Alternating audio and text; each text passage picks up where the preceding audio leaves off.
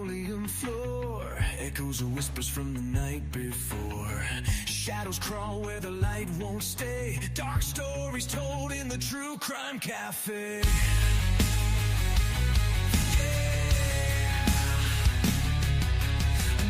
Edge glance from across the room. Heavy air like a ticking doom. Secrets traded in a smoky haze. Lives unraveled in the true crime cafe.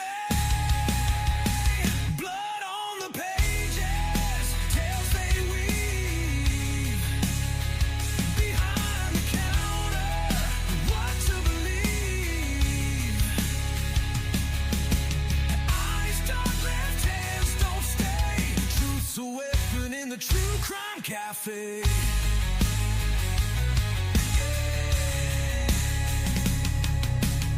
Broken cups and the creak of chairs. Eavesdropping souls with their guilty stares. The smell of fear mixed with burnt decay. Justice whispers in the true crime cafe.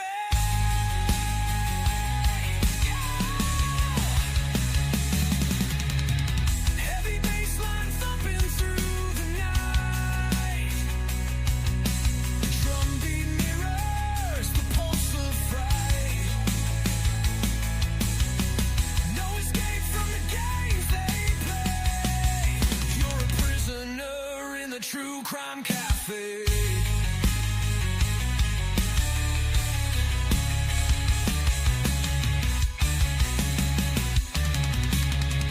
Blood on the pages, tales they weave. Behind the counter, what to believe.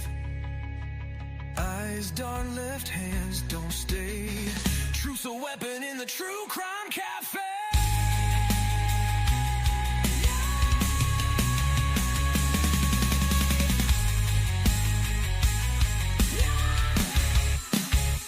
Cafe.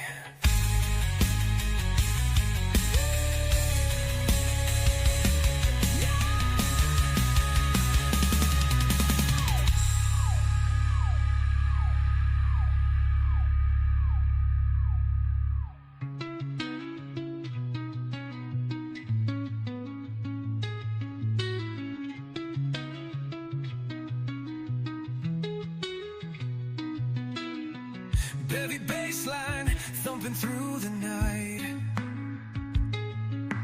Drumbeat mirrors the pulse of fright. No escape from the games they play. You're a prisoner in the true crime cafe.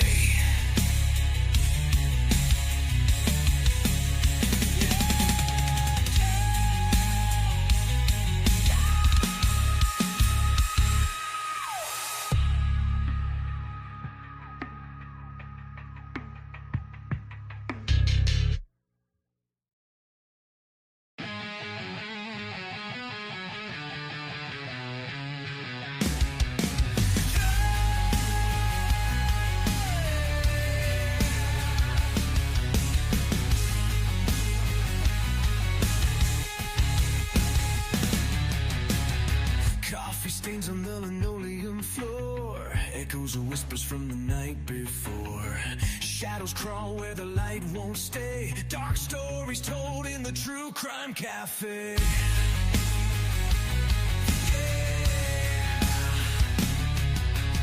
Knife edge glance from across the room. Heavy air like a ticking doom. Secrets traded in a smoky haze. Lives unraveled in the true crime cafe. Blood on the pages, tales they weave. Behind the counter, what to believe. Eyes dark, left hands don't stay. Truth's a weapon in the true crime cafe.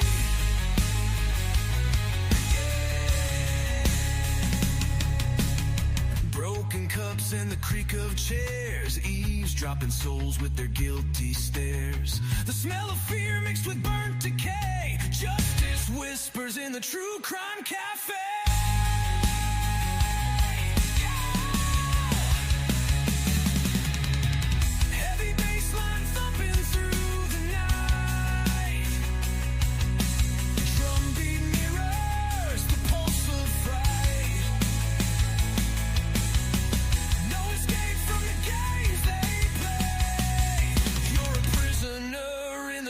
Crime Cafe.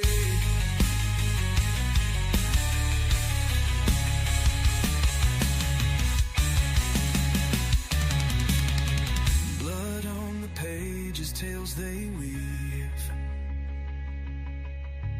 Behind the counter, what to believe.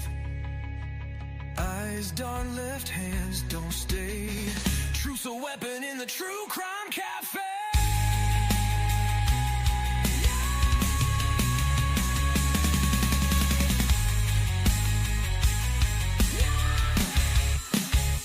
Cafe.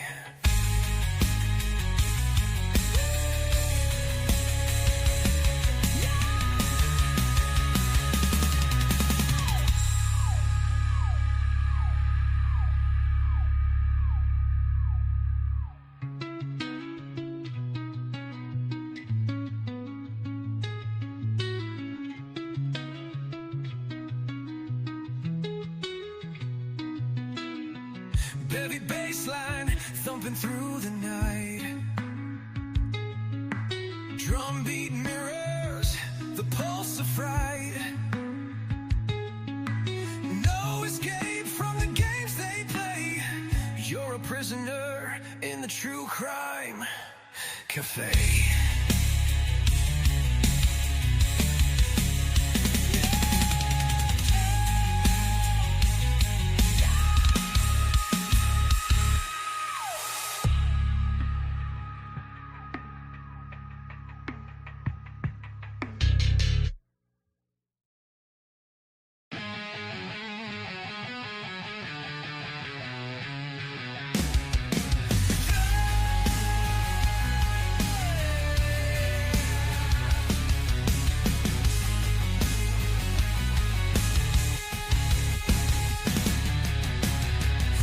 Stains on the linoleum floor, echoes of whispers from the night before. Shadows crawl where the light won't stay. Dark stories told in the True Crime Cafe. Yeah.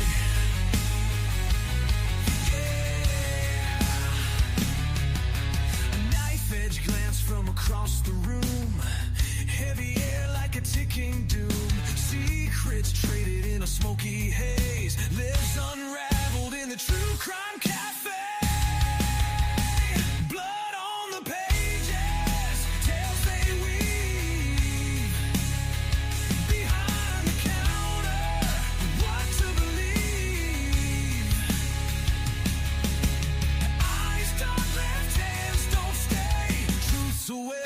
The True Crime Cafe. Yeah. Broken cups and the creak of chairs, eavesdropping souls with their guilty stares. The smell of fear mixed with burnt decay. Justice whispers in the True Crime Cafe.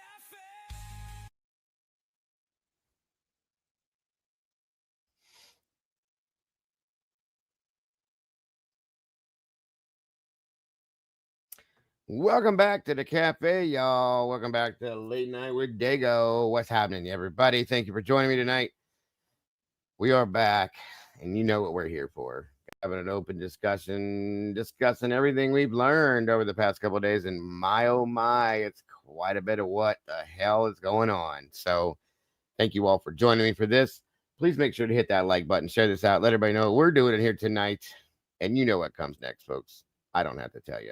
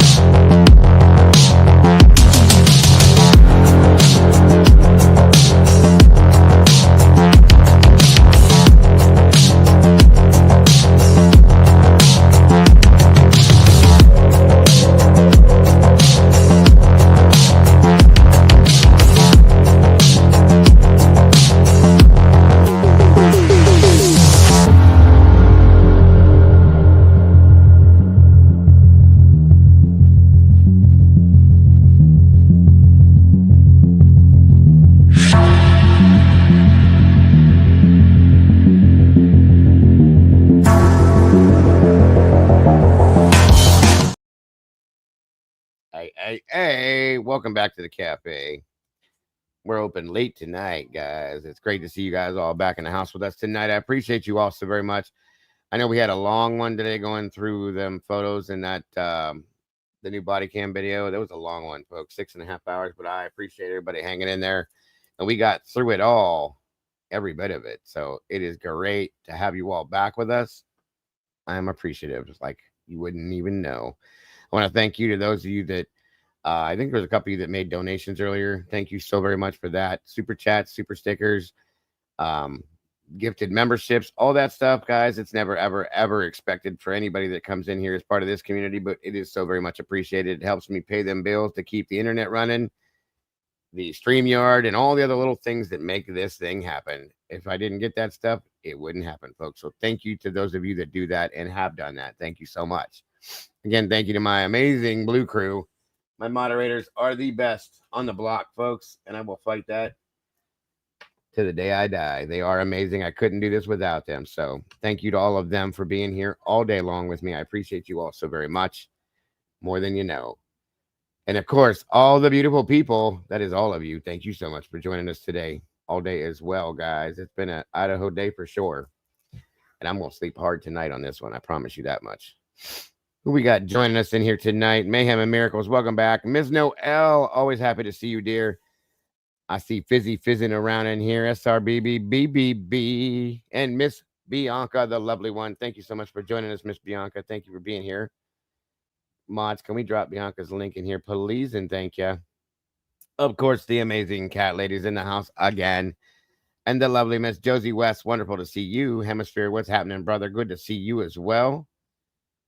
Miss Tandy, wonderful to see you tonight. Great to have you back.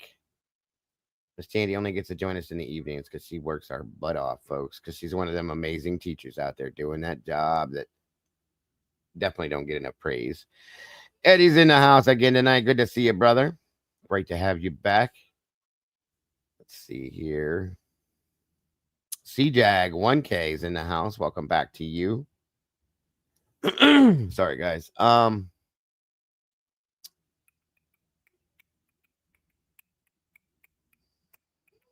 Miss Joanne, welcome back. Wonderful to see you again.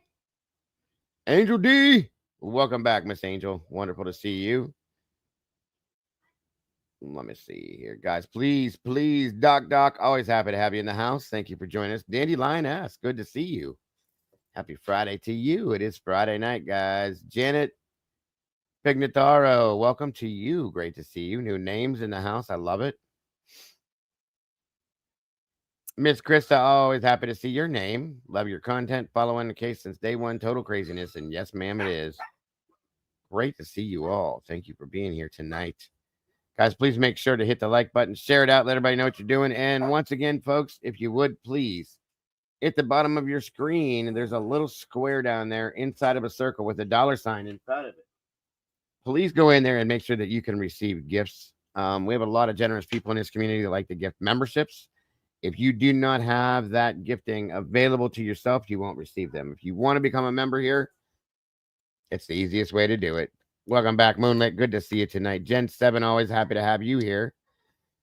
Great to see you all tonight. 37 peeps in the house, 25 likes. We're getting there. Princess Griftis, good to see you, dear. Thank you for being back in the house with us tonight. Come on in, y'all. Get comfortable, grab a seat, and let's do this. I got a couple things I want to review. And talk about, as well as just blatantly discussing everything we've learned today, because it is definitely different from everything else that we knew already, I should say. A whole lot of different. It's great to be here with you guys. I started my day with y'all, and I'm ending my day with y'all, and that's the best way to do it, in my opinion. The best people on the internet. The Tomboy, what's up, Ship Dit? Good to see you. Miss Rach, welcome back to you. Always happy to see you guys. Let me see here. Show. Kaplooey, Kaplary, Kabloom. Let me see. How's that work there? There we go. I'm going to throw something back out at y'all today. Again, if I can, 5 memberships for the rest of you guys out here. Mayhem and Miracles, welcome to the sauce. Jody, good to see you in the sauce. Welcome. Chris, Wayne D. House, and Carla. Welcome to the sauce. Excuse me. Some new meatballs to throw in there and get it mixed up good again so we can dump that sauce and spill it like we do. Welcome to the new meatballs. Absolutely, Mayhem. Congrats. Welcome to the fam. We are filing a complaint to HR because we don't get pet names. I have pet names for you. I just can't say them on live.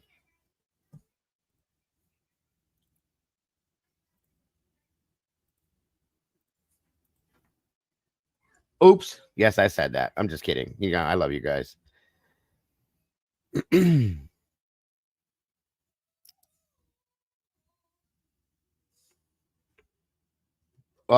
Okay, so you're gonna file complaints with yourselves because you are HR. So how's that work out? You want me to call you Buddy Bear? Where is Buddy Bear tonight? Congrats, Miss Carla. Congrats to all you guys. Welcome, you new meatballs. I appreciate you guys so very much. Miss Jody Walters, good to see you tonight. Thank you for joining us. Well, I call Tomboy. I have pet names for her. SRBBBB, Miss Tandy. Let's see. I have a pet name for Miss Alicia. She has one for me. I have a pet name for Cassie. She has one for me. I think that's it. I can't think. They're not always nice, but me and Alicia greet each other in the mornings. I say good morning, butthead, to her, and she says good morning, effort to me. Welcome, Miss Emma. Good to have you here tonight. Wonderful to have you here. Thank you so much for that super chat. Emma was over live. She came live on the panel. Speaking of which, I didn't do that yet. Over at Willie's earlier, guys. It was me, Willie Twiz, and Mr. Bry Guy joined us as well. That was always nice. Always nice to hear Brian's voice.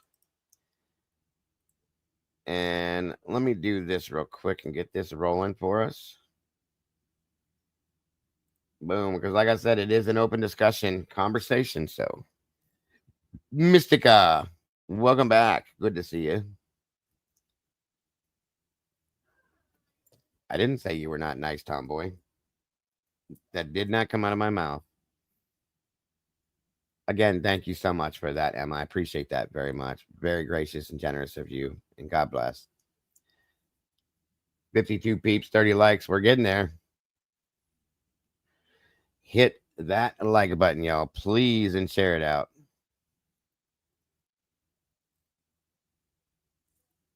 Oh, SRB, you got a channel now? What? What? It's the SRBBBB. Ava Edits, welcome, and thank you so much for joining us. I love my blue crew. That's a fact. I say it every day because I know, like I said, folks, I wouldn't do this without them. We talk a lot too. When we're not here live, I'm in the Discord with them a lot. So we spend a lot of time together. They are my peeps. They are my fam. Miss Lisa, welcome to you. Good to see you tonight.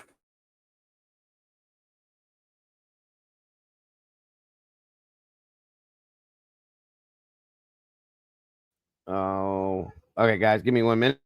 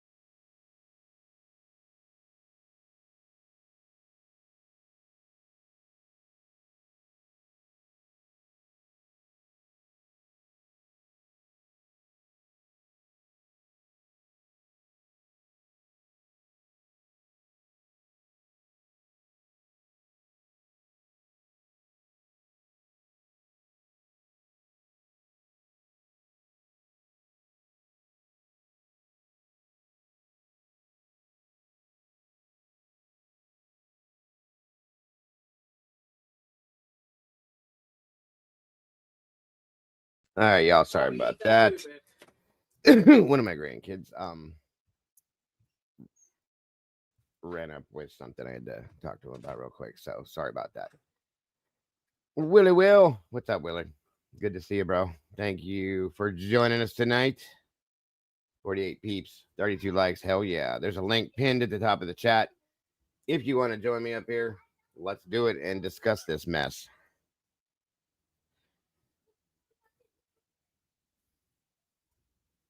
And I guess there's a new, hold on here, that I wanted to review. Hold on. Let me grab this and see what I got here. 1 minute. 1 minute here, folks.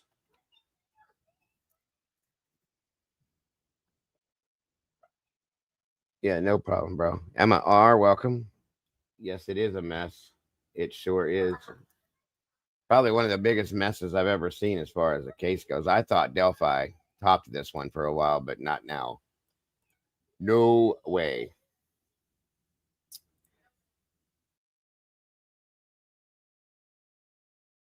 So we're discussing Idaho tonight. B man, what's up? Good to see ya. Yeah, Willie did a great video earlier, a great live earlier, guys. And for those of you that haven't seen it yet, please go check it out. Oh shit, I didn't even see you. There you are. Welcome, buddy. Thank you for joining me. I'm sorry. That's okay. Sorry about that. But yeah, good to see you again. Yes, it's always happy to have you here. I know for a fact you'll have something to talk about because we've seen. Yes, I do. Matter of fact, so much. I mean, listen, I guess I shouldn't be surprised at this point, okay? But I truly was, folks. To hear Dylan's statement today completely threw me for a loop and had me swimming in my own thoughts, folks. And I mean literally swimming in my own brain. Because it completely took us in another direction from where we already were, thinking about other things and other possibilities within what happened that night. Okay. Hearing that she heard, or Kaylee was dancing in the living room. Her and Murphy went up to bed, and then she heard her scream and come running down the stairs as fast as she could, saying somebody was in the room and somebody's in the house. We never heard that before. Never, ever, ever did we hear that.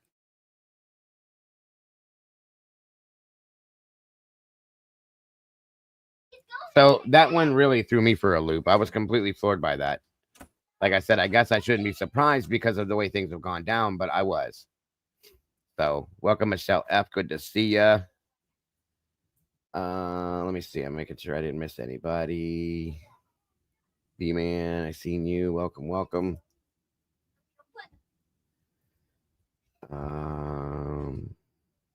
Jody Walters, I saw you. Okay, come on in, guys. Grab a seat. Get comfortable. Well, there's a lot to talk about, in my opinion. So, first and foremost, what I just described, Eddie? What did you think of that part of that video?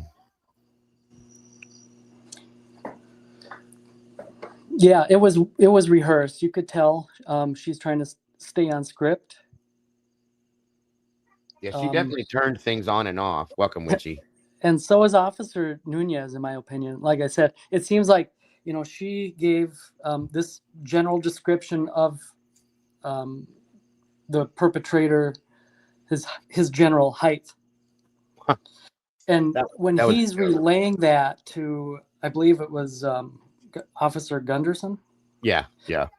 He kind of adjusts the height in order to be more accurate to Brian Kohlberger's height. She said it could have been plus or minus, Yep, she sure did. Generally around her height, plus or minus a couple inches. So he corrected that and made that adjustment himself. It's amazing. Feels like they had Brian Kohlberger picked out at that time. I believe they did.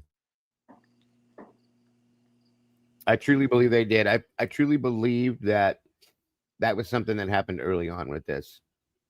I have no doubt at this point. If you notice, like with that answer, for instance, well, he was a little taller than me, maybe a little shorter. couple inches taller than me, maybe a couple inches shorter. Every statement she made, everything she said, it kept her from being attached to it, if you understood what I mean by that. Yes, I do. It definitely kept her separate, because therefore, in turn, there was no way that they could put her in with those statements, I should say.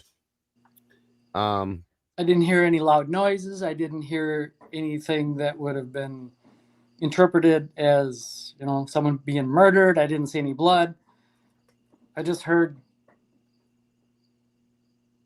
things that are less concerning. Oh, yeah. Agreed. Absolutely agreed. And I didn't see anyone exactly, but just, a glimpse. For sure there was someone, and it was just a singular, just a lone individual. Mm-hmm. Yeah. Yes, I do agree. I do agree. I did have an opportunity to look back. Remember earlier today we were discussing, way back. Yeah. During, I think, before the Franks hearing. So there was that.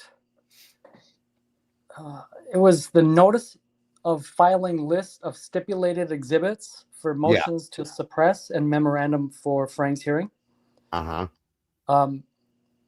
In that list, there was a screenshot of Mitch Nunez's body cam at 12:04:55. Yes, I remember you brought that up earlier on, right? And everyone for the longest time was wondering, I wonder if that's the sheath. So I went ahead and looked, and it certainly could not be the sheath, because at 12:04 and 55 seconds, he was in the kitchen clearing the house, with their weapons drawn and at the ready. So he, right about at that moment, he's in the kitchen area. So it doesn't mean that there's no sheath on his body cam anywhere, but it certainly has nothing to do with that document that's found in the case file. Right. No, that makes sense. I'm glad you looked that up, though, because I was curious about that. And that's something else we didn't hear anything about in any of that situation is a sheath, which I'm not saying we should have heard about it, because that was the very beginning of the understanding of the crime. Okay. So that's understood, but it definitely was never talked about. It was never brought up. We didn't hear Dylan say anything about seeing what she said she saw him carrying, whether it looks like a gun or whatever it was. That wasn't mentioned. We heard a completely different version from Dylan today than we've heard yet, in my opinion. There was a couple things in there that matched the other stuff we've heard, but there was a whole new version of it today again, which in my opinion, I don't know, Eddie, what are we on, like number 8 that she's changed this to now? Yeah, I think so. Yeah, there was no mention of any of that stuff, guys. It was ridiculous. Bethany, it was crazy. And something that told me the type of person that Dylan was, she made a statement where she said, because they were telling him, you're going to have to do this again, write down what you said to us to make sure that you get it right, which is ridiculous in itself, but okay. And she turns around and says, am I going to be able to go home for Thanksgiving? I have things I have to get done. That's what you're thinking about? You just found your friends murdered in your house, and you're thinking about going home for Thanksgiving. I hope I'm not the only person that caught off guard, okay? Because I think that was pretty cold to say, considering what was going on at that moment, precisely. So there's that too. There's a lot of things in there that just threw me sideways, truly. Or was that Bethany that said that? I thought that was still Dylan. Maybe you're right. That was Bethany. I'm sorry, because of the blanket wrap. I forgot about that. Okay, sorry, guys. But yes. Anyway, welcome, Need Some Z's. Good to see you. But yeah, guys, that's what I'm saying. It was completely like, you're still there. Okay, I think it was one time. I think Dylan asked about the other two, Kaylee and Maddie.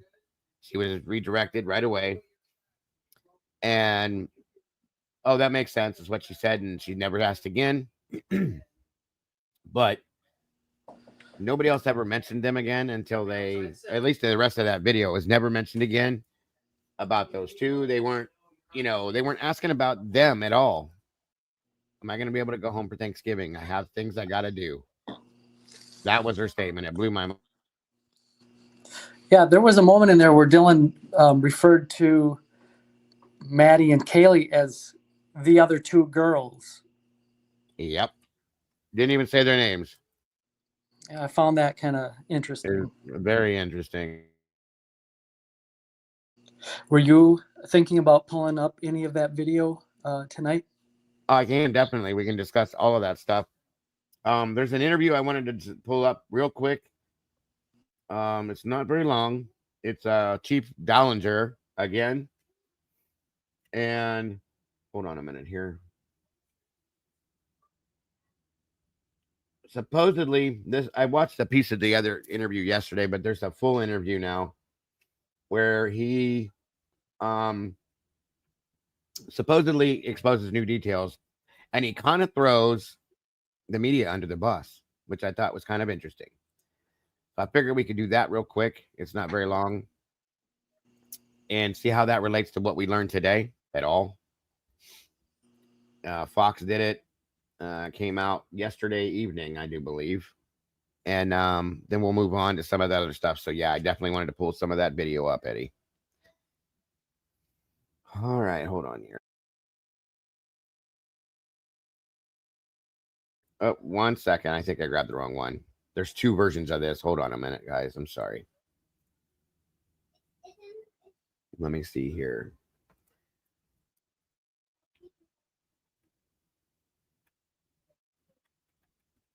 And I don't know if anybody has seen this yet, but yeah.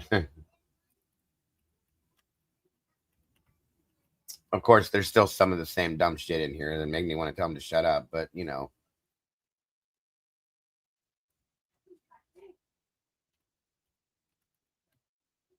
One second here.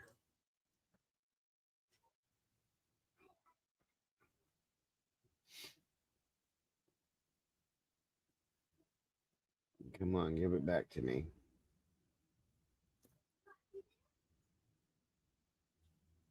Hold on.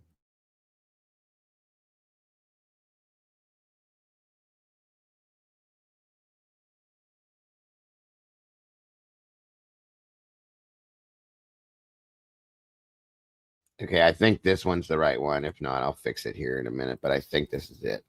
Give me 1 minute.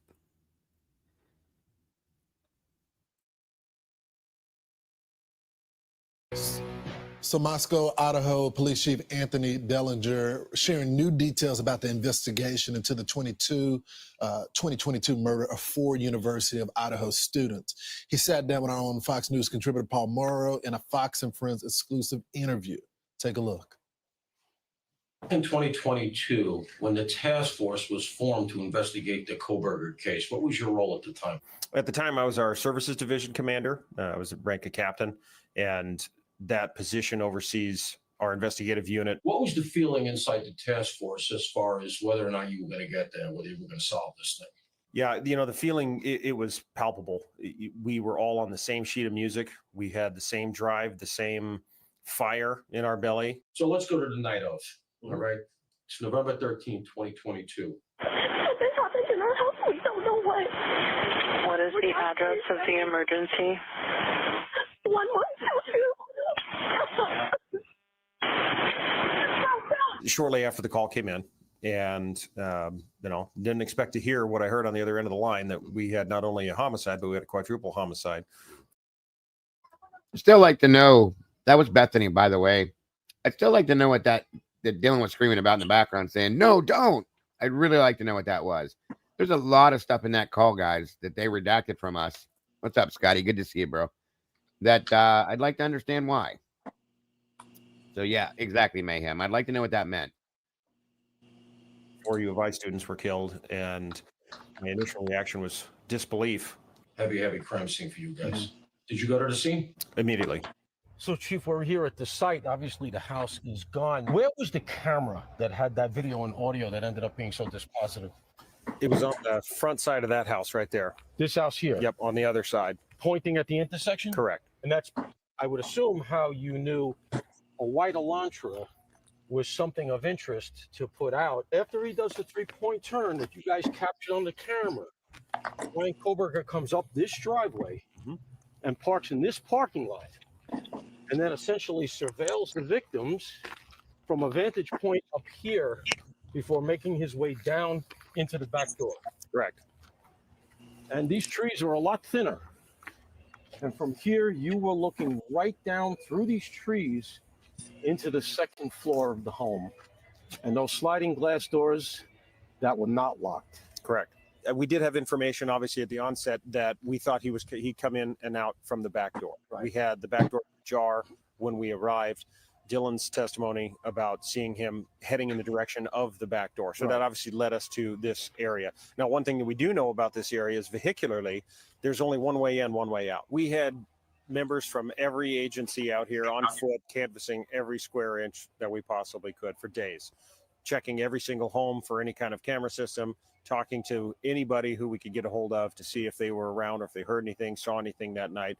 You know, starting this investigation from the ground up, and it was a whodunit. Were you guys aware inside the task force of the intense media interest in this and maybe some of the skepticism that began to develop whether or not you'd get a solve? That was one part of this investigation that we certainly weren't ready for, or didn't think it was going to happen. None of us thought that this would turn into an international media event, and it caught us off guard. There's a lot of speculation. He's definitely telling the truth there with that statement. Definitely caught them off guard. Facts.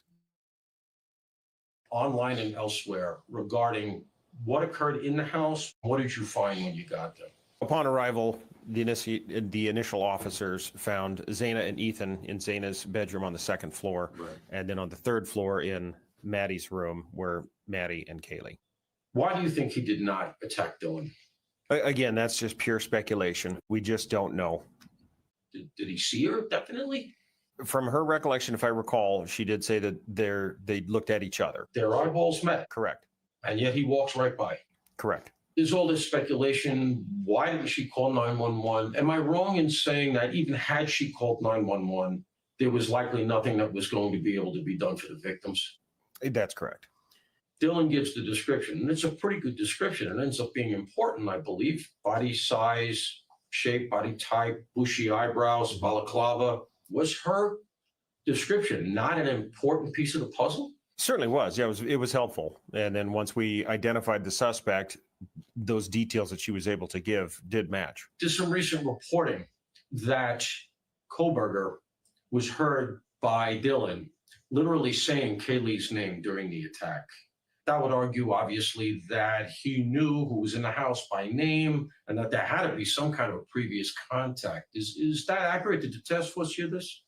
Not that I can recall. I'm not quite sure where they got that report, but that doesn't seem accurate to me. So you don't remember hearing anything about him saying the name of Kaylee or any of the girls? Correct. The only thing that I believe was reported was that he said something.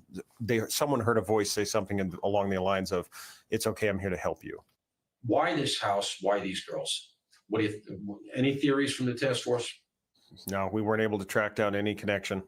None whatsoever. None. Including online. Correct. Now, our investigators.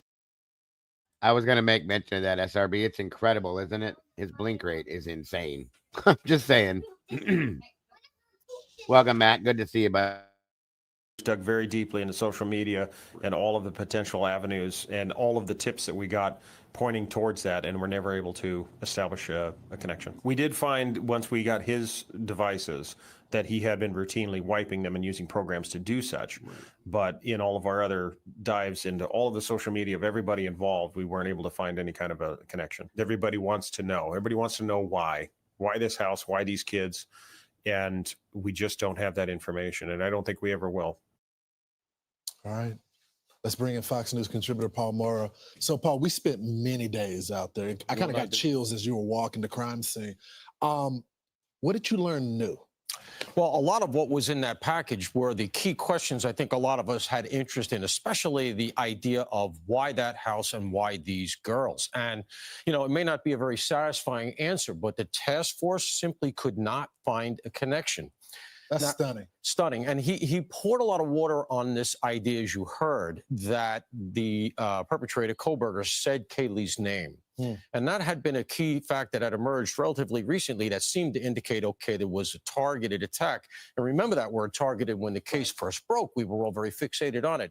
He says, absolutely not. Nothing in the apartment. We went into details of what was obtained in the apartment. There's some reporting that they had gotten some blood samples in the apartment that he was living in Pullman, also washed out. The chief says that was nothing. And they just couldn't find any connection. He's telling me that, you know, he did have the ability to wipe his devices, but generally that still leaves a footprint. Right. And as you and I discussed when you and I were out there, Exactly. I like this guy because he's pointing out things that make no sense, folks. Finally, a mainstream media channel that is actually pointing at some things that just don't fit. I like that. I like that a lot.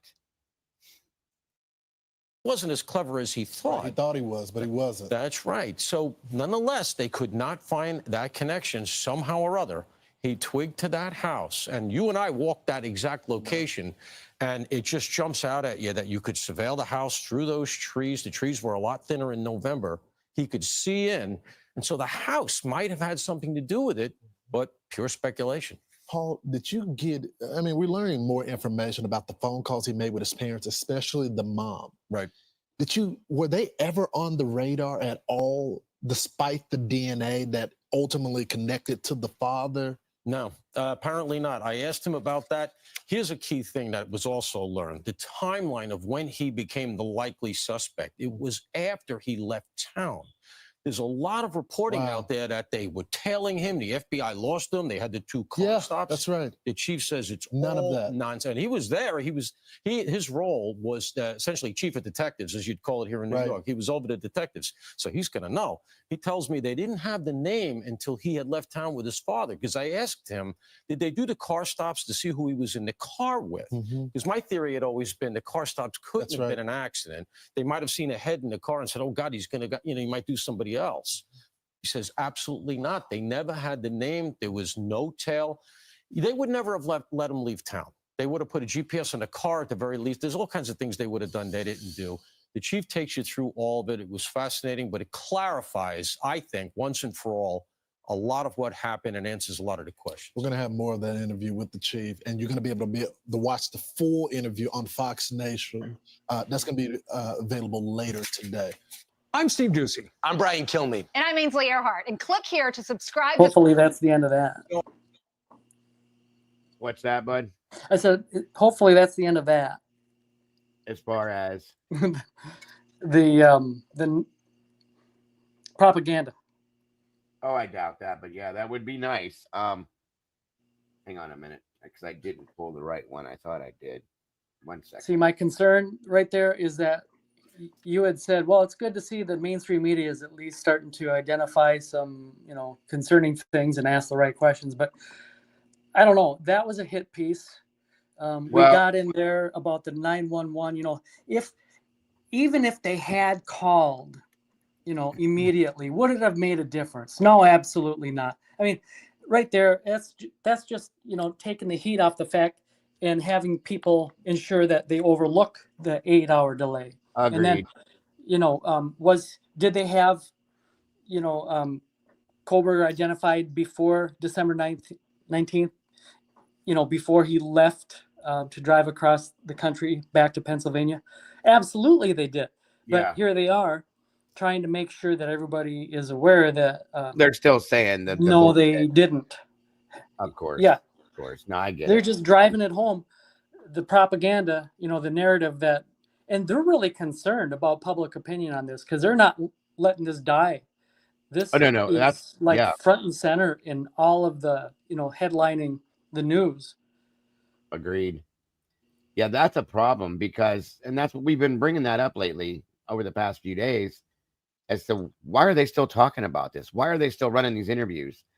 So on and so forth. And you're not there's not a good answer other than, well, I think they feel like there's still a possibility of something coming.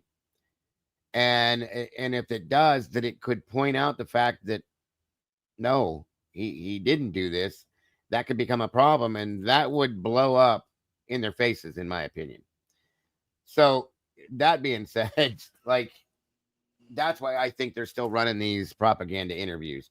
Now that wasn't the full interview, folks. There's more to that, where there are more things, because I've actually seen the clips, and that's my fault for or the right link. Yeah, let's hope he does file for an appeal and it goes that way. But I hope, yeah. Or they just want maybe, because they have the ability. Let's face it, they have the ability to keep him alive and to protect him, make sure that he's unharmed. Because let's face it, if we know, then how much more do they know that his life is endangered in that prison? Yeah. So oh yeah, they have agreed. the power to keep him alive. They also have the power to take it. So if what they're trying to do is if this is like a state sanctioned hit, in the guise of, a prisoner did it type of thing, they got to ensure that, well, he's well hated across the country, so that if it does happen, then, that can't stop, right? That, good riddance. He was just a person who committed a quadruple homicide. Yeah. 100%. And that's the sad thing. Like I said, I think I said this yesterday, maybe, or maybe this morning. I lose my days now. Welcome 300. Thank you for joining us. K-Dips, good to see you tonight.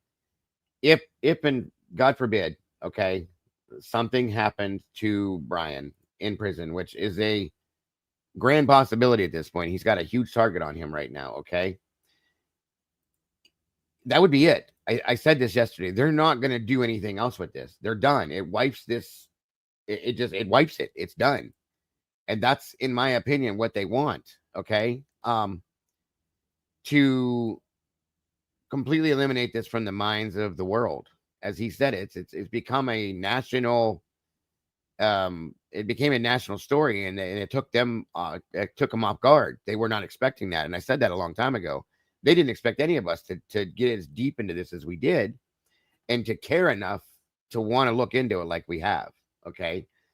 That's a problem for them, truly, in my opinion. And because of that, there's things that are coming out that should not. That's part of the reason why I think they're still running this stuff and trying to overlay everything that we come out and talk about. Hold on a minute. I hope this is okay. Yeah, this is, sorry. I was trying to upload something while we're sitting here. Anyway, but I think truly that's one of the issues. Like, I think that when we started, after the PCA was dropped and we all read it and went, wait a minute. And we started right there. That's kind of where all this started, in my opinion. After the PCA was dropped and we all read it, channel by channel by channel, people by people. And then everybody said, whoa, this ain't right. And at that point, we started snowballing. Everything started snowballing downhill, and they didn't know what to do. Okay, in my opinion, which was, we got deep in this. We started digging and pulling this and pulling that, and then they would release stuff to try to send us the other direction, and we would take that and break that apart, and again and again and again, and it just kept happening and happening. And at that point, I think they started panicking. Like, what are we supposed to do with this? They're not going to stop. How do we handle that? And I think that's where we're at with this. I think that's, in my opinion only, of course. As we heard that there were threats being made to Brian's family, the defense team, and then I think that's where these threats may have come from, because they saw what was happening and what was coming. That I personally think if this would have went to trial, I think Brian would either be walking free right now, well, after the trial, because it wouldn't be over yet, but or it definitely, plus there'd be some other names that would have came forward, and some other people, governmental people, that would have looked really bad, possibly been arrested. And they even said this the other day, that there could have possibly been another arrest coming from the prosecution, possibly in one of them people. That's not something that can happen, guys, in a case like this, because it's going to destroy that town. And I mean, completely destroy it. The college, the town, everybody involved, it would just, they'd blow up. It would blow up in their faces. And then what? You know what I mean? So that's the point that I was getting to at that with all what I just said. I'm sorry. I know I kind of rambled there, but yeah, it is. There's still a lot of propaganda flowing. And I don't think it's gonna stop. I don't think it's gonna stop until, like I said, either something bad, fingers crossed, pray to God it doesn't happen to Brian, or the truth does come out. That's when I think it's going to keep going until that point happens.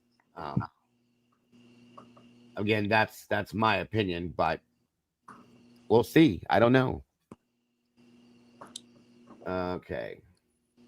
Very early in that video that you showed us, they ran the 911 call, and you said something that was interesting.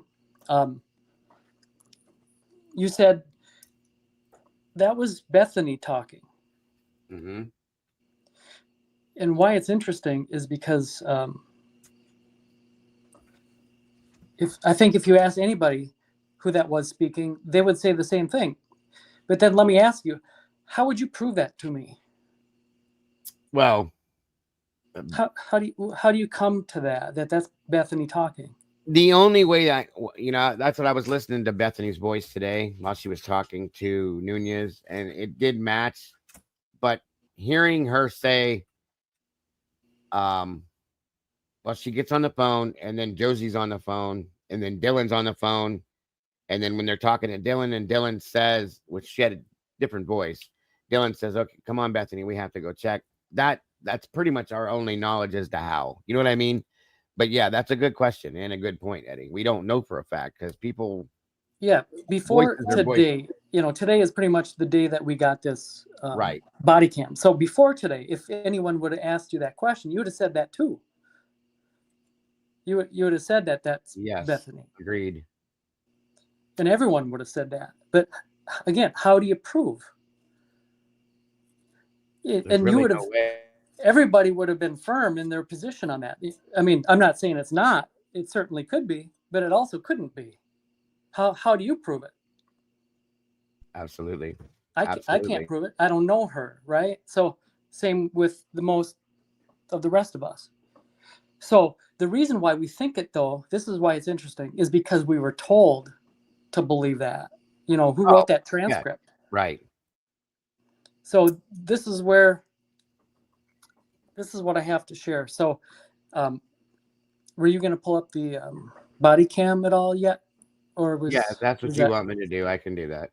I feel like that's what you're wanting to talk about the most. Yeah. Yeah, it just not to go over the whole thing, just one very specific part of it. 1 minute here.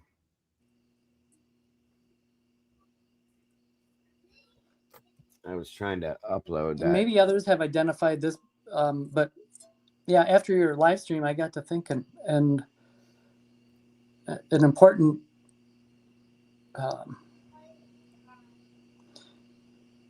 thought came over me. 1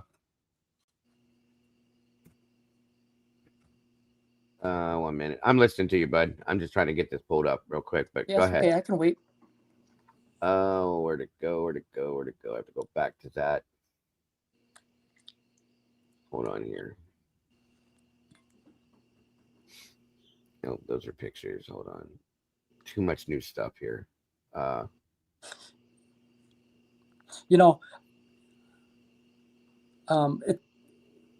Maybe you don't have to even pull it up. I think we can all agree that when Officer Nunez was walking up, as soon as he gets out of his squad car, when he arrives, he's walking up into the driveway, and he's approaching, the people, the students that are there. Oh, yeah. And we all counted, there was 4 by the vehicles, and Hunter was actually in the doorway, so he was kind of a few feet away from that group of 4. So a total of 5, but there was 4 standing right there. I think we had all agree, assuming everyone who is here right now with us in this discussion saw this somewhere earlier today, that none of those four was Bethany. No, she was nowhere to be found at that moment. Okay. Let me find that spot. Right. It's right after this, I believe. So hold on here.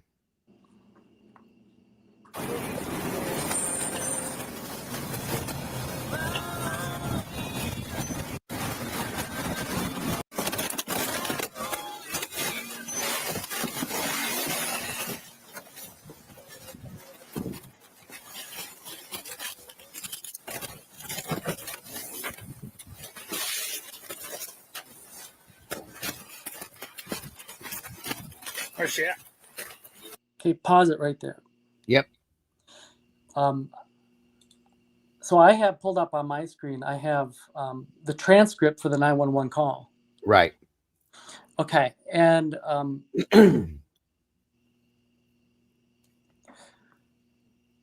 so let me get to the end of it here. So we're talking about a defibrillator. Okay, the 911 operator says if there's a defibrillator available, send someone to get it now and tell me when you have it. Right. DM says, say that again. There's a police here right now.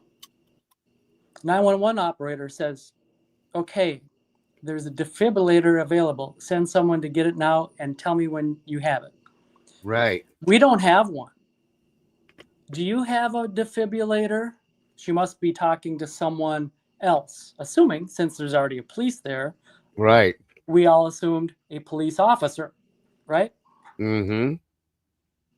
And then in response, in this transcript, Officer Nunez answers back, yep. YEP. In that, oh my God, I see where we're at. Okay. You see where I'm going? Yeah, and that's supposed to be is that Bethany at that point? No, this is DM. Or Dylan, yeah. Dylan or Josie was on the phone. No, you're right. It was Dylan. So Officer Nunez says, yep. And then DM says to the 911 operator, right, into her phone, she says, yes, we have one. 911 operator says, okay, are you talking to the officer? And DM says, yes, he's right here. 911 operator says, okay, I'm going to let you go since he's there with you and can help you. And DM says, okay, thank you, bye. And here's proof that the call is fake, folks. Look, Josie is standing there on the phone with 911 right there. Dylan has no phone in her hand, on her face, anywhere. Here's Officer Nunez coming with the defibrillator. That conversation is not being said while she's on the phone, folks. Do you hear it? Do you see it? Holy shit, Eddie. So roll the film. There's your proof, folks. Bingo. Yep. Where's she at? Where's she at? Okay, I heard, do you have a defibrillator? That is asked. But where's she at? Where's she at? We didn't hear any of that through the call, though, but okay. Yes. Where at? Up here? Up here. You got it.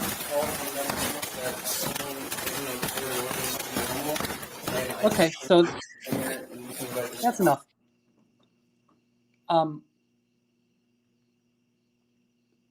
But that wasn't Dylan. That's for damn sure. So that doesn't jive with this transcript to me. No. Not we at don't all. have to do a deep dive into it, but I put it out there. Hopefully others can, run it to the goal line. Right. If there's something, if there's something to it. Also, since Bethany is not there, but she supposedly, if I scrolled through this transcript, supposedly she initiated the call. Right. Remember how we were all really confused because Captain Roger Lanier told us all that the 911 call was made with one of the roommates' phones. Yes. So we were always thinking that it was one of the roommates' phones, but it wasn't the roommate that called. It was Hunter Johnson, right? Yeah. Yeah. And it turned out that's not the way it was, according to, the transcript and the 911, the actual 911 call. Yeah. Right. We hear a female's voice, and the 911 operator never says, "Who am I speaking with?" And the caller never identifies themselves, which we pointed out that was unusual. Usually Very they true. would do that. Very true. So all we have is whoever's writing this transcript is putting in the initial BF and causing us to believe it's BF. But, when someone first tells you something, you should believe them, because Roger Lanier says that it was made with the roommate's phone. Yeah. Meaning, my point is, it wasn't, it is looking like it wasn't Bethany speaking. And he was right, Roger Lanier. Absolutely. 100%, sir. Wow. Now, add to that yet another piece, and that is exculpatory. If Bethany wasn't there that night, or during the 911 call, for that matter, right, that would be exculpatory. Of course I it would. believe.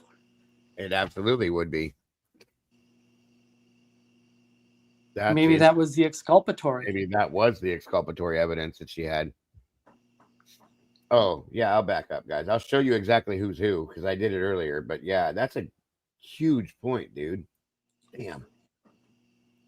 Do not know why I didn't catch that before. Jesus. All right, hold on.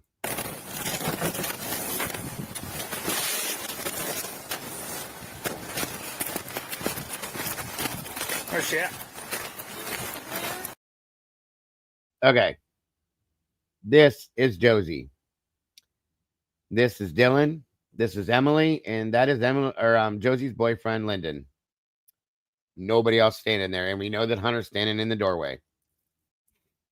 So once again, Josie, Emily, Lyndon, Dylan. Where in the hell is Bethany?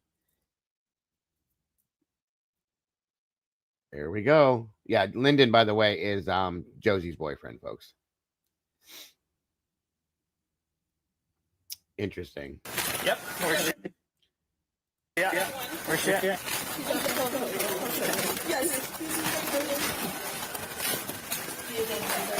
Where? Wow, that's wild, Eddie. I wasn't thinking that deep into that. Welcome, Legendary. Good to see you. I wish we could hear, because his crunching through the gravel is kind of loud, but I wish we could hear exactly what, the group of four is saying, specifically the one on the phone is saying. Right. And how well it lines up with this transcript, whoever's, talking to the 911 operator. Right. Well, Tomboy Lyndon or LM was supposed to be a female, not a male.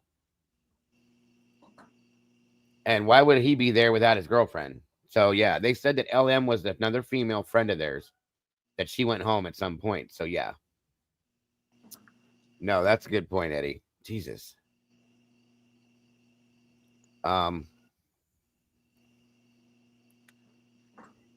Right. And somebody said to go to 222. Hold on.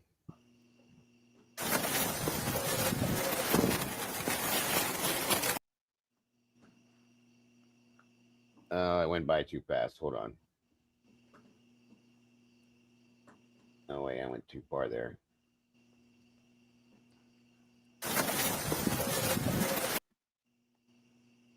I don't see Bethany. If I'm, is it 222 like up front here or down the road? 2 hours and something.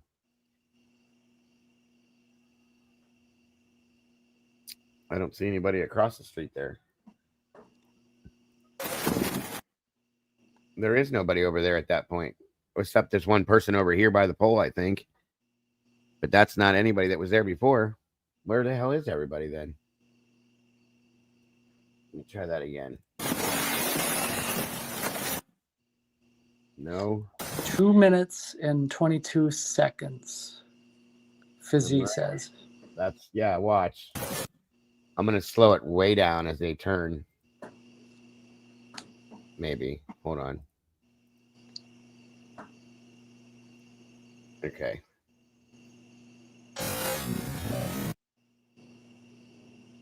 There's nobody over here. They were all standing right here in that group, but there's nobody there.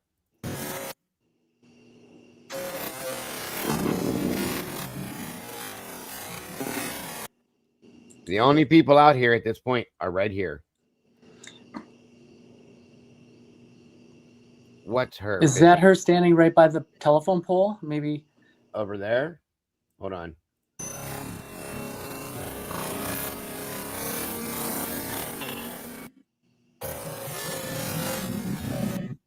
Right there? Why is she standing over there by herself? That's weird. And that doesn't look like the same. Like Bethany had on like some kind of like a blue sweatshirt. There is a person there, it looks like. She had a blue sweatshirt. That's a black sweatshirt. And black and white tight pants. Okay, if that is her, why is she over there away from her, Dylan, and everybody else by herself? That's very weird. A Bucks jersey. Yeah, there was something like that. Agreed, Emma. The hair looks about right, but okay. if she was dropped off, it would have had to have been down that hill and then use those steps to arrive. Am I right? Yeah, that's a good point.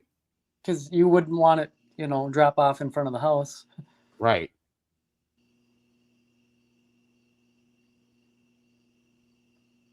I wonder if she was. Yeah, there's someone there, it looks like. Yeah, there's definitely a person standing there.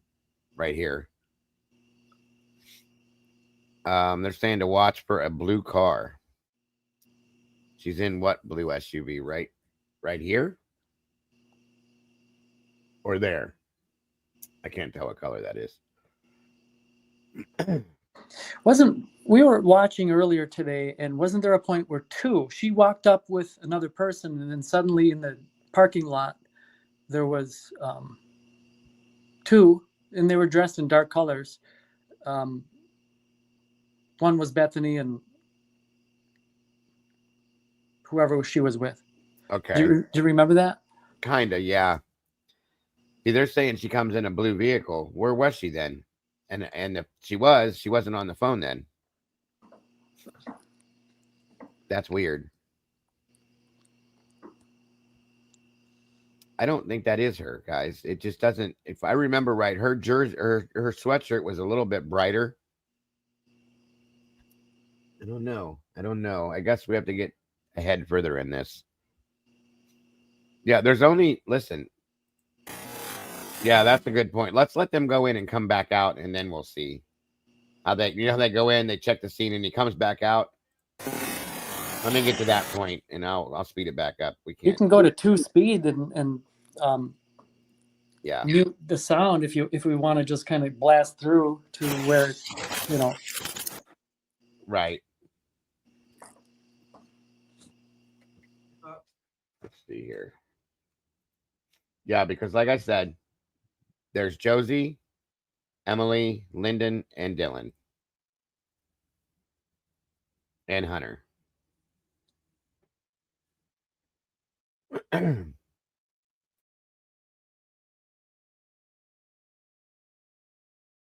Okay. Okay.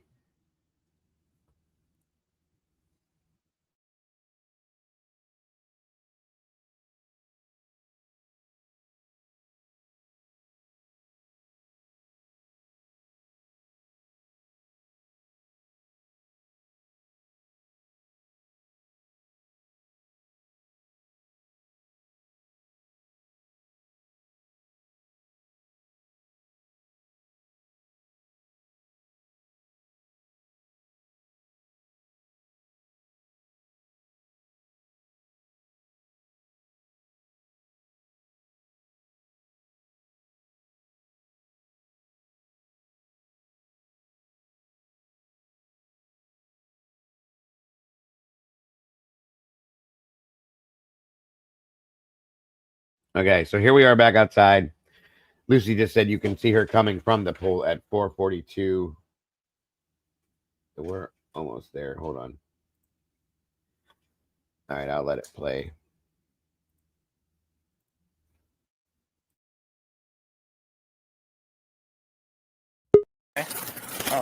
Just stay here for me, please.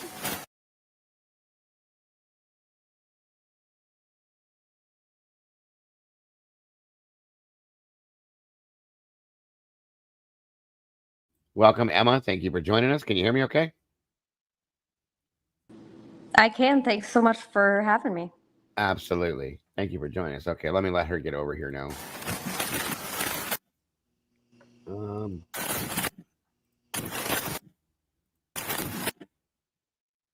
She keeps turning away. I don't know what she's doing. She did. Yeah.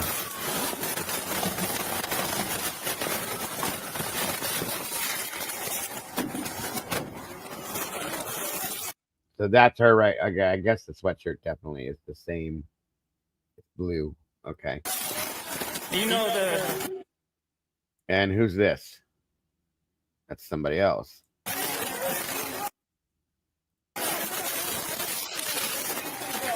Okay. Here. Yeah, the two that. Yep. And that I think is Ava. Looking at the hair, I think that's Ava. That's okay. That is Bethany. So my apologies, you guys. You were right. And there's the blue car there now. Is that what you're saying? Okay. Can you guys go over to the dumpster for me, please? Okay. It looks like the other girl showed up in the blue car then. Okay. Gotcha.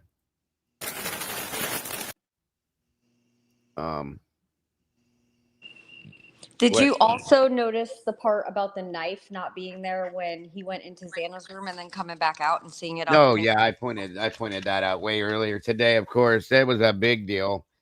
Well, not a big deal, but it definitely was not there. And then it was there, and then he's standing across the room with his hands over his head, like, So I don't know that that means anything, but he definitely had the knife in his hand still, or in his pocket, or somewhere until hand. Yeah, I saw it, Debbie. I saw it. Thank you for pointing it out, Debbie.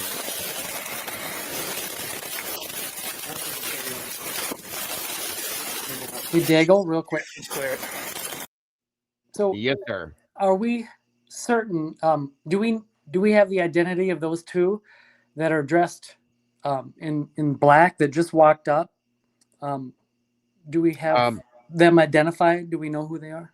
The one definitely looks like Bethany at that point. The other girl, I don't know. She looks like she could be the one girl, Ava, that lives down around the corner there.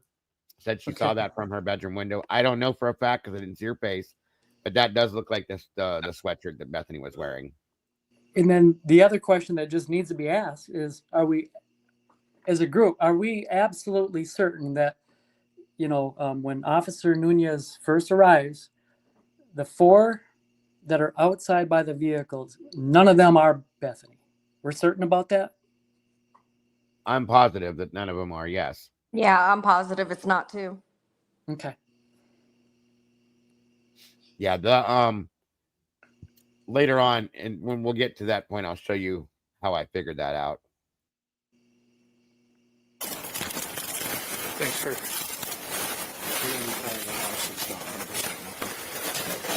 Who's over here? Okay. I'll just start down here. Police department.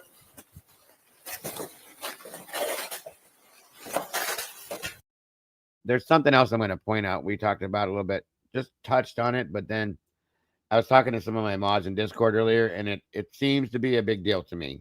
And I'll show you here in a few minutes. Police department.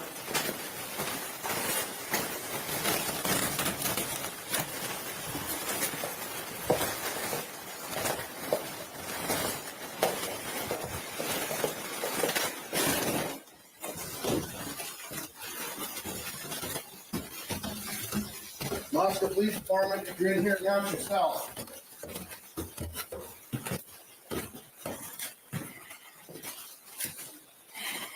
Oscar Police Department.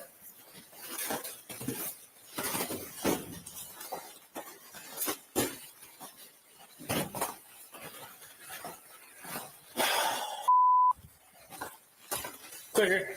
Going up.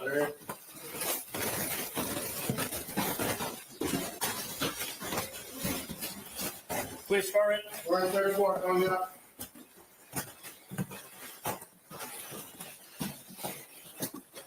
We got another. Oscar Police Department. Two.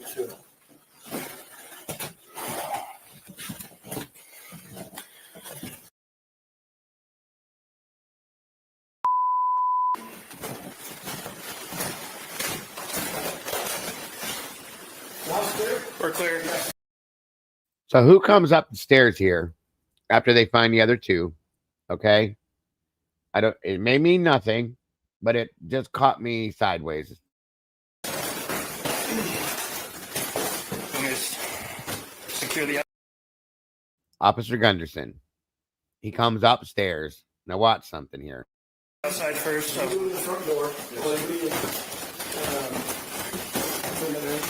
There's a back entry. I was going to start. Why is he not wearing gloves? He didn't have gloves on for the longest portion of the time that I could tell, Emma. That's a great question, isn't it? Holy There's cow! more. I just There's noticed more. that. Yeah, there's something else I'm not comfortable with him here. I'm going to show you in a second. So these two, they go up there. They find the other two, okay? But hold on. Watch what happens here in a second. Okay. There's two right here.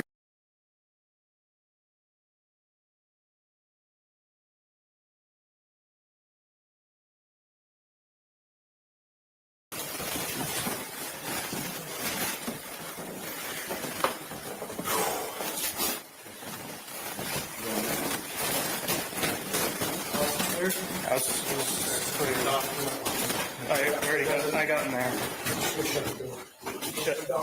Oh, it might not be here at this point. Hold on.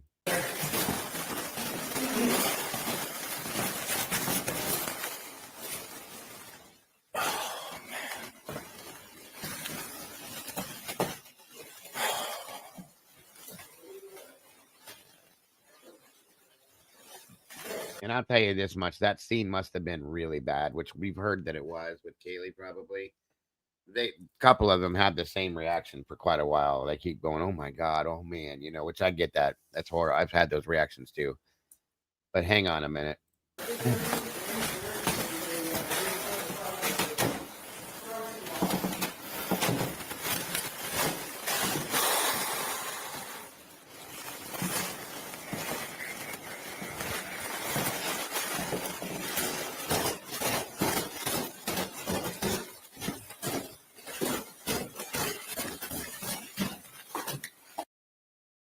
Okay, maybe it wasn't Gunderson. Okay. Maybe it wasn't Gunderson, SRB, but one of these officers stayed upstairs by himself. We thought it was Gunderson. So that's all I'm going to say. I'm going to leave that right there. That there were one of these officers stayed up there by himself at this point, and that's all I'm saying. I have a real quick thought. I know we've already been past this part, but why would Hunter Johnson want to lead the first responding officer through there? He already knows the deal. He's already seen it. It's a good He could point. just verbally tell him at the doorway. Yeah, you didn't have to literally take him up there. I mean, all you got to do is say, hey, go upstairs, first room to your right. She's on the floor, period. That's a good... Officer Nunez, Officer Nunez arrives thinking, he's acting like he's thinking that, where's she at? Where's she at? Where's this drunken girl? That's right. That's unconscious type of thing. And Hunter knows better. He knows different, and he doesn't enlighten the officer. He's like, oh, the drunken, and I'm paraphrasing. I'm just adding my own. No, I get it. Bit in here, but oh, the drunken girl is upstairs. Here, I'll show you. You know, I just can't imagine anybody wanting to go back in there. I would have just said it's upstairs.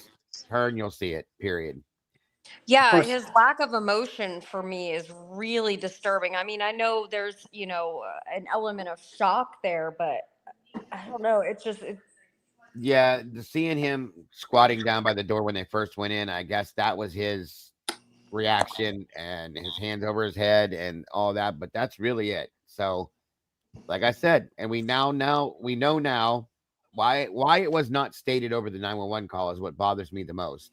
He went in, he checked Xana's pulse, he knew she wasn't breathing. He saw Ethan, he said he hadn't checked his pulse, but he knows he's gone.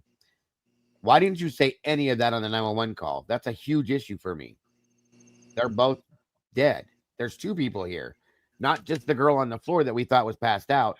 My best friend's laying in her bed. He's dead too. Why was that not spoken about at all? Because they're all going through this script. They're playing their part. It's ridiculous though, Eddie. I mean, you had to have known they were going to get there and they're going to see that. So why didn't you break? That would have been I would probably said nothing against Xana, and don't take this the wrong way, but if Hunter was my best friend and I went in that room and looked, you see him in the bed and was like, Jesus, holy shit, I would have probably told him, my best friend is dead in the bed and his girlfriend's on the floor. right. There would have been some mayhem. Like if he just walked in and saw them like that with the phone for the first time, you would think there would be like, oh my God. And all he said was, get out, get out, get out. That's what he told the girls. That was all he said. There was nothing. No. I've seen reactions, folks, in person. Being a first responder, I know I bring this up all the time, but I have seen these things, and that just was way different than what I expected him to act like. That's all I'm saying. Well, and the amount of blood or lack thereof in the crime scene, because I'm in the healthcare field too, and it doesn't match. Right, and like the pictures we saw of Xana's bedroom floor, you can, based on what Mabbitt said, it looks like there's a dark circle that she may be in the middle of, the blurs in the middle of. So granted, okay, that's true what Mabbitt said. Maybe that there's a pool of blood, a lot of it. We saw some of the pictures of where Hunter was in the bed. Or not Hunter, Ethan, I'm sorry. But there is a bit of a lack thereof. I do agree with you there. But we did see a lot of it in the other photographs too. So that's and when I say that, I mean as far as, there would have been, I would think, some sort of trail. Sure. Especially in that amount of time, he would have been rushing. Well, let me point something out to you. Right here, you see my cursor? Yes. There was blood spatter all over that wall. Right there in that spot. This bag. Oh, is that where the blue there. stuff ends up being? Exactly. Is that wall? Oh. Yes. That is right there in that patch of wall right there. And it looks very spotlessly clean to me. Mm-hmm. Okay. They hadn't sprayed it with the amino black yet, but still that's very clean. So there's a spot that was clean. Do you think Ann Taylor has seen all these photos? She had to have, in my opinion. I would imagine. I can't imagine how she wouldn't have. Do we know like how she kept filing for a lot of the things to be released? Do we know in the documents if it states which ones she got and which ones she didn't? She filed for discovery 25 times, and the very last time she didn't receive it until after Brian was already accepted the plea. But there's no way to know which parts of the discovery she received versus not, right? Right. I mean, I imagine that eventually she got it all. She claimed that she did at some point until this last motion she put forth for that final bout of discovery, but she didn't get it till after he had already taken the plea. And they tried to act like they did her a favor by giving her the discovery she requested. You didn't do her a favor. But anyway, so yeah, there's that. And I don't know that she did get, that's a good question, Emma, because did she receive it all? We don't know. I would imagine that she had to have seen most of all of this stuff, but is there things that she didn't see? I guess it's probably possible. I agree. Welcome, K-Bass. And Super Goat, good to see you. I And mean, Done but One, I didn't see you. she's a very intelligent woman. You know what I mean? So, Yeah. like, if we're able to figure these things out, not that we're not intelligent, but I think that their minds are just trained to look at things, differently. That you would think she would notice things like this and be able to argue that, but who knows? Well, that's a good point, but here's the problem: they didn't give her that option in a lot of senses. You know what I mean? He was definitely biased. He did not allow for most everything, which is why I think at some point that's finally why Brian said, I'll just, we'll take the deal. I have no options here. They're not going to give me anything. This body worn camera of Nunez is listed on the exhibits for Frank's suppression. Okay. Thank you, Lucy. There you go. Thank So you. she must have had this one. Thank you. Yeah. Any questions we can ask, Lucy will usually have an answer for it. So you're the best, Lucy. Thank you. Go ahead, Eddie. Real quick answer to that question is if they don't want to give her anything, they're not going to, and they don't have to. Right. For example, if there was an interview that Brett Payne had with Brian Kohlberger, and it wasn't turned over in discovery, and Ann requests it, and the response is, we looked into that, and that turns out was not an interview with Officer Brett Payne. That was an interview with an FBI agent who claims that the interview wasn't recorded. Right. In other words, you remembered it wrong, and we looked and we don't have that because it wasn't recorded. Gotcha. Yeah. That's the games they're playing. So, in other words, the interview that happened with Brett Payne is not going to ever be turned over. What are you going to do about it? Good point. Can't give them what we don't have all along. 100%. They can tell them exactly. They can tell them, well, we gave them everything. They don't know that. I mean, she can look for things that are supposed to be there and say, hey, where's this? Hey, where's that? What's that? We don't know. We gave that to you. And they gave it to her. I know you said you were kind of newer to this, Emma. When every bit of discovery that they gave her like they threw it at her basically, like 52 card pickup. Here you go. Figure it out. None of it was organized. None of it was nothing. And I think they did that on purpose because I think there were things within this that Anne brought an expert in at one point. She stated during the hearing, and that she asked that expert, she goes, how long would it take us to get through all of the terabytes that we have here with all this digital discovery, right? The expert said this would take you at minimum 3 years to go through all of this. 3 years. That was 2 months ago. Okay. Right. There's no way. They knew that it was going to take her forever to go through this, and that what could be buried in that discovery could be the answer to this whole thing. So, she was going through this shit as fast as she could, and I still don't think they've gone through it all. I think they may be doing that as we speak, and they probably have been doing that, trying to go through all this to see if there's something in there. But at this point, I still don't think they were able to go through everything. Hearing that statement, there's no way in hell. Okay. Maybe scanning through it, important parts of it, or this or that to look for big things, but to go through it detailed like she should. And she has other people looking through it. In all reality, Anne should be going through everybody this herself and seeing every single thing. There's no way she could have. So, well, no, that's why you have teams, right? Exactly. And she was even stating, I mean, it was thrown back at us because she didn't physically ask for other people to help her. But at some point, they said that before, that she never motioned for more people to help her. But didn't she ask for that at one point, Eddie? Do you remember that? I swear she asked for like the ability to have more people or something like that somewhere. Yeah, they there was discussion about that. Judge Hippler offered. He had mentioned it. I thought.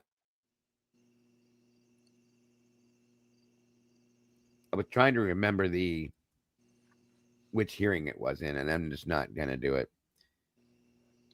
They restricted it. Who can look at what? Yeah, that's what I thought, Lucy. That's what I thought. Yeah, and he gave her a hard time about everything when she brought it up, that it was going to be a struggle, this and that. Then he goes and throws it. Well, why did you take on the other case you took on? Excuse you?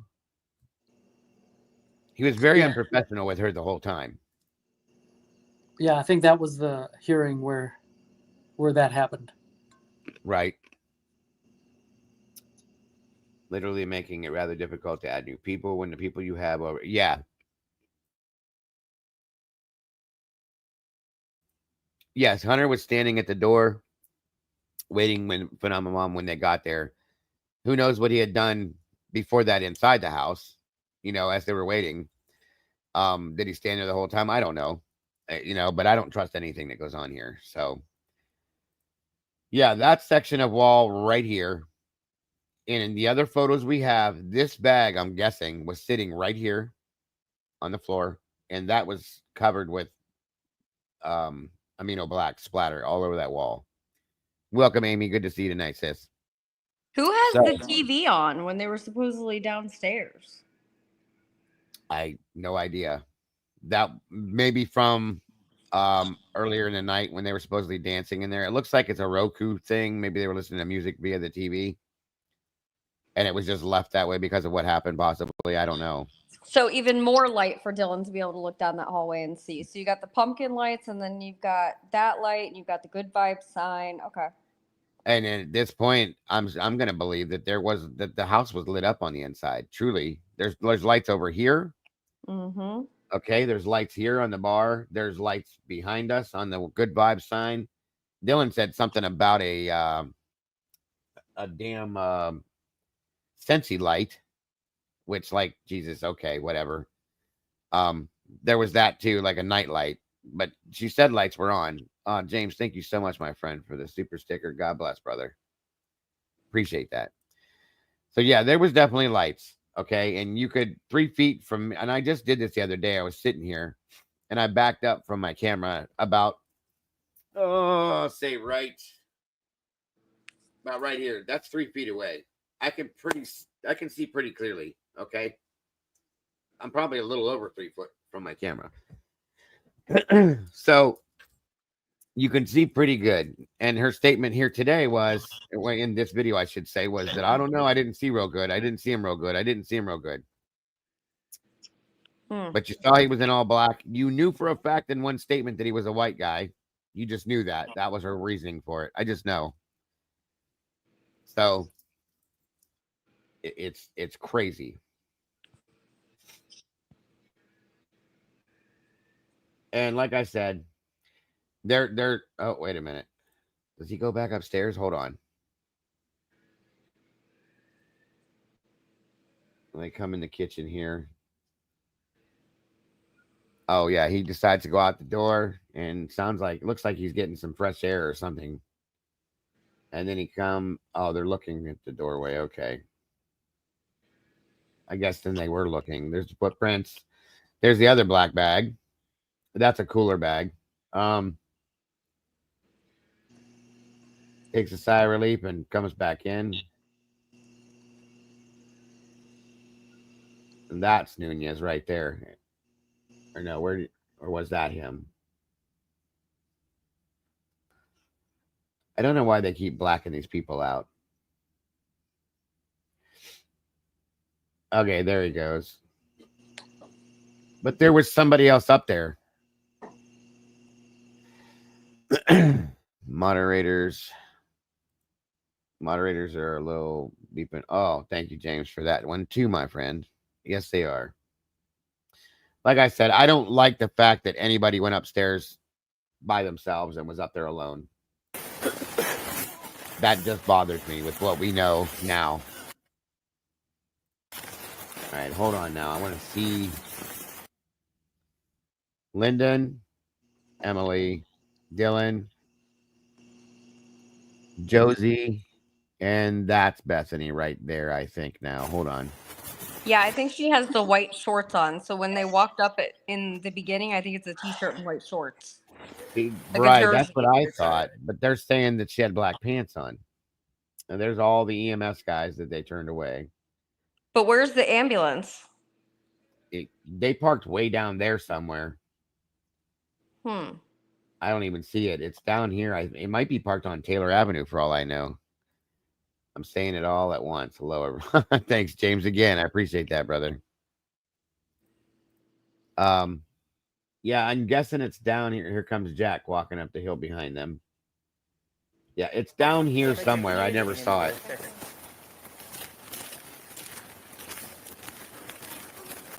Is that typical that they would just let anybody walk up there like that after they've already marked it off as a crime scene? I've never seen a crime scene treated like this in my life, and I've been on quite a few.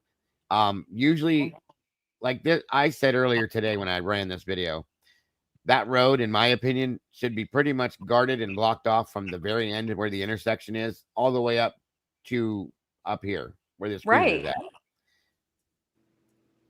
They're not and the kids shouldn't all be sitting together either.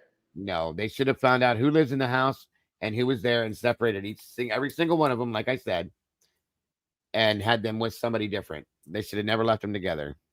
Again, go back to the long crime timestamp 438 to 0 or to 444. It shows you that BF is at the pole, walks up to walks up to the okay. So the chick is in the white shorts that gets out of the car. Gotcha. That's it. Thank you, Lucy. I'm sorry. I had that backwards. Mabbitt doesn't show up until like 5 o'clock in the afternoon, Tandy, because she had to wait for them, she said, to clear the scene and process, which it took them 9 days to process this thing from my understanding. But Bethany arrived in a Toyota RAV4, 1 minute there, 1 minute not. Someone reviewed just like knife and shot. Okay. Well, she was standing from what we could tell, over by the pole over here, and then that girl shows up and they meet up. Maybe that's Jen McClure? That could be who that other girl is. I never thought of that. Maisie either drove or got a ride there in that white vehicle down the road and walked up. Thank you again, James. Good Lord, sir. Appreciate it.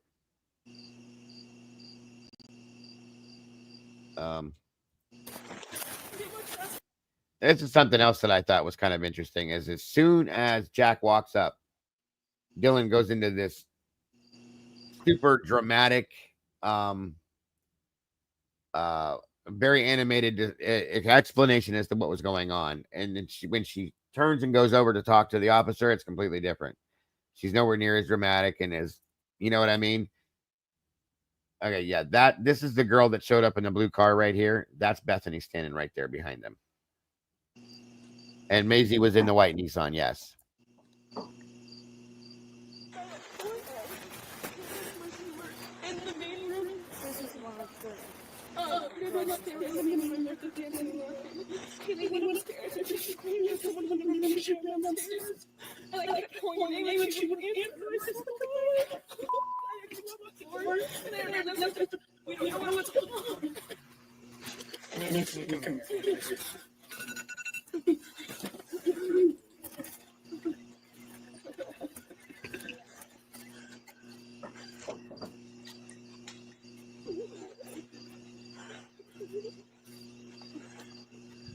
Great, Fire 3170.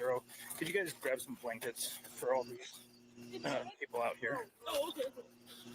Bethany and that other chick that's dressed all in black, from shirt to sweatpants. They're connected at the hip. Yeah, they're stuck together. That actually is Bethany. The girl with the white shorts is her friend that showed up in the blue car. Bethany's wearing the black pants with the dark blue sweatshirt. The problem is, yeah, they are connected. They're stuck together. That's why I was trying to figure out who that is. Wait, because I thought someone just said maybe it was Emma.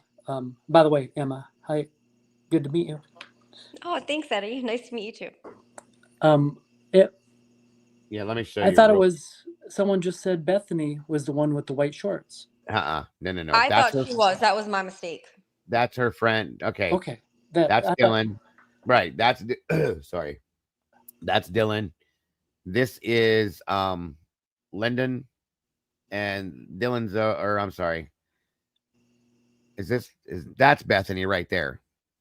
See my cursor? That's Bethany, right? Hey, Brian. And thank you for that membership. Whoever got that, congrats.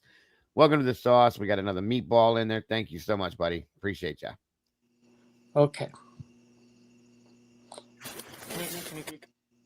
Yeah, these two are, you're right. They're stuck together. Like, they must be really close. That must be her, like, best friend or something. So I'm not 100% sure who that is. I thought maybe it was Jenna because she did show up at some point, I thought.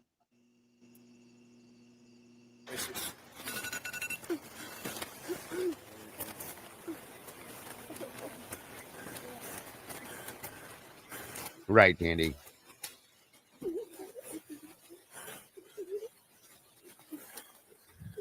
Break Fire 3170. Could you guys grab some blankets for all these people out here? Oh, okay. Nope. Just come over here with me, please. Okay. Just give me 1 second, please. I'm gonna get your name and information. Just 1 second. We'll get you a blanket and stuff, all right? There's some of these points that I'm going to get to here that I wanted to talk about with Dylan real fast when we get to that point here.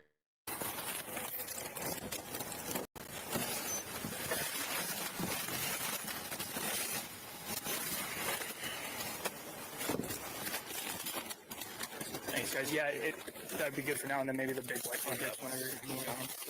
Actually, you guys should probably just hang on to these whenever. Does that name on the sign swear? No, I think yes, it does. Okay. We would like a blanket right now. It's temporary.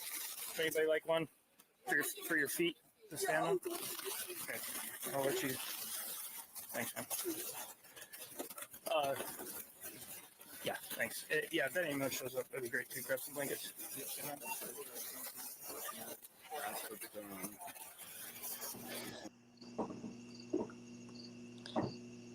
I'm wondering if Bethany stayed the night over at that gal's house. Could have been. Could have been.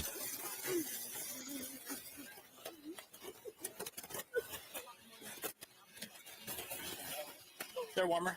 Okay. I know she was barefoot, so I was hoping to get something for her, but thank you very much. Thanks, boss.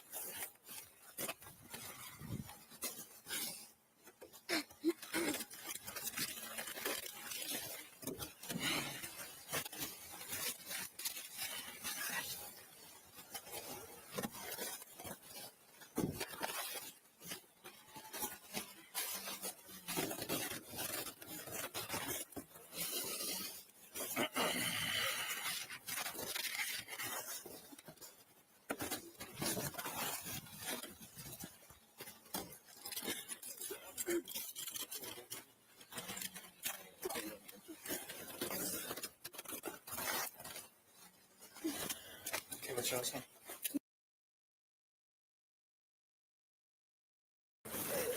And your first name? And your middle name? Again, I don't know why they redacted that.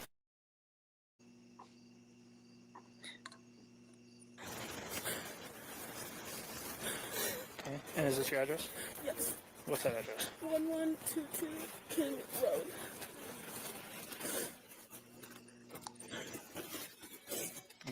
Dang, now they gave Bethany and her friend blankets. Now it's going to be really hard to keep them two identified from each other. How much have you seen in that? Until Bethany comes over here, yeah. I just saw my friend when I called because we were so scared. Okay, hold on. I forgot to do this.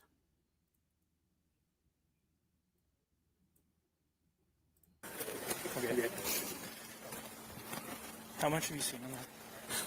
No, I don't really know. I just saw my friend when I called because we were so scared. We're like, can you please come help us? And that's all I saw. Told us not to go in. That man right there. That helped show you around. They did go in there. Yeah, and that's when he told us he needed to call the cops right now. Okay. Do you mind just waiting over there for me, please? When now I overheard you talking about last night. Yeah. Okay. You don't have to. They dismissed him the whole time. That's crazy to me. I'd have thought they don't want to talk to him before anybody, but okay. The more we know right now, the better. We can start this process. Yeah. Somebody will probably be revisiting this interview with you very soon. Again, okay? So you're probably going to have to retell the story quite a bit. That's fine. All right. What do you remember seeing? What started? I remember I was in my room and I was trying to go to bed and I heard Kaylee, who ex-girlfriend. Bethany's wearing I forget what they're called, but they're kind of like, they almost look like ballet shoes. There's like one strap over them and they're slip-ons, whatever you guys call those. I don't know. And they're like a tan color, I think. That's what the shoes that she's wearing. I have no idea what to call them, but that I can point them out to you. Real fast. Which one is your room? Kaylee. Which one is your room? Oh. What room are you in?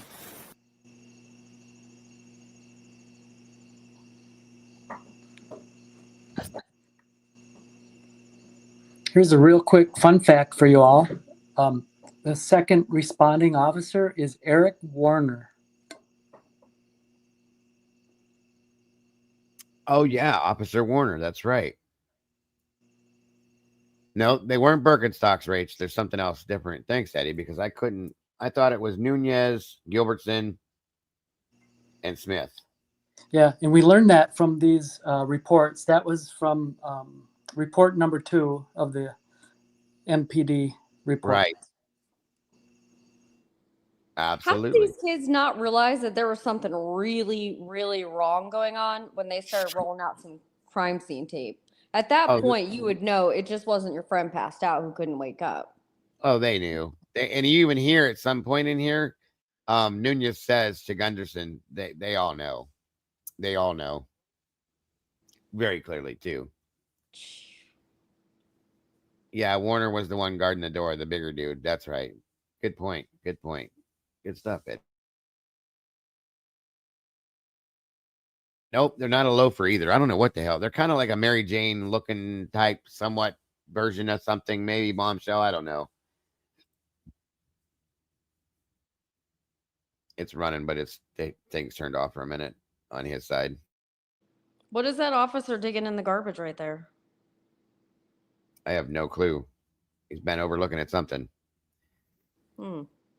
I want to see the body cam footage after Payne gets here. That's what I want to see. You were in that room? My room, not Xana's room. My room. And your room is this one right here? Next to the stairs. That one is Xana's room. Second floor room. Second floor. Okay. All I heard was I heard her go upstairs. Like, okay, I'm gonna go to sleep now because she's going upstairs. And you heard who go upstairs? Kaylee and the dog Murphy. And upstairs to the very top? Yeah, that's where her room is.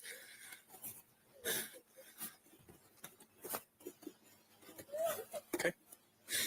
And then all of a sudden I heard her walking up. I heard her scream, and she ran downstairs because she saw someone. That's what I'm pretty sure she said. Someone's here, and she screamed and just ran downstairs. And I called for her name, but I jumped up and locked my door because I was so scared. And then I heard someone in the bathroom, and I heard her crying, and I heard some guy say that you're going to be okay, I'm going to help you. And I kept calling her name, but she wasn't answering. And then I opened the door for a second, and I saw this guy, and he was not insanely tall, but he was wearing all black and like this mask, which is covering his forehead and his mouth. And I locked the door, and I called, and I didn't know what to do. This was at 4 a.m., yes. Okay. And so then I just ran down to you left here? Yeah, I left my room down to It sounds like she almost slipped up and said, and then I called 911. Is almost what she sounded like she wanted to say. We didn't think anything of it. We're like, nothing happens in Moscow, so we just like try to go to bed. Yeah, there's a couple places where that kind of happens. Because none of our roommates were up, and we called all of them. They were not waking up, and so me and like, this is weird. So I called and come over, and then that's when all this happened. Who all lives here with you? Me. That one right there. This is Xana. Xana is the girl in there. Is the girl that lives this far? Yeah. Okay. How do you spell her name? Xana. Do you know if she has a middle name? Alexis, I think. Do you know what her last name is? Kernodal. K. I don't know how to spell it really. K. You know? R-N-O-D-L. K-A-E-R. K-E-R. K-E-R. N-O. N-O. L-E. D-L-E. Okay. X-A-N-A. X-A-N-A. Okay. Ethan, who's in there, he doesn't actually live here, but he's here like almost all the time. There's a male that lives here, and He doesn't actually live here. He's in the room with Xana. You know, it's really interesting. Even though they're not close, it's still really interesting to me that Jack's not standing over there talking to any of them. I mean, even though they're not close, you would still think that he would talk to the group, possibly. You know, they're still all there, and he don't. He stays away from those people. Like, it's weird. I don't know. No, I agree. There might be something behind that. I mean, there could be, folks. It's odd to me that you know that at least one person is deceased. Okay, Jack is right here. That's Jack Decor. He just doesn't. He doesn't seem to have anything. Dylan's the only one that spoke to him. She ran up to him, and until they pulled her away from him. We tried to talk to the cop twice. They kind of brushed him off because they were doing that. Then he goes over and tries to talk to this guy who won't tell him anything because they don't know anything yet. And then he gets in the car. That's it. He won't have anything to do with those people at all. Well, he does say that, Candy. He says then when they come back because they forget about him, they say, "Hey, inside your bones, good to see you, and welcome, Candy Girl." I think he could hear certain things on the radio inside the car, but he just doesn't. He doesn't go anywhere near those people. It's wild. I believe. He's in there right now. But he doesn't live here, but he's here a lot. And then there's Maddie, Mogan, and Kaylee up top. I don't know where they're at though. Maddie Mogan, and Maddie Kaylee. Mogan. Yeah. And who? Kaylee Goncalves. She's the girl that I was talking about, Kaylee, who I just heard her go upstairs and run back downstairs. And the guy that lives here, his name was what? He's usually Ethan. Ethan. And you knew he was here this morning? No, I didn't know. I had no idea he was here. Okay. All right, describe the guy that you saw. I don't think he was a little bit taller than me, and I couldn't really see much of him, but I'm almost positive he was wearing a full black outfit, and he had this mask that was just over his forehead and over his mouth, and he didn't say anything to me. Like, I don't. Thank you again, James, very much. Appreciate that, my friend. Again, you're on a roll tonight, sir. And Bobby says that they had turned the radio off when they put him in a car. That would make sense. That would make a lot of sense, Bobby. I didn't think about that earlier. It says you're not connected, Hemisphere. I cannot. It won't let me click on you at all. Your microphone and camera are not connected. Oh, I just shut the door and locked it because I didn't know what to do. And I think he went out like the side door, the sliding door in the kitchen that goes out to the backyard. Okay. And then I didn't know anything else, so I called and I was like, I just need to come downstairs and find you because I don't know where anyone else is. Oh, gotcha, Candy. Maddie, I called Dana, I called Kaylee, no one would answer. Okay. All right. For Zeno, do you know how old she is? She's 20. Is she in our house? Yeah, not anymore. Okay. She's a student at EVEY? Yes. Do you have the contact? Don't mention eyebrows one time here. Not one time is her eyebrows mentioned. Information for her parents? No. It's okay. Well, okay. we can get that eventually. Her dad's name. And then Ethan. E-T-H-A-N. And Chapin, C-H-A-P-I-N. Hey, real fast. She's saying this morning around 4. Bomb choices. It still says the same thing, Hemisphere. She said not anymore. What? Yeah. They asked if she was in the sorority still. And they said not anymore. Or she said not anymore. Sorry. K-Bass, thank you so much for that super sticker. God bless. I appreciate that. Yeah, I can play it back real quick. It just asked real quick, and is she in a sorority? And she said not anymore. Was in there, she recognized him. When she heard girls screaming upstairs, she got scared, locked herself in the room, and then the screaming all stopped. She's pretty sure that this mask. It's all good, Candy. I know what you mean. And right now, we're getting all victim information. She knows the other two girls are up there. I haven't told her who's deceased or anything like that, but they have 4 people that are unaccounted for right now, which.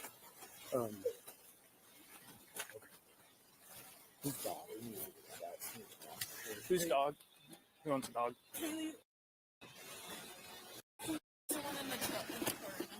Okay.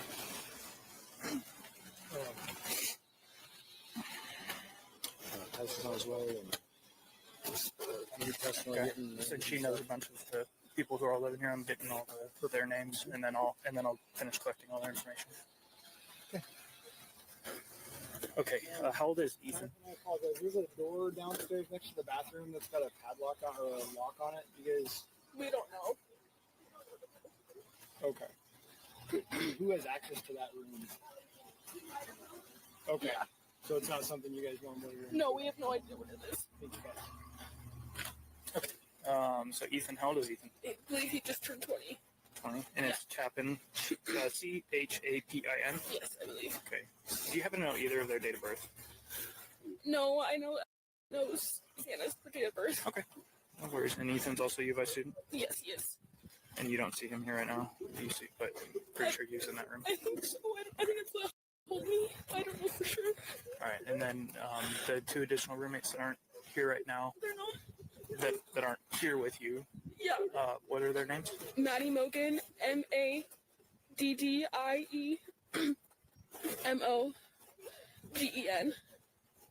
and then Kaylee, KAYLEE, Goncalves, GONCLAVES. I think that's how you spell it. How old is Maddie? 21. Or 21 or 22. I can't remember. They're both over 21, but I don't know exactly. I think so. How old is Kaylee? Over 21. I believe she's 21 or 22. Sorry, I don't remember. It's okay. You're doing great. Thanks.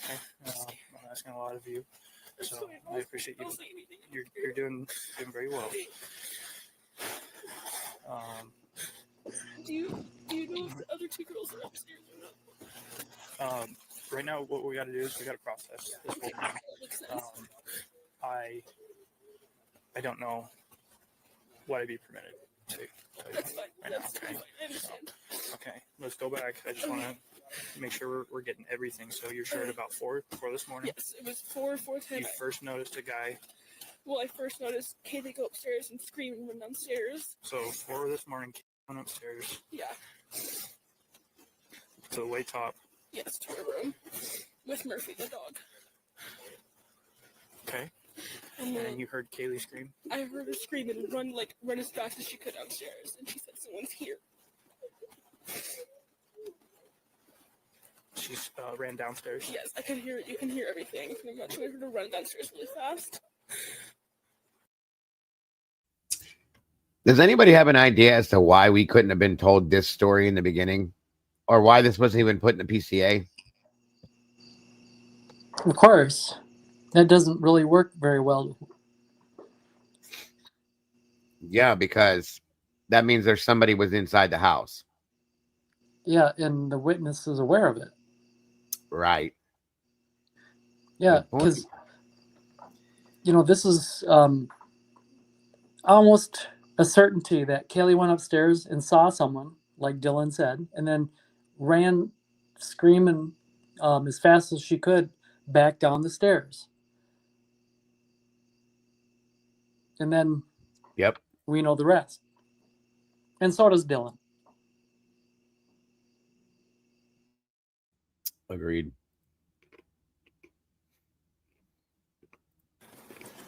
And then I heard Murphy barking a lot. Okay. And then I heard her going to the I think it was the bathroom, and I remember her sobbing, and I just remember hearing this guy's voice that I didn't recognize saying, "You're gonna be okay, I'm gonna help you," but it wasn't like, I don't know how to explain it. Like, it wasn't in like a nice way, it was like a weird way, like a weird tone. You're gonna be okay. I'm gonna help you. Yeah. And you didn't hear anything from Kaylee anymore? No, after that I didn't hear anything. So then I kept calling for her name. I called on my phone, I called Xana, Maddie, and Kaylee, none of them answered. So then I opened up the door to look, and that's when I saw the guy pass by. He looked at me, but he didn't come towards me or say anything, which was really confusing to me. I don't understand that. And I'm pretty sure he went out the side door. And then I called and said she thought maybe there was a fire or like a firework. We didn't know. She heard this loud noise and there was a light, I guess. Did you hear like a pop, like a bang? I don't know. Did you hear a bang? That's what she heard. Okay. That's what she heard. Okay, never mind. You sit there. I didn't hear that.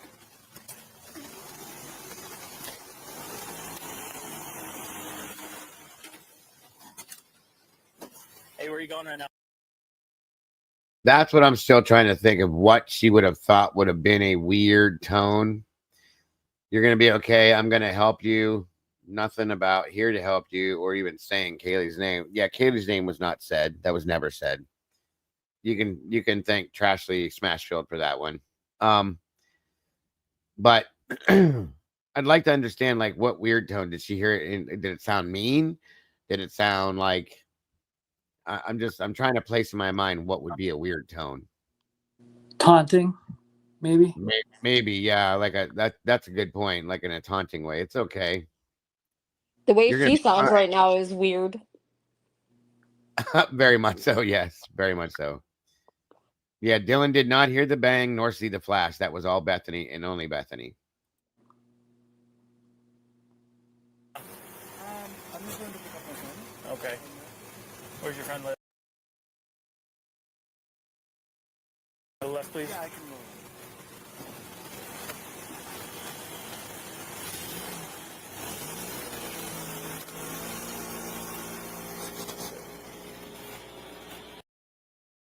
Do you mean the guy driving, Jay? I don't think so. Hold on. Okay. Where's your friend live? Welcome, Hemisphere. I mean, I guess it kind of looks like it could be. Am I wrong? It looks like one of those compression shirts that goes around your thumb. Right, or like a carpal tunnels thing, but I mean, maybe. Yeah, you could be right with the shirt. I gotta point out real quick. Good catch, Jay. What's up, Eddie? I gotta point out real quick. Rach said something, and it's very important. Notice how when Dylan is talking about Kaylee, how she ran up, or how when she went up the stairs, she saw someone and she ran down. She screamed. She ran down, it's like in fear of her life, as fast as she could. Right. She never says, pretty much, she doesn't have this dubious way of expressing it. It's like it's her reality. She knows it. She experienced it, and that's part of her, memory. So yeah, she says it as though it's natural. Right. Everything else, or not everything, but most everything else is the script that she has to apply her focus and her effort, her mental effort, to try to get it right. Sure, absolutely. Hey, Jess Beth. Yeah, no, that's a good point. Very good point. Hey, can I put my little 2 cents in, Dylan?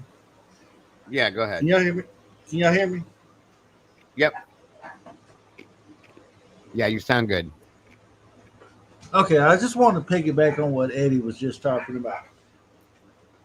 A few things just kind of just leaked out at me when I was looking at her.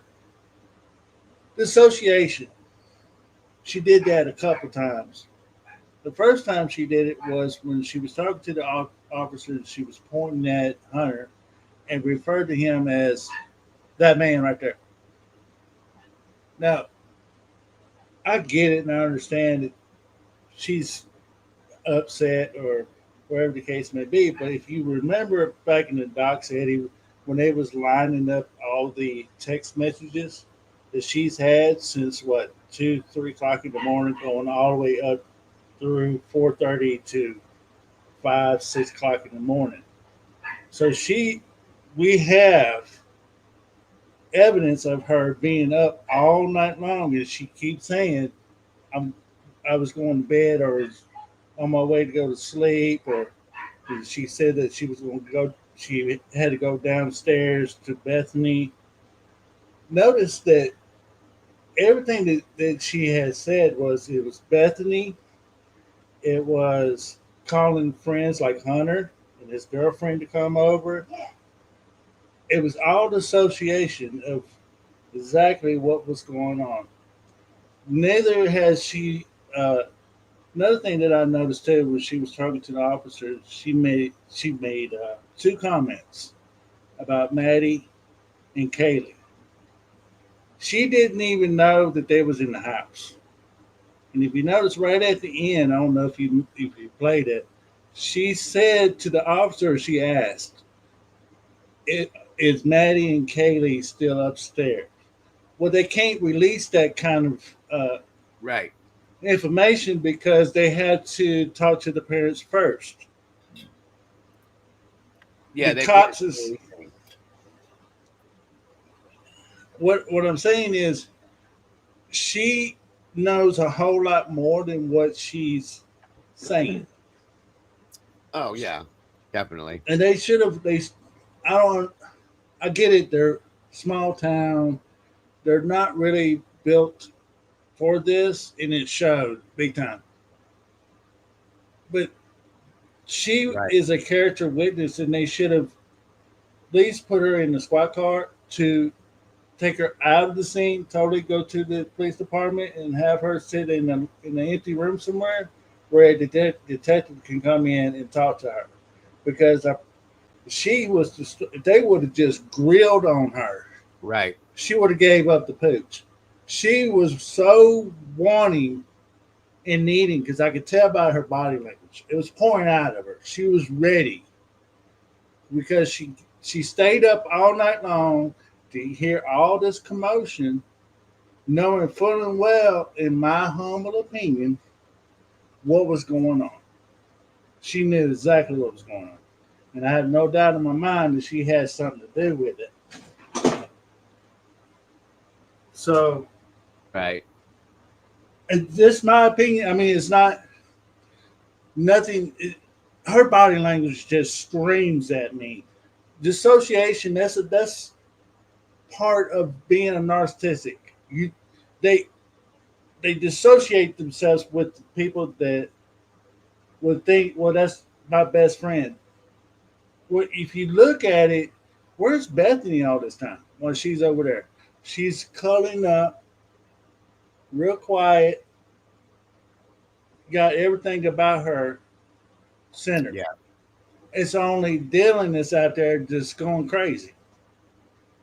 And if you notice too, while she's talking to the officer, she'll have a moment of sobbing, crying, and then next thing you know, it kind of cleans up, and she's still there, a little bit whining, but it cleared up just a little bit to where she turns it on and off. Real, kind of like a normal. This is trait of in my humble opinion, of a narcissistic kind of trait. It's coming out of her. Okay. Good catch. Good catch. I'm just saying, because if you go and look at the panel, I get it. Body language is not a science, so you can't really tell with certainty that somebody's guilty just by their. But we have come along so far with psychopathics, psychology, whatever, to understand the traits that somebody is having with that. So if she's sitting up there watching horror flicks like Vampire Diaries or whatever, then I can kind of see how mentally that puts her in that little comfort place. Sure. Because we don't know beyond a shadow of doubt if Katie or Maddie, she said Kaylee, but we don't know if they gone downstairs, running up and down the stairs, freaking out. We don't know that. The only thing we know is what she says she does. In my humble opinion, the way it sounded is, and what we know, that's why they went with the one perp narrative, because Dylan is the one that gave them that. They did not want to look anywhere else other than that one perp.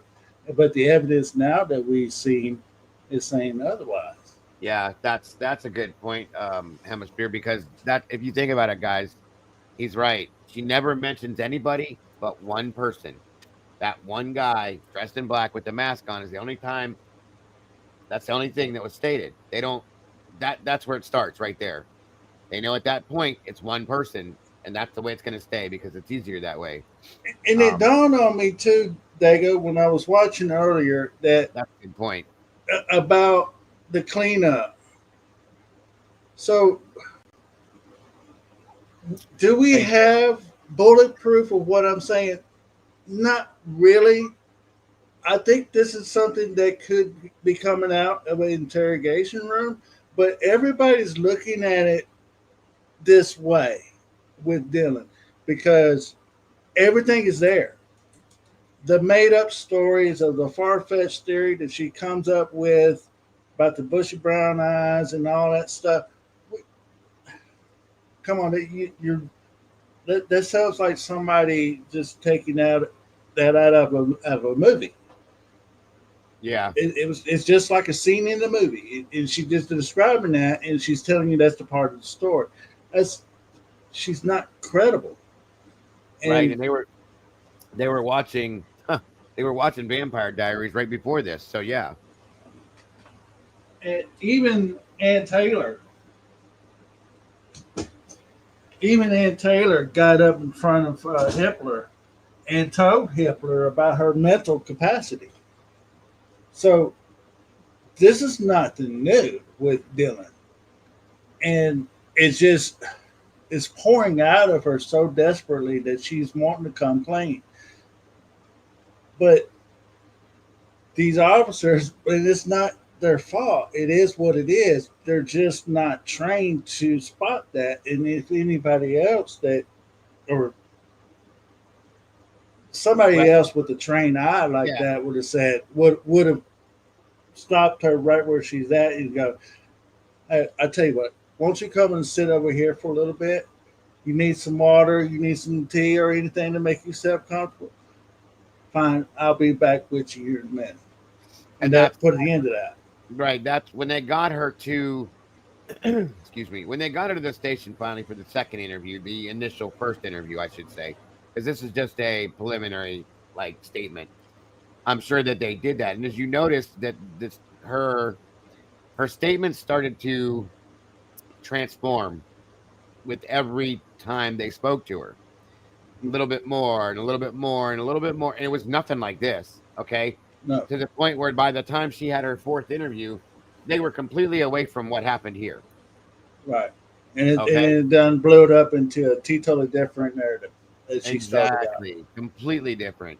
Very good point there.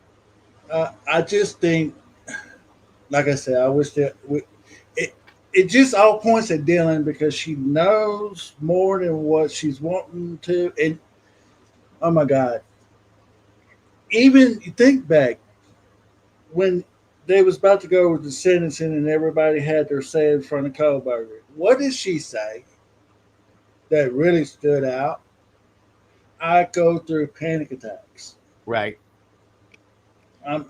So she's having some form of emotional because she didn't get what she wanted. She got what she wanted, but she didn't get caught. She wanted to get caught. She wanted to have that spotlight that all narcissistic people crave for that. Mm-hmm. She has all that traits. I get what you're saying. Yeah. You see what I'm saying? I understand. It's sad the way it goes, but I just had that revelation today that's if they really wanted to push the issue with Dylan, they could have got a whole lot more out of her because she was ready and ripe and willing to get it too. But Well, they see, just didn't. It's interesting you say that because I think, this is my own personal opinion, I think that if they would have got these two on the stand, I think that Ann would have split this right in half. Truly. Okay? I No absolutely doubt. think, and truly, maybe they should have had Eliza do the actual testimony because I think they would have broke this. They would have broke her in half, in my opinion. Oh, I yeah. can agree. I agree with that. And I For think sure. I think that was known, and I think that's one of the reasons why they didn't want this to go to trial, to have them have to testify. But if they would have caught that sooner, we wouldn't be having Bro Kohlberger during time right now. It'll be Dylan. Dylan would be there plus her accomplice. She had help too. Then she said something about the killer looked at her eye to eye and walked out the door. If you in any kind of form of psychopathic trait in you or just a killer instinct in you, you kill every damn thing in the house and not leave a daggone nothing there. Yeah, I agree with that too. And you wouldn't have the scene is so cleaned up. That's another thing. Unless you weren't supposed to, of course. I don't mean to interrupt your train of thought, Hemisphere. Dago, I'm going to have to jump down, but I just wanted to thank you, as always, for allowing me to come up and share my thoughts. Okay. Emma, thank you for joining me, Eddie. Nice evening. I'll be in the chat, though, everybody. Okay. Bye, Eddie. Thanks. Yep. Bye, Emma. Always good to see you, Eddie. No, I forgot. Now I lost my train of thought. I'm sorry, Dago. Maybe I'll get it back. All right. I want to answer this question too, real quick. That's actually a really good question, Angel. And it says if we'd seen this body cam before we got the PCA or any of the other stuff that we got, would it have changed your opinion of Dylan and Bethany? Dylan was thrown under the bus in her honest opinion. You know, that's a good question, Angel, because I don't know. I think it would definitely take. I think we'd have seen things in a different light earlier on than we did. But that's a really good question. I'm not sure I can give you a true answer on that. And yeah, there's other things that were stated along and other statements that we've been reading these reports from Dylan, and she thinks that, you know, the guy was maybe the guy was protecting her possibly, things like that. I mean, all these things that she's saying, as they go down the road through these reports and these interviews with her, you know, that she doesn't think that they could have found evidence because they did a deep clean on the house the weekend before. What kind of sense does that make at all? I mean, truly, she says a lot of things that I think that she's projecting with. Okay. So yeah, she could have maybe wanted to Hemisphere get caught in that sense. Mm-hmm. I mean, it sounds like, I think that there's a couple options with this, that if she was involved in not physically hands-on, but maybe she was threatened, maybe, you know, if you say a word, you're next or something like that. It could be, that could be part of the situation. I don't know, but there's a lot of things that I see that I guess my whole point in all and what I'm saying is it's worth to look inside before you go out. Somebody on the inside of the group that's closest to the people that or the 4 students, that dynamic has to be some form of disconnection in that. Because an outsider, to say the outsider is like, well, 1 in a million chance that maybe Joe Blow down the street is crazy enough to do something like this. Yeah. Well, she says through this whole statement, and just about every other statement they take from her, she'll say one thing and then she kind of like contradicts that with another statement, then makes another statement and contradicts that one with another statement. So it's one way, then the other, then one way, then the other, then one way, then the other. Because her mind is running 1,000 miles per hour, and she's just trying to keep up with it. Oh, I can't really think what I said about 5 minutes ago, but this sounds good, so I'm gonna put this out there. I mean, like saying one. Well, I think he was like, maybe 2 inches taller than me or shorter than me.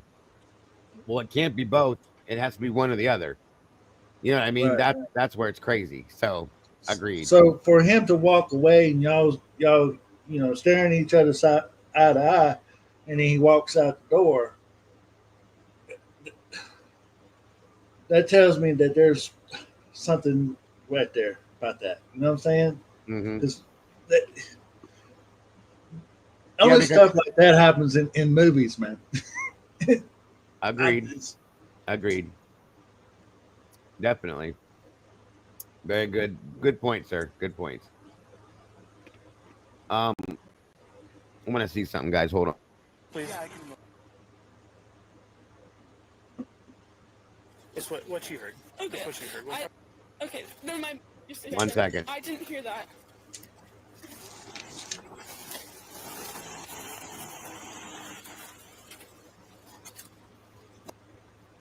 Hey, where are you going right now? I'm just going to pick up my phone. Okay. Where's your friend live? The left.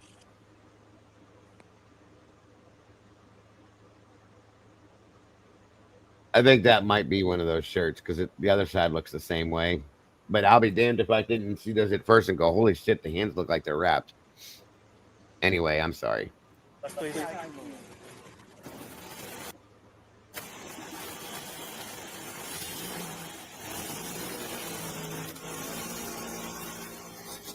That's another thing to remember, folks, is that during these interviews, from what I've seen and heard and read, I should say mostly, but they seem to be the interviews they're leading the person they're interviewing. Okay. A lot. The way that they put this down, it seems to be. And that's not good in my opinion. At all.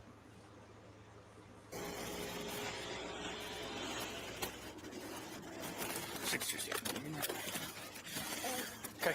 I don't think I ever heard a bang. I didn't think anything about fire or firework. That right there in itself is what bugs me about her. Is I don't think I ever heard a bang. I didn't think anything about fire or firework. Why are you saying that when you knew that Bethany's the one that said that? And she does that through this a lot. I'm not sure about this. I'm not sure about that. I don't know about this. I'm not 100% sure about that. I think maybe I seen this, but I don't know. That might not be true. The way she says all these things. That might be, a good idea. I don't really like that idea. That's not going to work for my narrative. Right. That's how she's doing that through this whole interview. It's crazy. Yeah. Dago. Yes, ma'am. This is what I saw today that just absolutely appalled me. Welcome, JC. Thank you. Yeah. How are you doing? I'm great. How are you? I'm frustrated with this, but what's new? Of course. Right. This is what I saw today, and it absolutely was just like, what? And the things that the news are saying, like how I can't stand how people, like the media, has always said she came face to face with the killer. Well, then when they put out didn't you tell me that like they showed her a picture of him and she couldn't recognize him. She didn't at all recognize him, right? Yeah. So it's completely In they're fact, just she even made a statement on long. Now, this is what's funny to me because all she could see, based on what she told us, is his nose. But she makes a statement when they show the picture to him, and she says, "Well, I would recognize a nose like that." Okay, then you didn't see him. He wasn't there. That's not who you saw. Clearly, and that's it. and when she described the mask, she said, I think it's in this that he had only a mouth open and one for his eyes. And then they had to literally draw a picture of a balaclava for her to Yeah. go, "Oh yeah, that's it."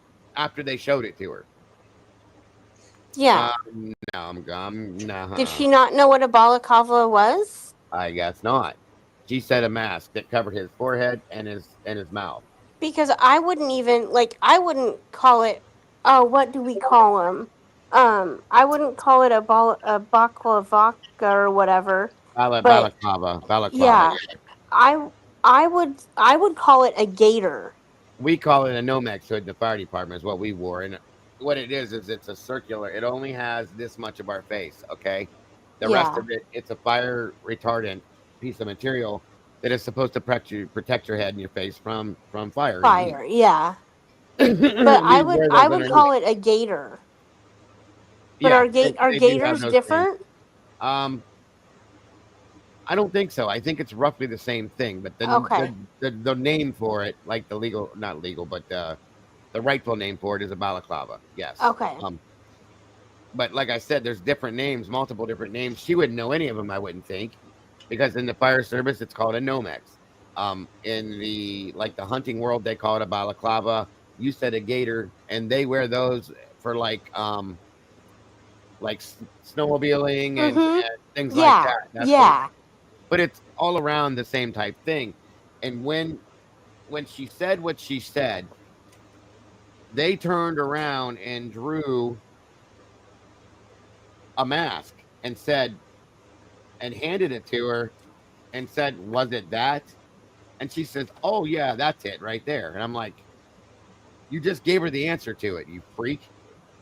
You know, it's a ski mask. You could call it many different things. It's not a, Well, and also the way that they worded it in the PCA was she saw a man clad in black.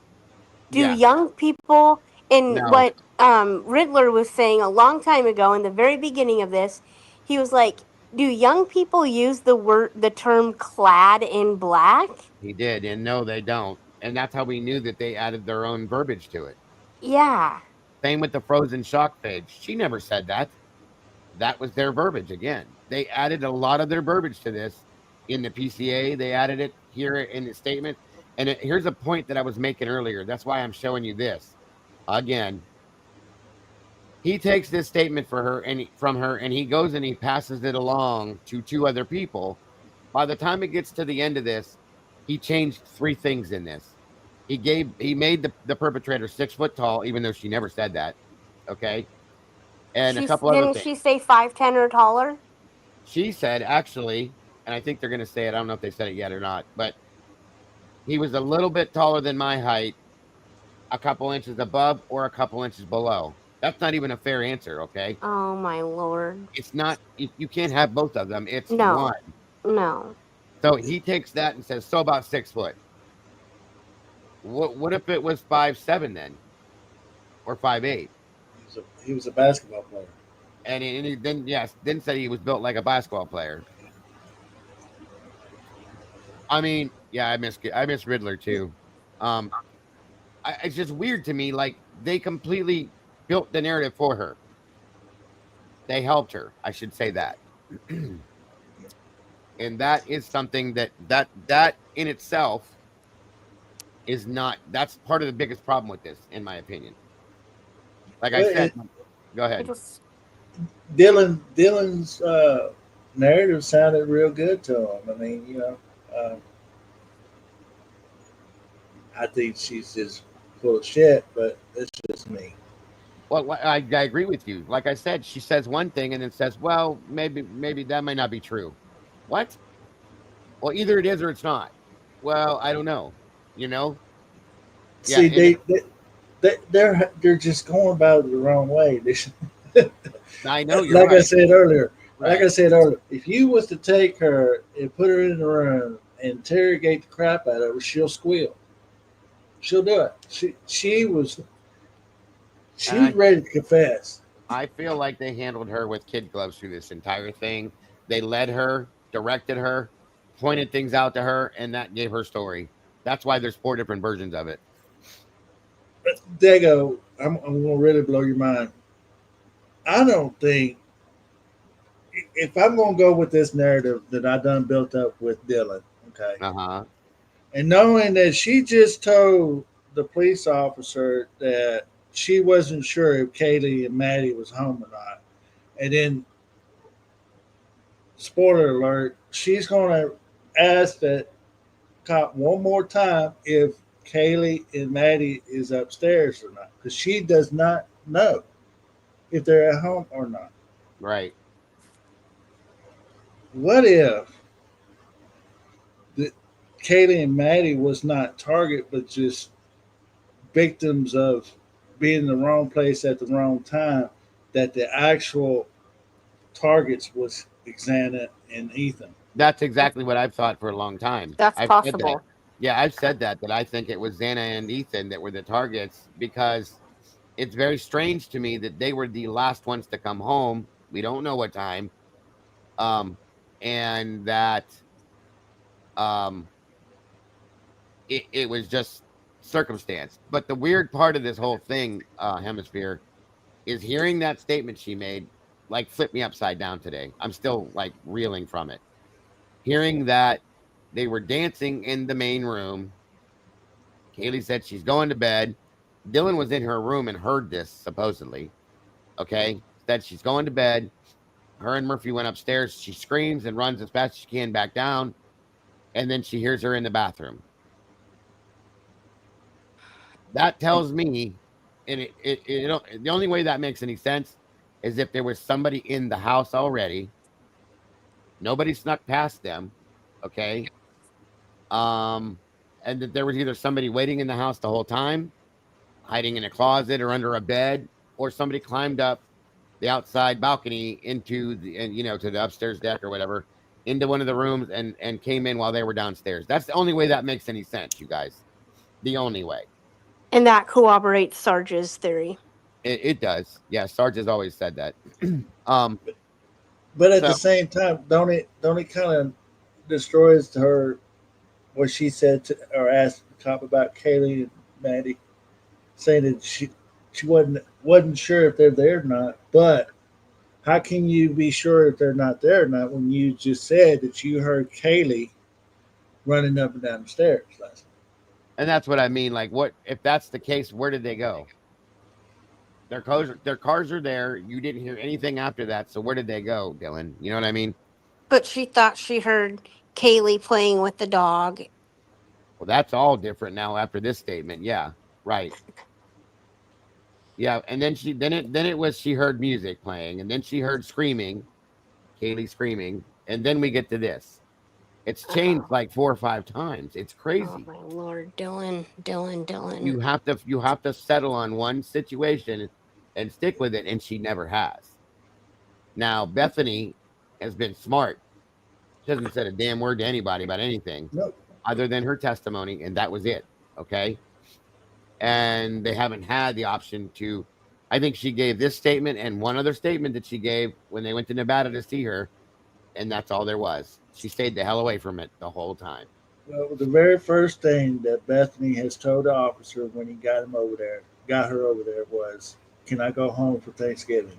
That's the only thing that she was worried about. Can I go home for Thanksgiving? She's ready to go home. Thanksgiving. I have things that I got to do, and I was like, "What did you just say?"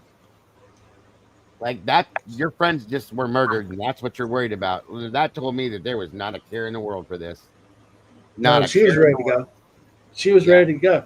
She's ready to go. And I mean, I can see it both ways. That was disturbing. I mean, But- I get you want to go home, but in this instance today, right now, like your friends were just murdered hours ago, and you're thinking of that. That bugs Oh me a my bit. I'm god. just saying that bugs me a bit. That's very Yeah, disturbing. yeah, yeah, very, I mean, very I disturbing. can't imagine if somebody would have said that to me and I was that guy, I'd have went.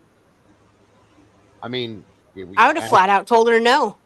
he said, I think he said we can't hold you forever, but still, like that was just gross. You were completely, at that point, you completely detached yourself from these people as being your friends, in my opinion. That's all I'm saying.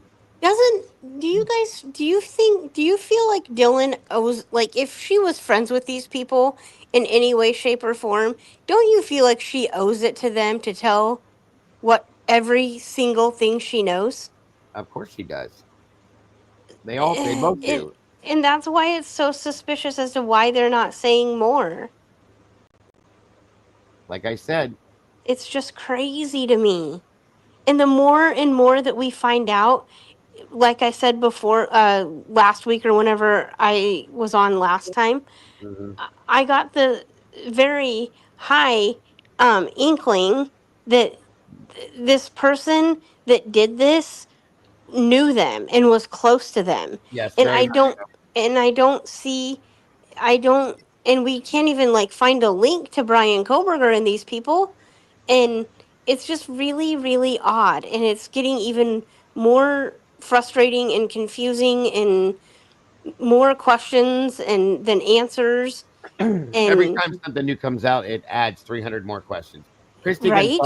Christy Gonsalves made a statement in the very first interview that they ever did, and it's stuck with me ever since, and I cannot let it go. She said, and this was before Brian, anybody was ever mentioned, okay? And she said that she believes, because I think they asked her, "Do you have any ideas as to what may have happened and who could have done this?" And to your daughter, she said, "I believe that this was somebody that Kaylee knew." Those were her exact words, and I've never faltered from her saying that. I've always believed that. I still believe that to this day. I truly believe that these were people that they knew, Yeah, you got. or that knew them. I have to say though, I don't think it was Jack. I don't think it was Hunter. Now, I don't know about Jack Showalter. Oh, he's Um, definitely he was the suspect. They clearly yeah. stated in their reports that he was a person of interest first, and then he became a suspect. So yeah, So I'm not convinced it was Jack Decor. I'm not convinced that Hunter Johnson had anything to do with it, or Emily for that matter. But Jack Showalter, to me, and that Eric guy yeah, are two people that I think, I'm a they little. they very well could have been. Because Eric was the one out driving around, right?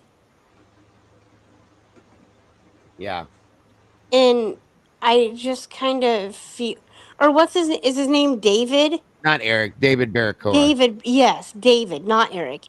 David, because what he said was he was around there and it was eerily quiet. And I get that he was driving around or driving people, back and forth, but why would he say that it was eerily quiet? No idea. I mean, Giving more information than you have to. That happened. That's always a yeah, red flag for me. yeah. So And that's confusing. yeah, And Jack. then up the street you have Enan Harsh that lived. Actually, Enan Harsh lives right here in that corner. Okay, he could see all this happening. Yeah. I think it's opposite that corner. I'm sorry, this building here. But anyway, like he could see everything. Okay, And I think I he's too. only Googled him once and saw a picture of him. Have you seen his eyebrows? Oh, I looked And into him. and wasn't he like a chef or something? Yeah, he is, and he has a And whole set of and he has knives. a whole selection of knives. I know, and I looked into him too pretty deep for a while. I just think he's too dumb to do this. Truly, I do. Yeah. That's my biggest issue with Enan was that he just didn't seem smart enough to be able to pull something off and not tell on himself. Plus, he Yeah. inserted himself after the fact. I think he just wanted the 5 seconds of fame. That's what I think his thing was. Okay. and he was supposed to go and testify at the preliminary, and that canceled, and they never went back to him. So, you know what I mean? That's just my Who thing. was the? Wasn't there somebody that left the country right after, or was going to leave the country? Everybody Was it said that Jack Showalter left and went. Showalter? He never did. He drove. Okay. See, they've lied on that too. In one of the reports that we read, Buenos noches, Amy. One of the reports we read, it stated that Showalter left in the middle of the night and drove home to Boise to his family's home. Okay. Then one of the other reports I read the other day, it states that he decided to. I don't think it said he left on Monday, the following Monday. I think it was Monday. The next day, yeah, during the day. So, get your story straight. Which one is it, folks? I mean, it depends on whoever interviewed him. He's definitely somebody that I'm still looking at, and I think he has a friend. And I can't figure out this guy's name. I've been digging trying to figure it out. He's got a good close friend of his that I think is a suspect to me as well. Who's the guy, folks? We need to figure out who the guy is that keeps going home with the back problem, that's taking the pain for his back, the medication for his back, and resting and stretching his back. That's not Jack. That's somebody that he's close to, I think. There was a friend of his that I believe was banned from the corner club that wasn't allowed to go in there. And it wasn't Cole Berenberg. It was another guy. That guy is the guy I want to know who that is. Him and Showalter are definitely on my way up here on my list. I still want to know about Adam. And Adam too, yes. Adam Lauda. Is it Adam Lauda, I think? The guy that Maddie talked to at the bar. I want to know what the hell they talked about. Period. And who is they going to get you? Who is they? Who's they? Yeah. Was it Showalter that had the back issue? I don't know. I read so much shit. I'm confused. But it could be that too. He's definitely an issue for me though. And there's another guy whose name I can't come up with. I've been trying for a month now and I can't get his name, and it's not coming back to me. I talked about him in the beginning. He was the baker. In the beginning, we talked about that because of the pandemic, he ended up losing his job or something and started baking for this place and was delivering baked goods to different places. That's the guy that I want to come back to. I remember the same thing. Anyone who studied crime at all would believe up close facial stabbings, etc., are crimes of 100%. Somebody that's jealous or has an obsession with a woman or something like that was maybe rejected.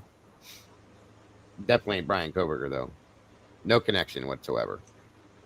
That is who I'm talking about, Mittens, but I cannot find the guy's name because I heard about what Serafina had stated. So we went and looked him up, and we found a lot of information on him that was really strange, and it strangely matched this. So I can't remember who it was though.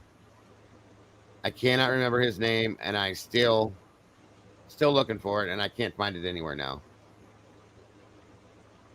And I also just wish that Molly was more credible. I don't believe a damn thing Molly says, but I don't trust it either. I don't either. I just wish I felt like she was more credible, but she ain't credible in the least. They don't have any credible witnesses for this. None. They have none. Out of the three main people that are, which is Dylan, Bethany, and I think Molly, they're about as helpful as. Well, Molly claims she saw Brian, and she never did. She saw a guy with red spiky hair. Oh my God! We all knew who that was, and we knew what car was. I don't think he was Tandy. It wasn't Cole. It was somebody else. And Cole Berenberg is actually a suspect in my mind too, even though he supposedly has 2 alibis and he wasn't anywhere around. I still have issues with him. That's all I'm saying. I'll figure out who that other name of that other guy was eventually, you guys, and I'll probably freak out and tell you I got it. It's not gonna be tonight, but I'll figure it out. To kind of piggyback on what was said earlier about Dylan identifying that the hoodie or whatever it was, they put Kohlberger in a lineup. I don't know if they had him dressed up with the hoodie or not, and had her pick him out in the lineup, and she couldn't do it. The only thing I know, I don't know how they did it, Hemisphere. I think they just showed her a photograph and said, "Is this the guy you saw? Does this look familiar?" And maybe they like printed a mask on him or something. I don't know. And she said, "I have no idea who that is. I don't recognize that person at all." So, okay, with that being said, let's go back to the hearing where the sentencing. She had Bill Thompson lean up on that desk to block her view from Kohlberger. That's what Bill says, but yeah. Oh my God. And it's on video. I mean, Yep. it's rightfully it don't give. I mean, you got the standard view, but you Yeah. see Bill Thompson leaning up over the desk trying to cover up a Kohlberger because she didn't want to stand and look Right. at him. Right. I said, well, if you didn't pick this man up out of the lineup, what makes you think that he's that same guy that you saw earlier? Yeah. That you said that it wasn't him. Because but they told her it was him. That's why she But believed. now it just goes to show you about the narrative. Now that he has said that he's guilty to avoid the death penalty, because he wasn't going to get out of that. They wasn't going to let him out of that. There's no way. That's the reason why they fought as hard as they did to keep it from going to trial, because they knew if they were going to go to trial, they're going to lose that ass, and he was going to walk away. There's just no way. No way. So, well, they were afraid he was going to walk away, and he was afraid he was cooked. Yeah. So yeah, in some senses, I agree. I feel like the reason why Brian Kohlberger, like I said, took the plea is he felt cornered. That he had no other choice. absolutely. And that you know, they backed him in the corner. Pretty much a lose-lose deal for him, man. I hate that, but that's it. That's it. I just think, guys, you know, at the end of the day, if you really look at it and think back on it, here's your culprit right there, Dylan. I think she was the mask behind the parade to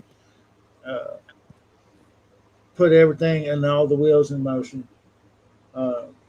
I think she was bubbling out with full of the information, and she was willing to tell it on herself.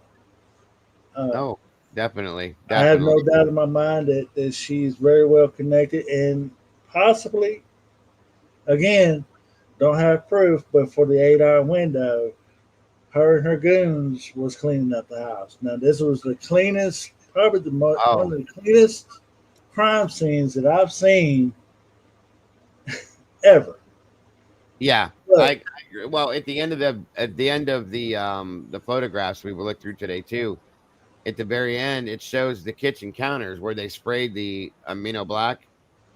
That counter from the stove to the fridge, the whole thing was covered in blood.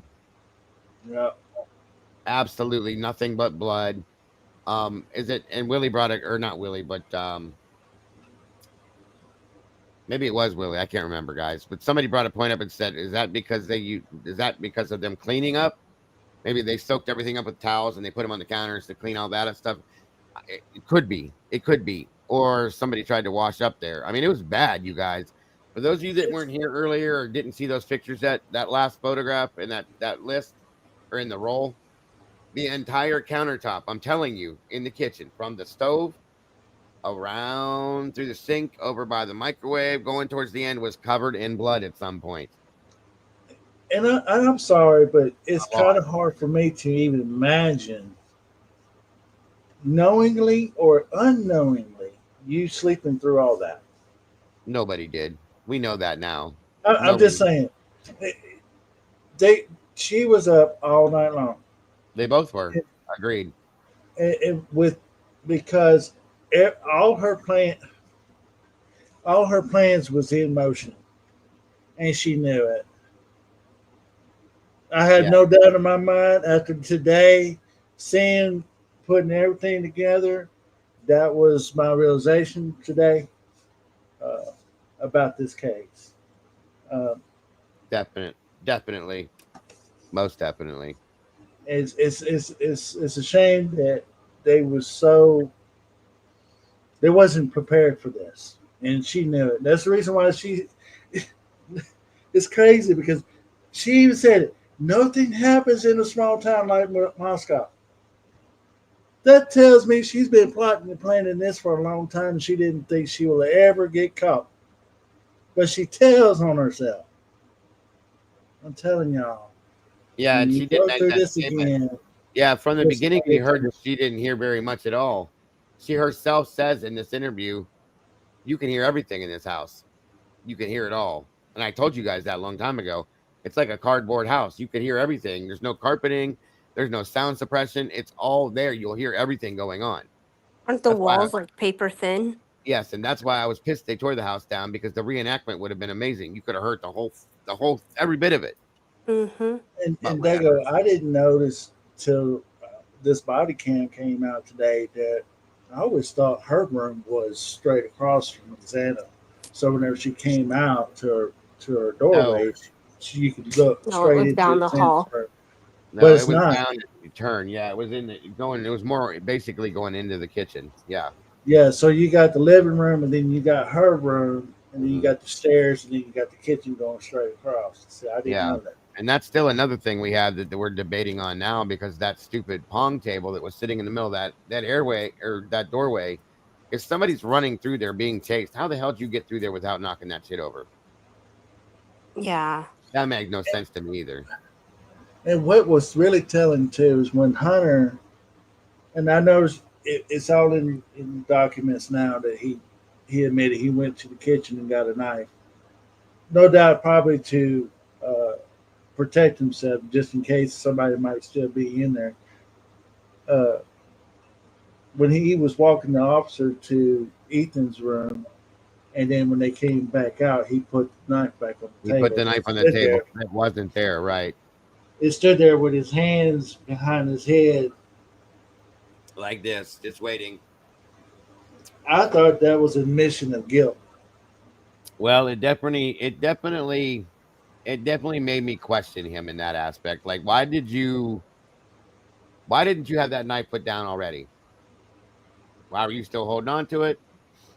And I think somebody said they heard a conversation between him and one of the police officers talking about it, and they asked him to put it down. That's when he did it. But I don't know, guys. I didn't hear that. I'll just believe that it was said, but it's Did still he weird. really think that someone could have still been in the house? For what? Somebody passed out? Because that's why he went in there, JC, remember? Yeah, but did he think that someone was still in the house? I have no Because he idea. didn't. Because they didn't. I mean, him and Emily, they didn't exactly know how long ago everything happened. I don't know. I don't trust that any of that conversation because we're told one thing and then there's another whole other situation happening. So Well, because they were just called to come over, weren't they? Dylan said she called them to come over because something happened around 4 a.m. and she doesn't know what.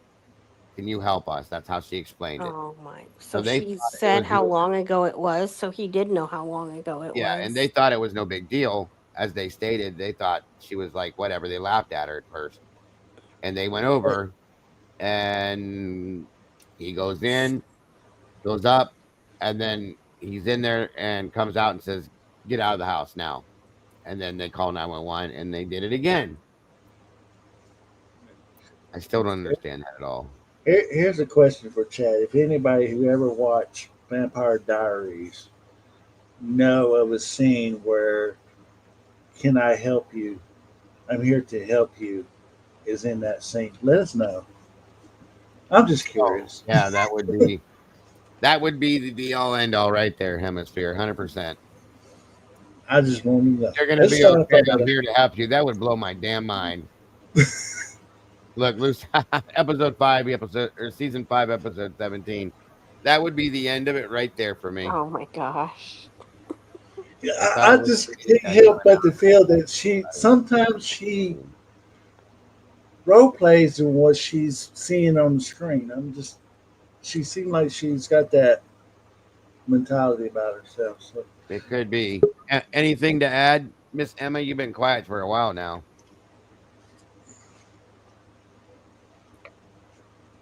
Welcome, Kiki. Can you hear me? She's muted.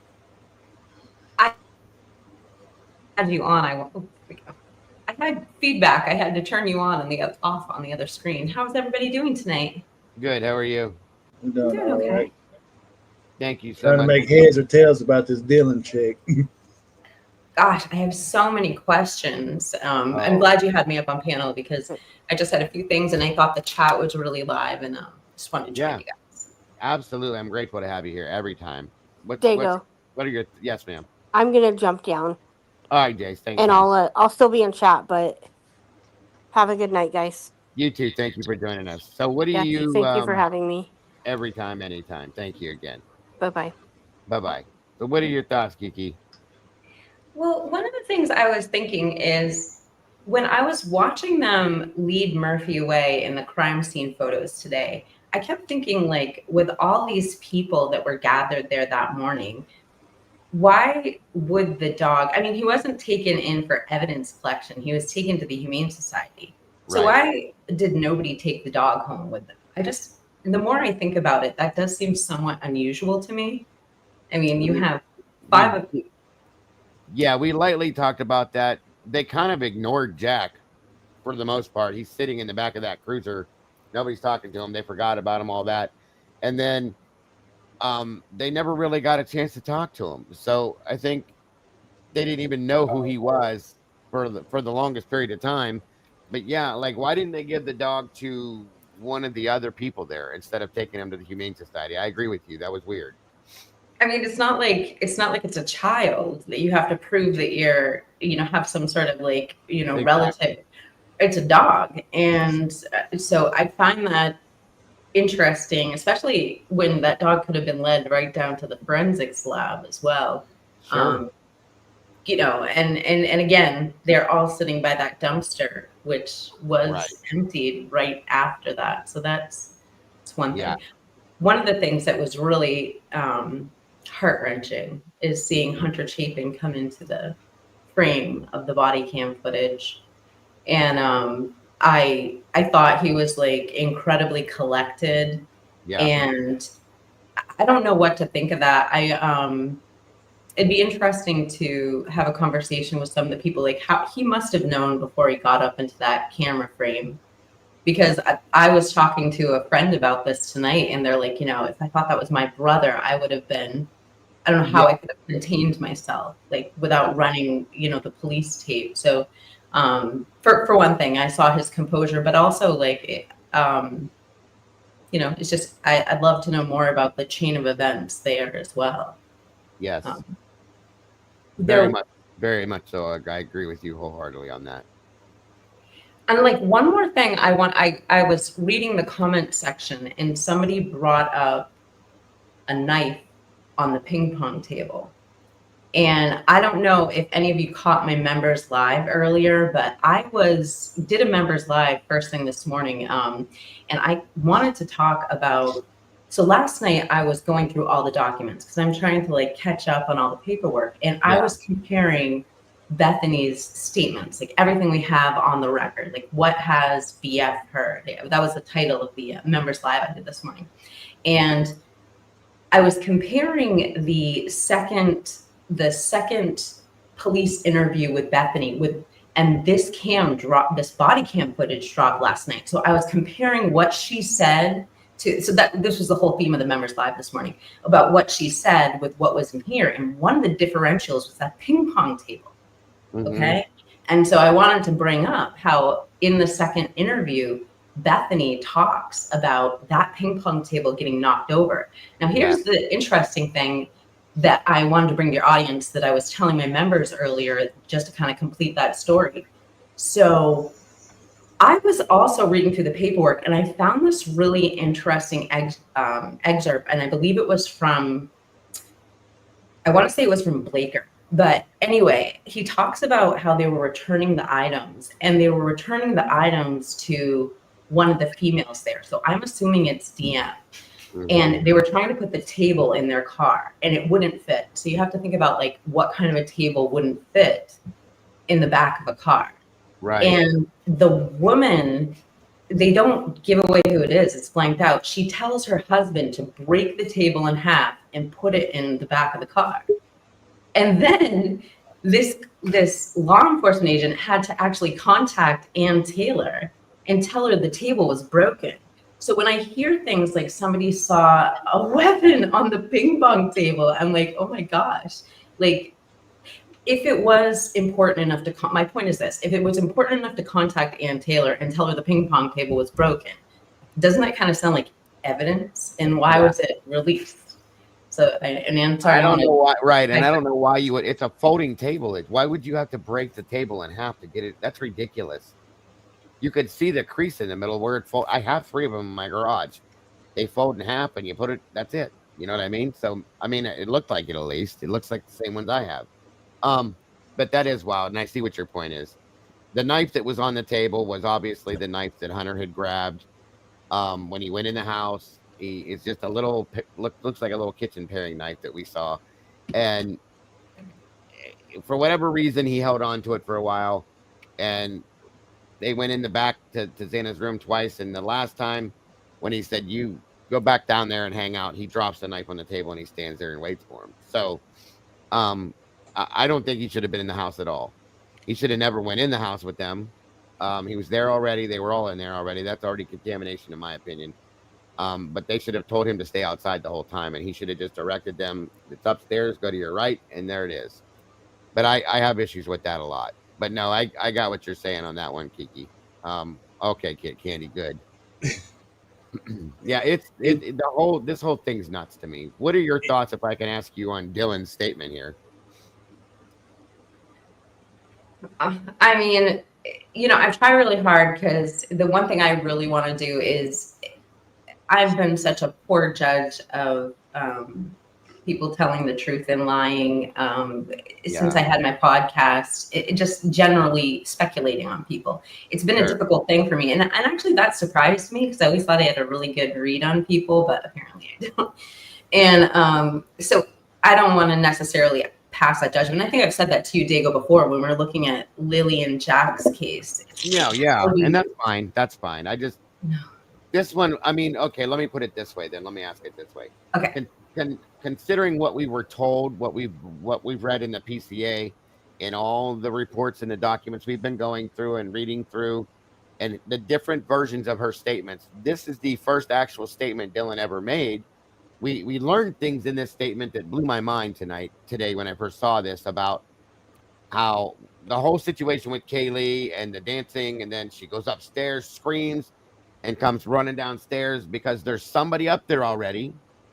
That completely flipped me upside down with this. That's kind of where I was asking you as far as what your thoughts were on that statement alone. Oh God. I mean, so the biggest thing before this dropped, obviously, I've just been, I think a lot of us have just been reading over and over again that unredacted transcript. Lots of reading, yes. Wow. Yeah, there's so much to it. I mean, again, I don't want to necessarily pass judgment, just be curious and ask questions. And I'm concerned that not only Bethany and Dylan both heard somebody in the bathroom, but they also heard one of the victims in the bathroom. And we have seen no crime scene photos of the bathroom. We haven't heard anything in the PCA. We haven't heard anything in the reports. We haven't seen body cam footage yet. So I'd be curious about that. This is the only thing I can surmise about first off, I don't know, I don't know if this is unnatural or natural behavior. But one of the things that really surprised me when I was reading these documents is the police doing their dry runs of the crime scene and the crime. And I was shocked, literally shocked at what they were saying. And so apparently what they're saying is it took, and if I got this wrong, but it took roundabout 2+ to 3+ minutes for this entire crime. And that includes an officer going in and imitating each of these accounts. That's the like only thing that I can say would cause confusion is that it lasted for so long. But even when you read the testimonies that are redacted from the witnesses who the cops are interviewing, they're saying, like, some of the first people that spoke with DM are saying, why didn't you call 911? Yeah. And I think that when you hear them say, and I made this point earlier, when you hear them say, am I going to be able to go home for Thanksgiving? Could these girls be fearing that they may have violated a Good Samaritan law and they could, be charged with something? Is this fear we're hearing for that, or are we hearing something worse? Like, and I'm not, and I was listening to everything Hemisphere was saying about narcissistic behavior and everything. It was fascinating. I'm just throwing out some additional speculation. Right. Yeah, my biggest takeaway from that was that changes the story to me. That changes the entire scene to me with what she said. Because to me, for that to make any sense at this point now I have to look at this as if, was there somebody or somebody's hiding in that house before any of these girls came home? And Ethan, of course. Because if Kaylee goes upstairs to bed, screams, and says there's somebody in the room, there's somebody in the house, and bolts back downstairs, that would have to tell you that nobody snuck in past them while they were dancing in the living room and they were all in their rooms and stuff. When did that person get in the house? And that's nothing we've been told from at all throughout this whole story. Do we know? I'm sorry to interrupt you. Do we know if Dylan had left the house at any given time during that night?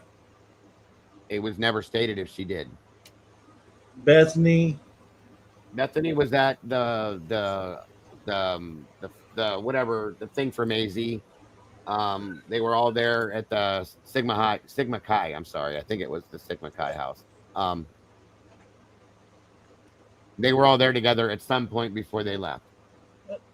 And another thing I was wanting to point out too, I don't know why something tells me I had to go back to this stalking thing. There's roommates that has come out within the last 2.5 years that has stated that they felt like they've always been watched in that house. Yeah. So people being watched. This is not a new thing. This is something that's tied to this house. Well, Dylan herself even said at some point that she always felt uncomfortable in that house in the one report that I read not too long ago. So is that something new, or is this all because this happened? You have to be able to. It's a history that's involved in that house. But what I just don't seem to understand, and I don't get the. What are you doing? Are you here, Legendary? Are you still up here? I thought he was. What I just don't. I'm trying to put 2 and 2 together about tearing down the house and what can justify them doing so. And then I remember somebody saying in the media, I can't tell you who because this has been 2 years of me following the case, but it was more for the students that keeps walking past there to have that visual or always going to have that reminder. Then I found a video about the president was talking about the memorial that they built in the college up there. Eventually, all that's going to get torn out too. So this leads me to believe that you got people up in the upper management leadership of the whole kit and caboodle in very, very tight-lipped mayors, all that involved in all this. Right. And they have done what they can do to put a reasonable solution to a problem that otherwise, if they didn't put Kohlberger in jail or whatever, they knew they was going to have a shitstorm in their hands. And even the chief even came out and said that they didn't realize how big media part of it was going to be. They didn't see that happen because that also let me know about the small town dynamic of the whole thing too, and that they're used to running and functioning in a day to day where nothing is going to stop them, nothing like that. You know, they don't have to worry about this big thing going on, and everything's going to take care of because they got old Bill Thompson up there, and he's going to make everything better. Yeah. And this kind of interrupted that a little bit. It kind of put them in the great bigger scope of things. So now everybody knows that town. But I'll just let you know that if you got some loved ones that's about ready to go to college. So do I. Yeah. You know, I wouldn't want them to go up there. That's just me.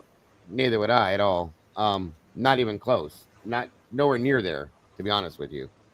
I don't know. Legendary CEO jumped up, and I don't know what happened. I didn't get a chance to hear him. Bobby, that's a good point with that statement right there. Where's the history in the form of any actual police reports of stalking? There aren't any. There's none. So why is that something that is still? You hear the national media keep beating that as a narrative. There's no stalking. I mean, if Kaylee had a stalker, okay, a regular stalker, other than the guy at Winco, because that's what we hear through all these reports. Everybody knows about the story from the guy at Winco that followed her through the store and then out to her car. Maybe he was trying to talk to her and just they never got the chance to speak. You know, if he was she was. I said this before, guys. This is not an abnormal thing, especially in college. Okay, there's single guys and there's single girls, and they talk to each other, or they try to. I mean, it's different nowadays than it used to be back when we were younger, where people had more the ability to do it without thinking people thinking you're trying to attack them, I guess. But if it was a weird situation for her, it was odd the way it went down, that would make sense. But why didn't you make a police report? She joked around and like kind of joked it off is what they said. There was no police report. And then they talked about the possibility of people watching from the tree line behind the house because the dog acted funny. None of these things were recorded with law enforcement. You didn't call police. So there is no historical, basis with that. That's a problem. There's no way to refer back to that. And that's, that's an issue, I think. There should have been the whole time. Never was. It's been a history of that, too. Well, there's a history within Moscow, period, of them not taking reports on anything they do. Okay? Yeah, I'm just talking about far as the roommates that was in the past staying at that home saying the same thing. With no police report. Roommates was pretty much saying. Yeah, there's never been police reports. I looked, Molly went looking for me. We looked it all up, and there's not anything filed about any issues like that with that address ever. So I think that is something that maybe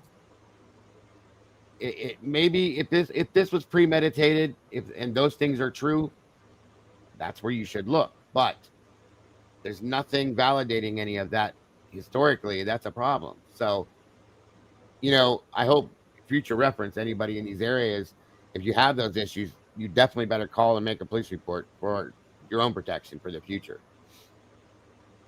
Go ahead. I even made a statement earlier about, you see cars coming through here.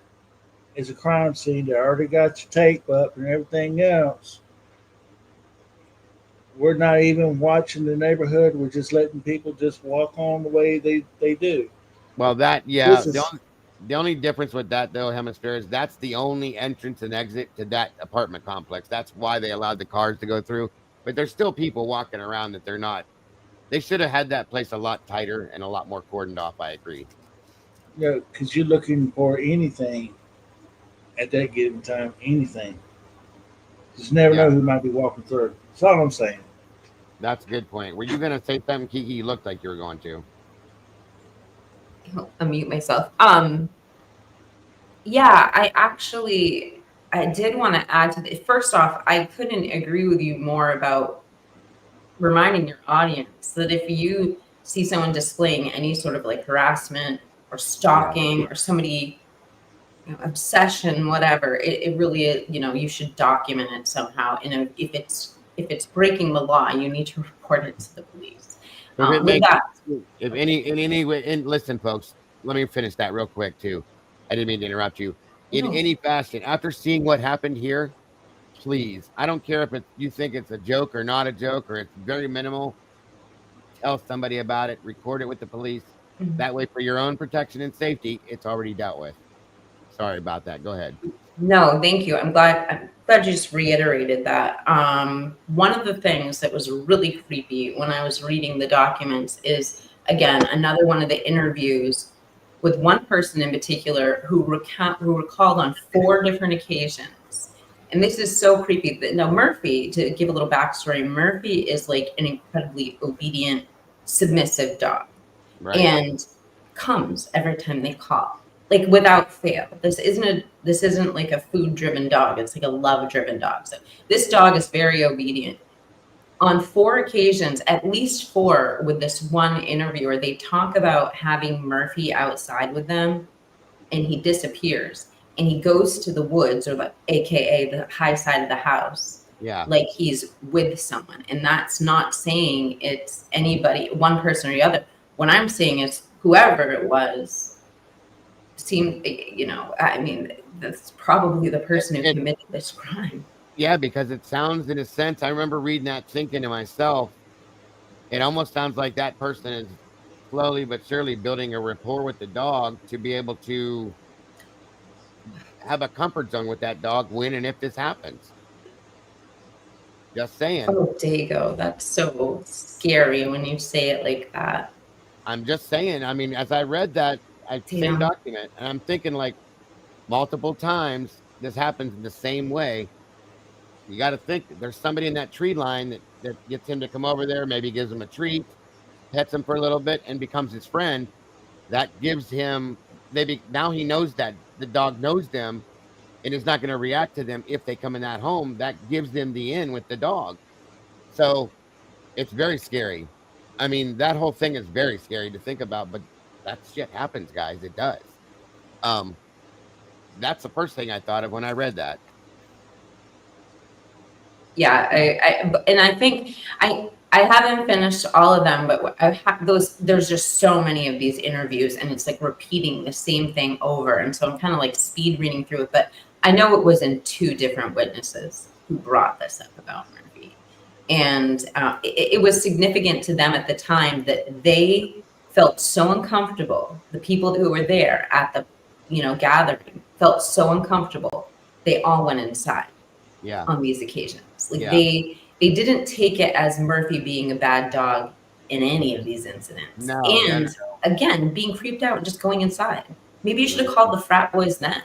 Like, have them go check the woods out. Exactly. I mean, it happened. I think you're right, 4 times at least. And that thought crossed my mind. I'm thinking, I wonder if this was, part of the premeditation. Is they know that, and again, I still feel this is somebody that knows that circle of people, probably well, and they're getting themselves comfortable with him so that he doesn't bark, he doesn't react, and he kind of lets them slide in where they need to. That freaked me out a bit. I'll be honest with you, it did. So, but yeah, that's a very, I remember reading those and going, wow, that's wild to me, So, very crazy. I also wanted to say the chat corrected me on something, so I want to bring it up on panel. So I'm making sure to stay. I want to say it was P. Fox who said it. So I stand corrected. I guess there have been crime scene photos. Oh yeah, there's a bunch. There's 300 plus that I showed today in my other show that are new. In fact, I don't know if a lot of you saw. It was very dramatic to me. Let me show you something here, since we've been here for a while now. I don't know that I'll get to it, but a lot of you guys weren't in here this afternoon when I did my other show. And I'm gonna tell you right now, this like totally floored me. Hold on a minute. Yeah, but I guess there's ones with the bathrooms in there, Dago, in the new batch. Do you know? Yeah, there are some definitely. Okay. I don't know that we saw, I'll call it Xana's bathroom, but there are bathroom photos. A lot of them actually.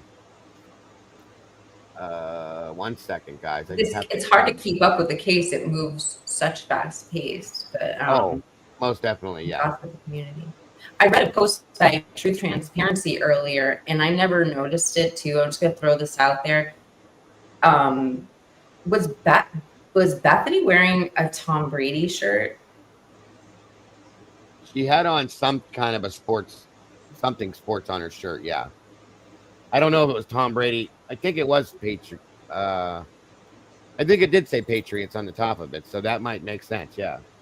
Well, it was really good. Rolo Moto has brought this up to me before. There was a game that morning, and this is what Lana was saying: is she doesn't look like she's wearing her pajamas. It looks like she's wearing what she would be wearing for that morning game, which was like she had a sweatshirt on for sure. It didn't look like pajamas to me. Oh, here we go. So that's interesting. I didn't catch that in Lannister unless she had a different show. Well, I'm gonna go to the end for a minute. And I'm gonna show this because it's that dramatic to me. Okay. Everybody knows what Amino Black is. We talked about it a lot. We saw it in one of the crime scene photos the other day with the spatter on the wall at the top of the stairs. And I know a lot of you guys did see this that were here earlier, but there's some of you that may not have. And this blew my mind. So starting about there, okay? This is the kitchen, the countertops in the kitchen. It starts at the stove. This here is all Amino Black, okay? All over this counter, which means at some point the counter was cleaned off, okay? And when forensics came in, they sprayed all over the house for this, looking for blood. The amount of blood that is found on this counter completely made me sick to my stomach, okay? In the kitchen, it starts there, and there's a ton of it. And as we move over, that is the DoorDash bag, I'm guessing. It's underneath that bag. You can't see it very clearly, but then we get to that point. There's all that there too. Okay. Hold on. And there's a close-up of it, a lot more. It's in the sink. Then we come to the other side of the sink, and it starts there, and it's dripping down on the cupboards. And all over that side. It goes all the way down to the fridge, you guys. That entire countertop, from the stove to the fridge, all the way around, including the sink, was completely doused and covered in blood at one point. Now, it was cleaned up, I'm guessing, because they didn't see it. Oh, shoot. Hold on. Guys, hold this for 1 second. Give me 5 seconds. Please entertain yourselves. If you don't mind, I'll be right back. Oh, I'd love to hear what you have to say about that. Yeah, can I give you a blow by blow of what I think might have happened? I think it started in that kitchen with Ignat. She went in the kitchen to get her DoorDash. I don't know if we know if it was, did the DoorDash come to the sliding door, or she couldn't go to the front door, right? I'm sorry, I didn't question. My impression is sliding door. It was a sliding door? But then again, I hear the sliding door was actually something you had to scale to get to. In one of the reports, they said only like close friends used it, which we've seen differently in some of the body cam footage, but I don't know. It looks like she got jumped in the kitchen. I know, it looks like a battle ensued in there. And Steve Gonzalez did say that initially, like when he posed his theory, that he met Xana in the kitchen. And then again, it kind of blows away the theory of the one perk deal, if that's the case, because had it all started there, They had to pick her up to put her back in the room and put her there where she was laying. That's the way it went. I'm just So saying. yes, Go by this words. was yes, this was all cleaned up, obviously, okay, because it wasn't there before. But for that to show up that way, they have to spray the amino black, which sprays clear until it meets the iron in blood. When it finds the iron, it neutralizes and it turns blue. That's how this stuff works. Okay, I called my my sheriff's deputy buddy, and he explained to me that's exactly what this is and how that works.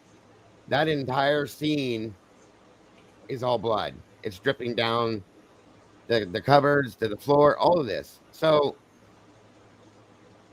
Willie made a statement and he says, could that be from them maybe taking towels and sopping it up in other places and laying them on the counter and then wiping it off? Or did something happen in that kitchen? Well, we know that her bag is in that Dana's bag is in that kitchen. All the food was eaten. And I still think that Dana and Ethan could have been the primary targets. Were they attacked in the kitchen? Was she attacked in the kitchen, possibly? Okay, it's on the same level as the bedroom.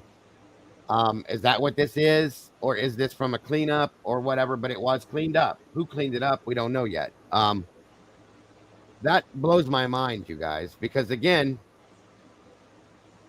that was not listed as one of the crime scenes.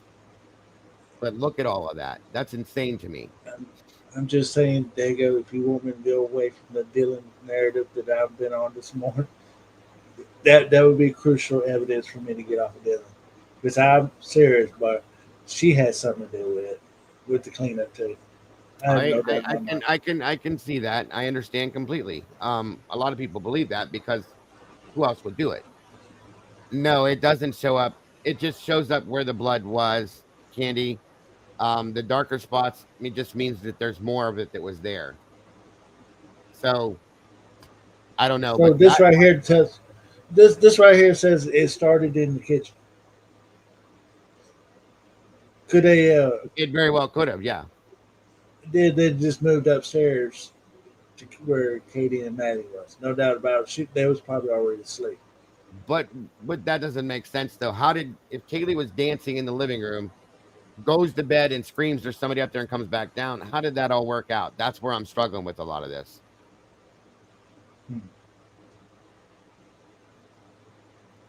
I don't get it. Well, it was cleaned up, Texas. That's the problem. But once they sprayed this down, they had to take photographs of it to prove it. You know what I mean? In the way things are going and how they're staging it, one person couldn't have done that. I think we can all. Oh no, I definitely don't believe one person did this. Not even close. There was at least about 4 people. At least 3 or 4 people did this. I agree with you. At the very minimum 3, I would say there were 3 people there in total. That's just a lot, guys. That's a whole lot, and it opens up. I guess it gives more light to how serious this was. I mean, that's a lot. So for her to come out and say that somebody's here, that means that somebody was probably hiding somewhere and goofed up and was making some noise to let her know she was. That's kind of what, that's what I was saying in that aspect. And you can see, like, it was wiped off of all these places that they put this at, like over here on the door frame, right? If you look close, you can see that stuff all down the door frame. So there was blood on that corner there that was cleaned up. It's gone. Until they sprayed it and it shows back up again. You had a big fight on your hands.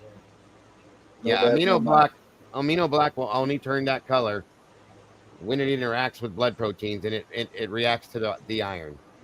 That's the only time it does that. I asked my buddy that. There's nothing else it reacts to, and that the other stuff you have to use a special light with it. You don't. Okay. So it's in spots all over the house. Who cleaned the house? And I'm gonna tell you right now, Brian Koberger didn't murder 4 people and clean the house in 3 minutes. He just didn't. 3 minutes. No way. I have a question for you guys about this amino black.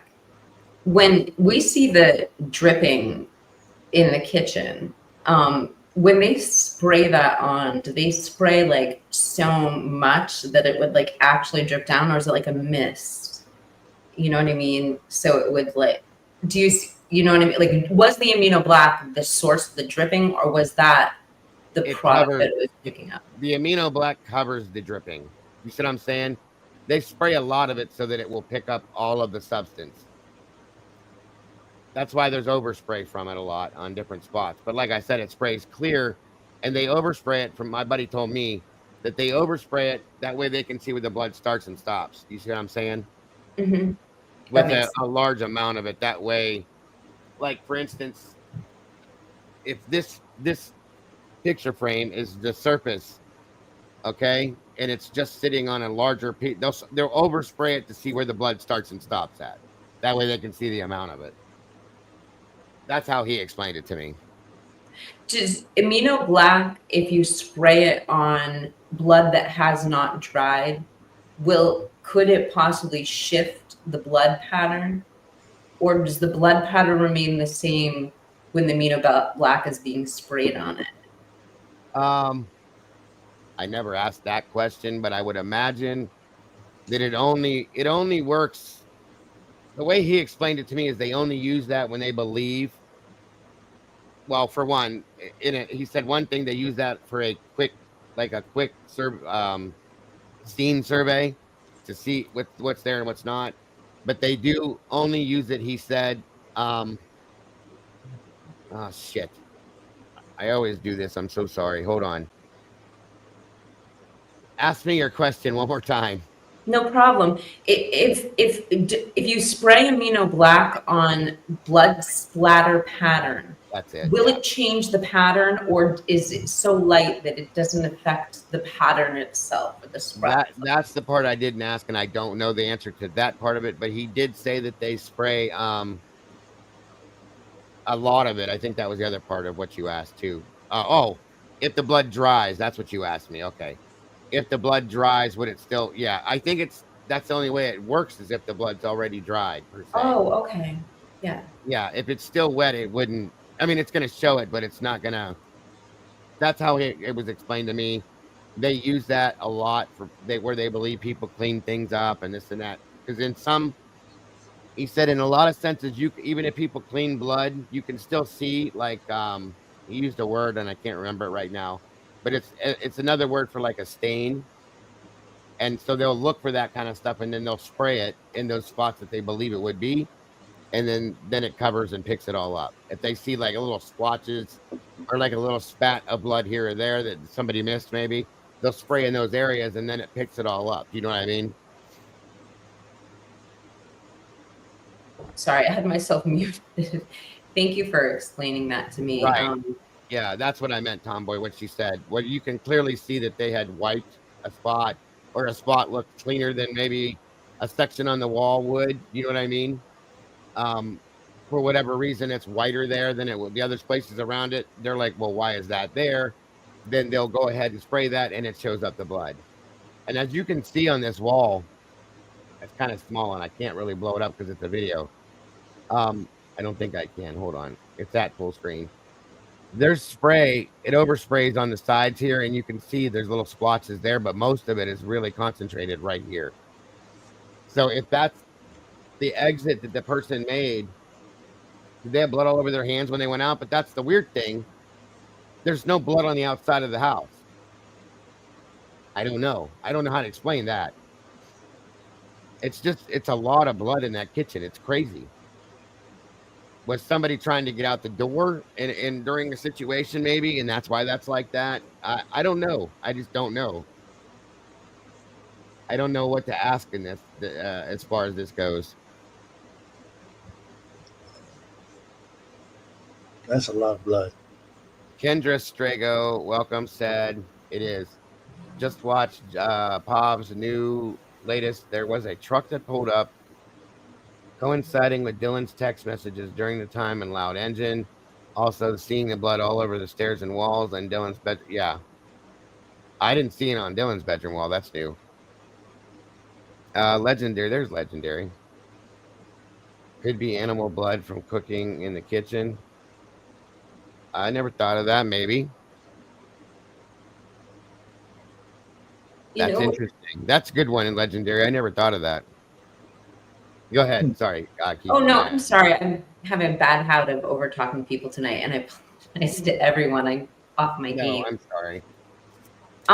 Another thing I kind of like stuck in my mind when I was reading the reports is we meaning as a collective, it doesn't sound like the prosecution still knows how the perpetrator entered the home. Maybe they do. Maybe it's just not spelled out, because I can tell.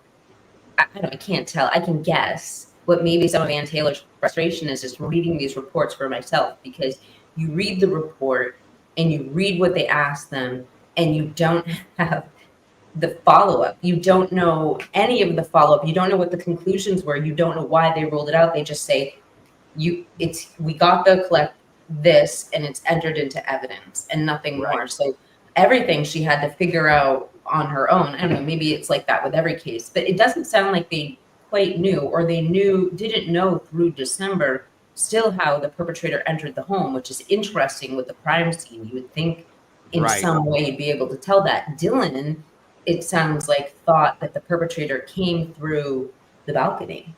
Right. And I want to say through Kaylee's room is what, and I don't know where that impression came, but maybe because she was on the second floor and the Vampire Diaries and the dancing and, maybe. Yeah, the balcony and all that. Yeah. That's a thought too. Very interesting thought.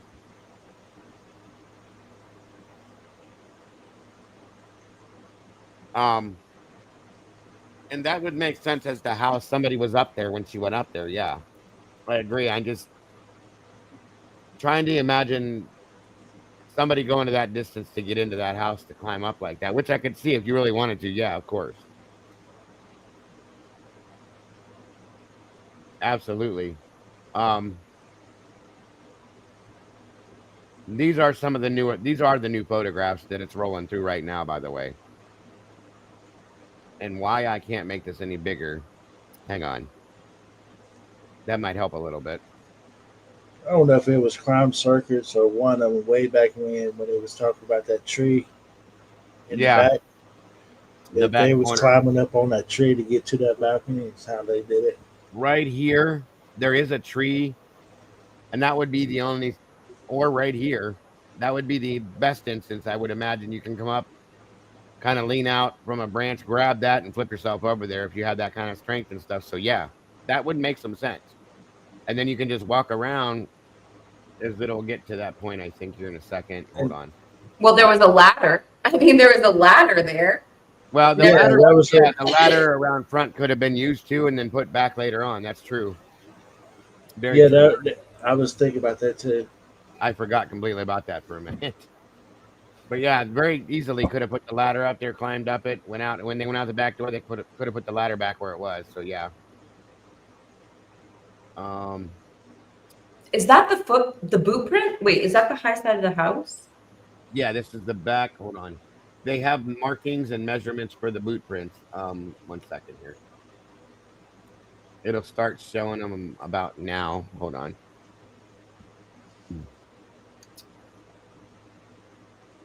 I even remember somebody was saying something about Bethany had a boyfriend that came over and was using that ladder to climb up. Oh, yeah? Yeah. Well, I was like, well, shit, man, he's going to... That's kind of crazy. He's going to use a ladder to get in her room. She's right there on that first. Yeah, why would she's on the first floor, right? All right, so that's where the boot print starts there. No blood in the. I'm just interesting because there's no blood at all, right? And I also remember a bloody shoe print was found on the inside of the house too. The latent shoe print, yeah. And then there's another one. There's where they're measuring it with that measurement tool there. And there. It's a pretty good sized boot print. It's a good big foot. and then they're marking it there and there. Oh, is that blood spatter? I mean, in droplets? No. No, I just keep going back to I mean, I don't know if Papa Roger was law enforcement or not, but Papa Roger said there was blood found on the high side of the house. I was thinking with these reports unredacted, we get an answer to that question. that would be a nice thing to know for sure. I agree with you. Most definitely.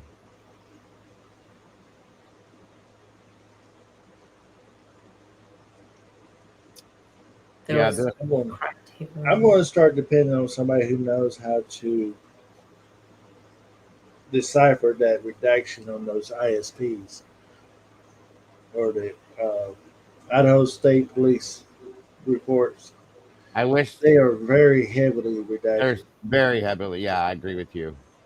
Even, I mean, with Moscow, if you know the names of the players, it will help because they do leave you with the first letter of the first name, the last name. Yeah, you can kind of see they didn't cover them up very well. It was nicer with Moscow's for sure. It was pretty easy for me to figure out the names on those ones. Okay, so there's the black bag, which ended up being a cooler bag.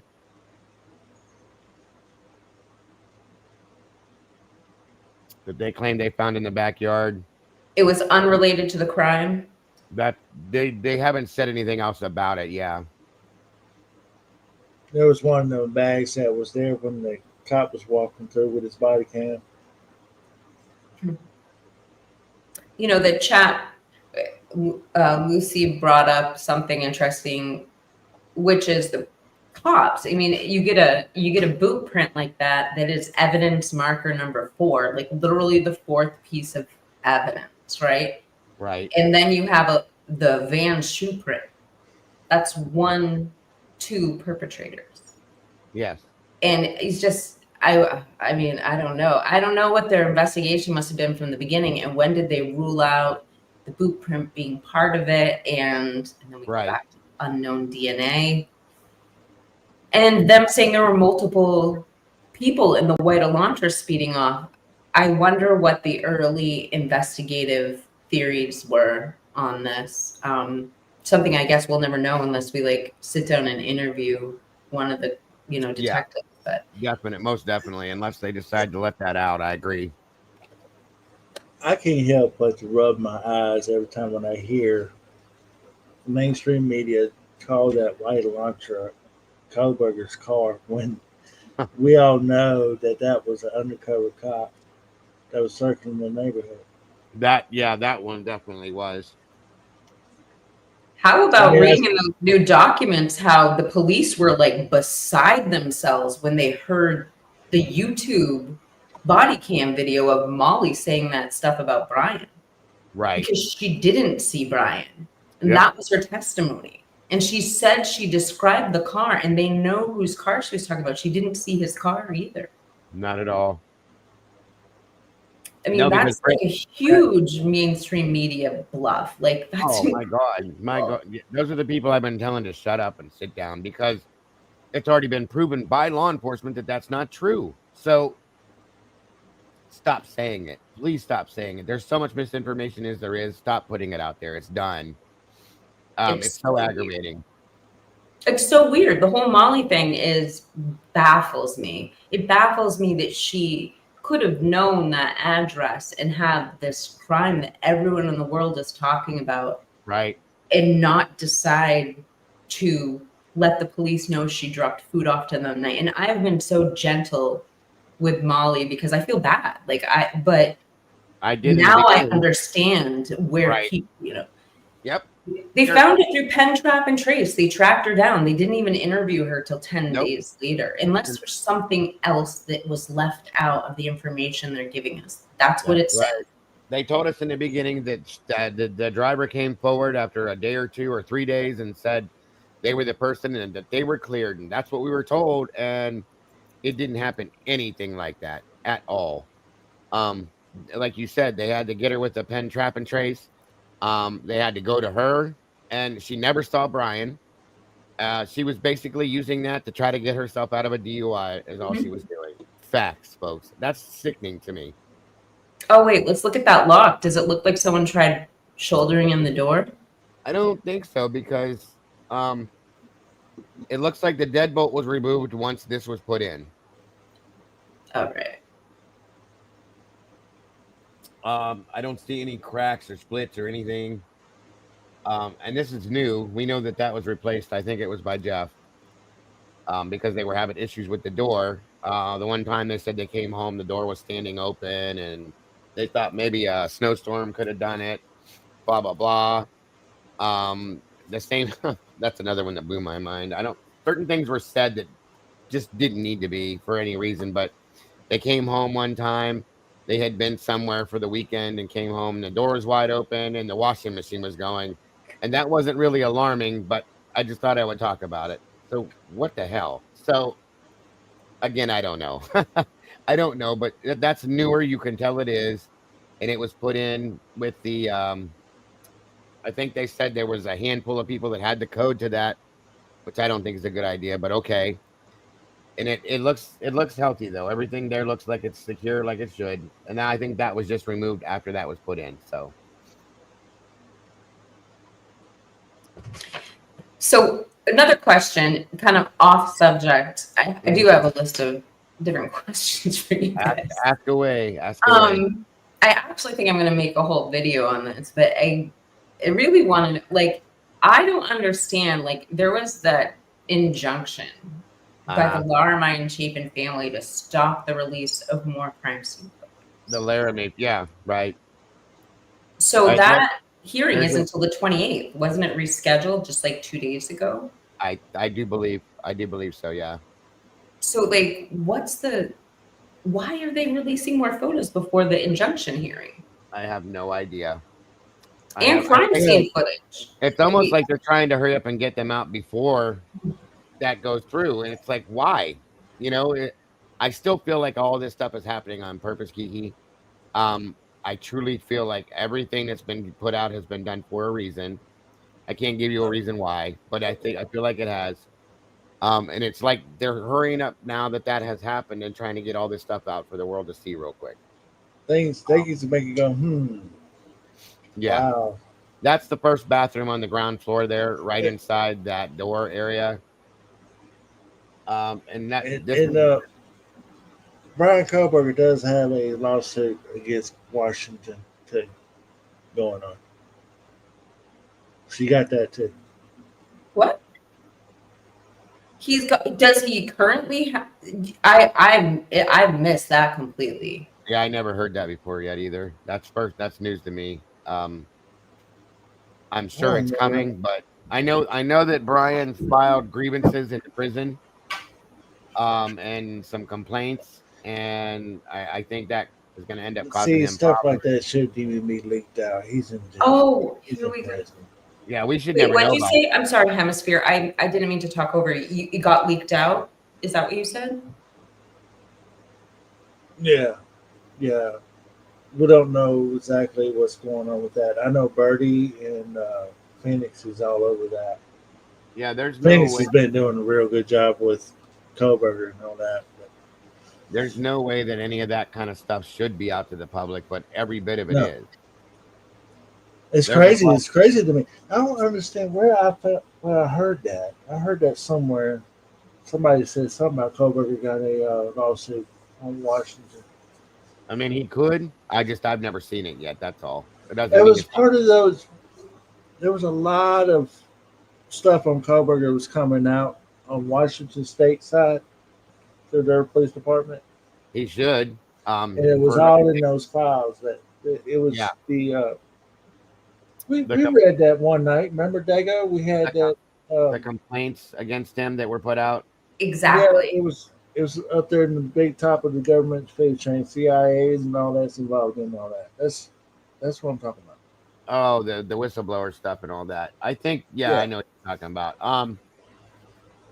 Yeah, I don't know anything more about that. I haven't found anything newer on that, I should say. So I don't know as far as that to this point, other than what we talked about and saw. But it's nothing. He should. If I were him, I would file a massive lawsuit against the college because they put all those statements out. There's no way to verify any of that's true.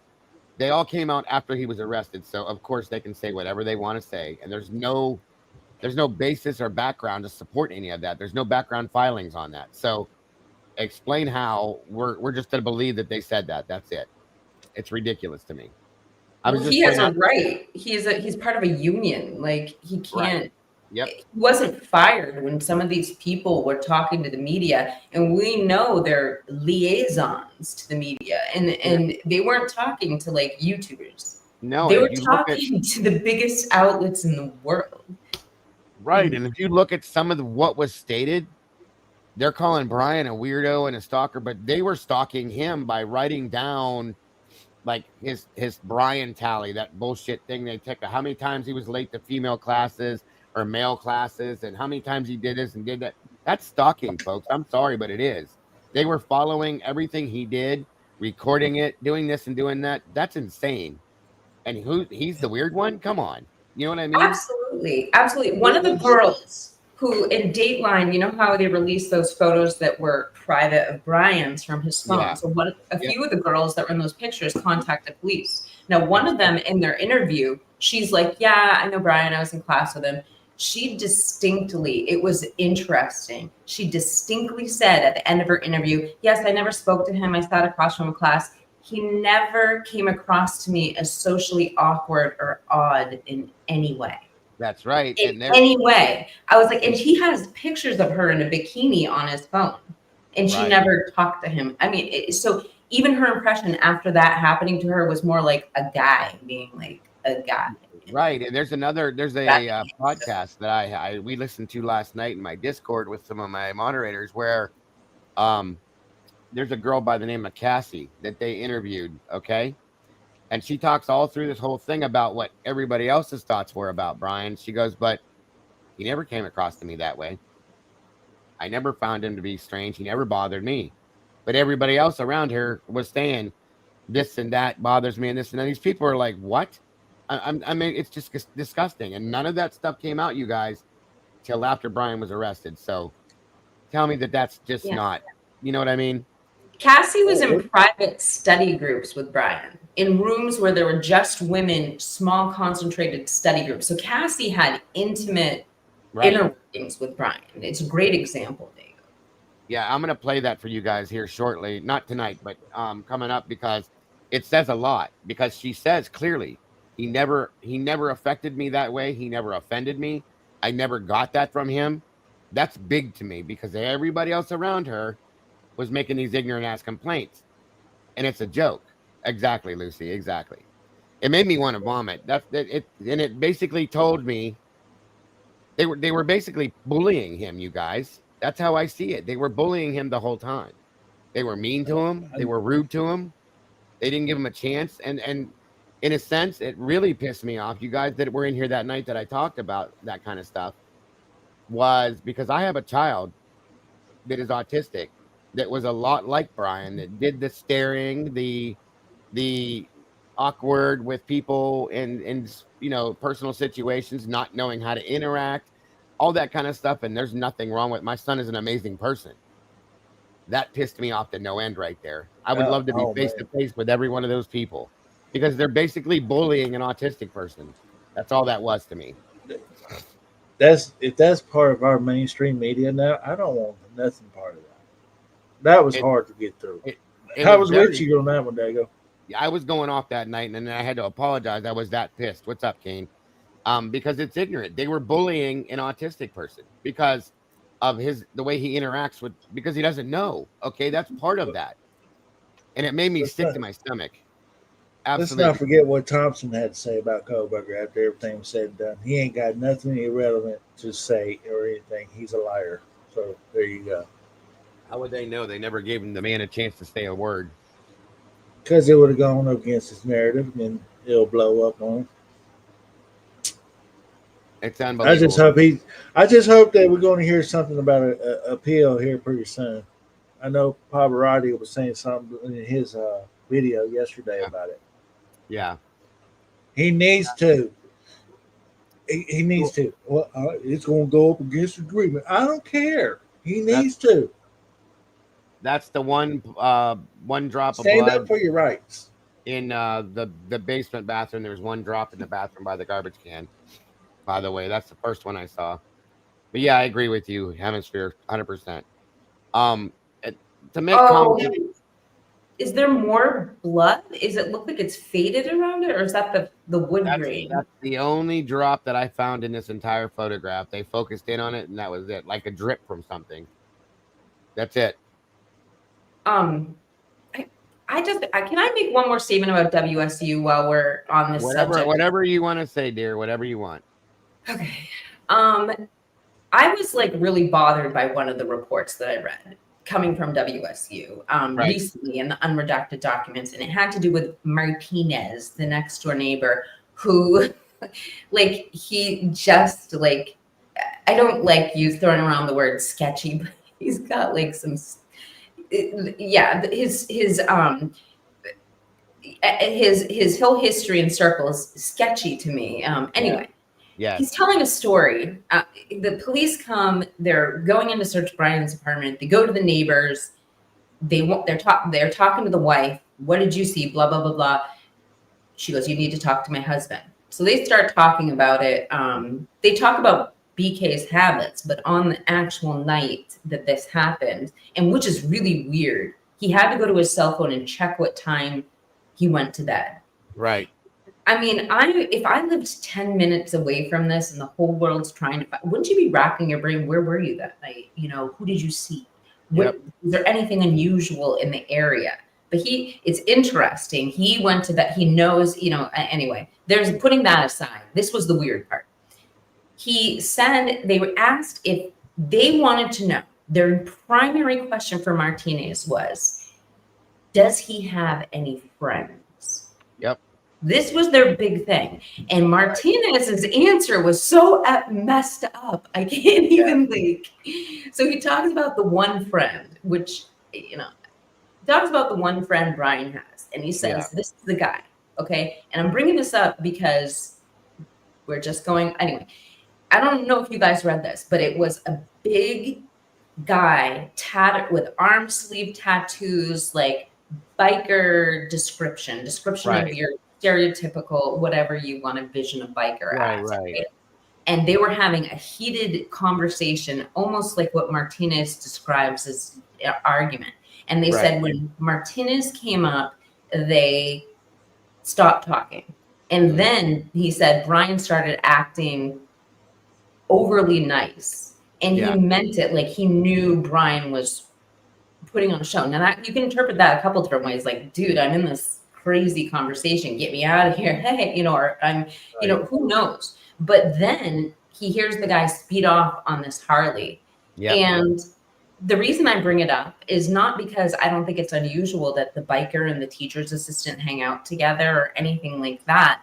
I'm just saying, like, you know, they probably hang out in different places. They probably shop at different stores. They go to different car dealerships. They, you know, I mean, like, just an interesting crowd of person. And when that's brought up and you hear that Brian might have been in some sort of distress, possibly by what Martinez is saying, it just starts those speculative wheels in your head turning. Who was this guy? Like, seriously, like, that's the only friend they had. They might that. I wish I knew the follow up on. And the fact of the point is it probably wasn't really a friend.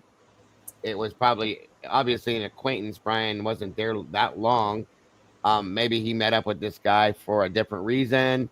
And yeah, like you said, was he in distress? And who is this guy? And what was going on with him? How was the relationship? All of that stuff begs the question at that point. And how could that relate to this? You know, who is this? Who? Maybe this guy has something to do with this in some sense. You know what I mean? I agree with you on that. It's the other part of what you said, obviously. But yeah, it's definitely something I wanted to know more answers to again, for sure. And I thought I'd bring this up too. Talking about Washington, there was back when Kohlberger was in Latop and he was in jail, there was a report that came out saying that there was a guy dressed in black was breaking in these homes, going to these girls' bedrooms, and one in particular he got caught in, and she pretty much ran his ass off. Oh yeah. And they was trying to pin that on Kohlberger, saying that he did that. He was in Yep. jail at the time. Yep. They tried to mean, they blamed everything on him they could. I don't know. I don't know what you want to call it. There is. I mean,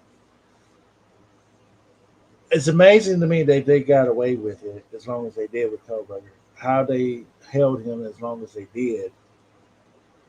Mm-hmm. I can agree. And I just don't get it. But I'm stopping right here, guys, because this is the spot right here. You see my cursor going up and down. That right there is at the very top of the stairs, right here. Okay. That we have another photograph I showed you guys 2 nights ago. That's covered with the amino black spray all over that wall right there. At one point, this was obviously before they sprayed it, but that shows you that it was wiped down, cleaned up. And then when they showed the photograph, which, like I said, I have to go back and get that other photograph. This is just in the roll. Right here on the top of the baseboard, there is a streak mark where you can tell that somebody wiped it. Okay. And it's all covered in the blue from the amino black, that entire portion of the wall there. And this book bag was over here close to it in the picture that we saw, right at the top of the stairs there. And that's wild to me. That tells you, once again, what was actually cleaned up. And down these stairs, there's photographs where you can see overspray where they sprayed this stuff. Okay. And it picked up like very light fan spatter is what it's called, as it sprayed the stairs, and it just picked it up a little bit. So something happened in this region here. Okay. Up or down the stairs. Definitely. Hey, yeah. Dago, I have a question. Go ahead. Earlier, I saw this earlier and made mention of the first thing that crossed my mind was, why didn't they just go ahead and turn the light out and have that illuminating and then took a picture of it? Is it because they couldn't, it'd be too black to take the picture or too dark or whatever, they couldn't make it out, or what? Possibly. Very possibly. They zoomed in on the spot where this was, guys. It's right here. This whole area right here. But yeah, that's possible. It could be that it would take too long. They'd have to turn all the lights out and use the light. This is easier and quicker. There's a couple of reasons why it could be. Yeah, Swamp has. Can we put Swamp Rose's link in the chat again, guys? Summer Thunder. She does have a channel, a great channel, by the way. If we could drop her link, guys, please, and I really appreciate it. One of you guys. So yeah, that was the area right here on the top of the baseboard is where that streak was. All of that right there was covered, and it was coming all the way down the wall. So I'd like to know what caused that in that area specifically. But I do believe that's why they zoomed in on that. It just seemed like there was a big old struggle to me. It could have been all over the house, yeah. And Dylan and Bethany didn't come out of the rooms once. That still boggles my mind. And that's the issue. Yeah, that's the issue I have with Dylan. I'm sorry, I have an issue with her for that. I get it. This shows you guys some of the lighting. This back wall is all lit up here. The Good Vibes sign is lit up, and the little whatever that fruit bar or whatever the hell that is has some lights on it. So there's a decent amount of lighting in that room for when Dylan states that she's seen this guy, but she didn't really see him very clearly 3 feet from her. At that doorway there, right across from it. There's a decent amount of lighting in that room. And I'm not to say that the lights weren't all on in the house, folks. So we don't know. I'm just saying these lights were never turned off. None of them. So, you know, that's a good amount of lighting to me. Those white Christmas lights are very bright. Very bright.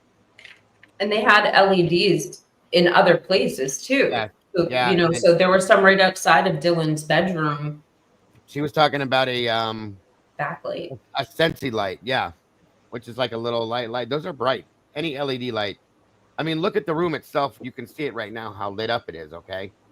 Those lights, think about that at night, how bright that would make that area right there. I think that's why they took a picture of those lights to show you the lighting And there's the other lights right there. So if he was standing right here, let's say where my cursor is here, that's probably more than 3 feet. So I'm going to say about right here. There's enough light that you, in my opinion, if you open your door, you should be able to see clearly who's standing in front of you, in my opinion. That's just my opinion. Because we got lights here, here, and that huge wall covered in lights. I still have issues with that table being there and somebody running back and forth through there. That's a little wild to me too, but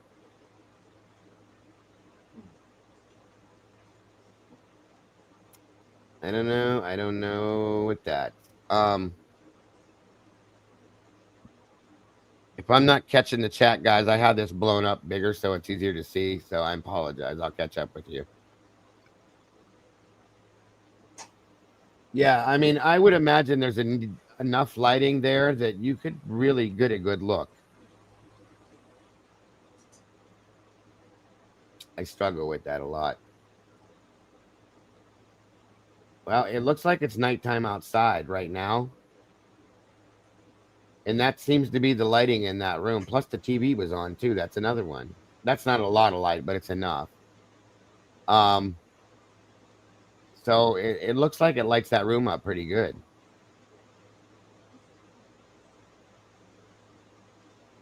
There's a lot of alcohol in the house too. All throughout the house, actually. If you want this link, Kiki, I'll send this to you through Discord. You can have it. Thank you. Oh, 100%. I don't know what that stain is, you guys. Somebody said the other day that it looked like bleach on leather. Or this morning, not the other day. That could be. But knowing how many parties went on in that house, that could be anything.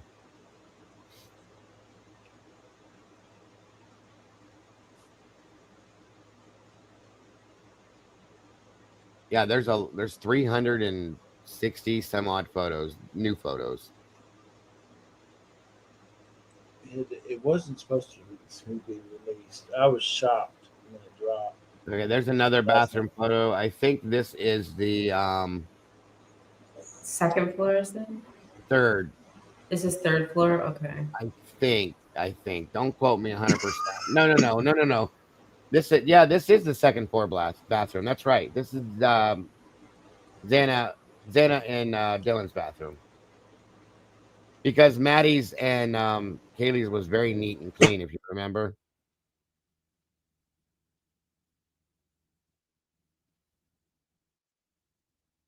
So this would have been the bathroom that Dylan is talking about?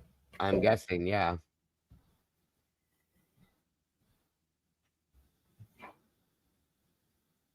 That's the laundry room.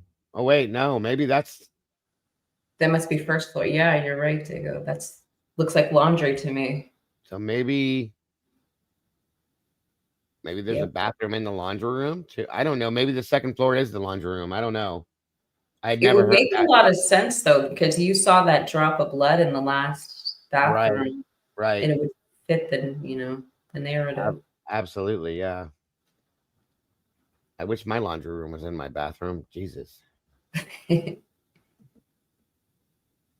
I have a laundry room on the first floor. Anyone who's considering that, I thought it was like a good thing. Like we built it on the first floor. Oh my God, don't ever. It was like, you want your laundry away from your entryway. Okay. Yeah, No matter how neat and tidy you are, your laundry room is not the thing you want. Yep. I've done it. Been there, done that. It goes in the basement from now on. Sorry, I had to add my 2 cents. No, I get it. There again, it shows the lighting in the room. There's the knife on the table. Again, we all saw that. So like I said, it looks like, and that's the defibrillator they came in with initially. But that lighting looks pretty good to me for that room.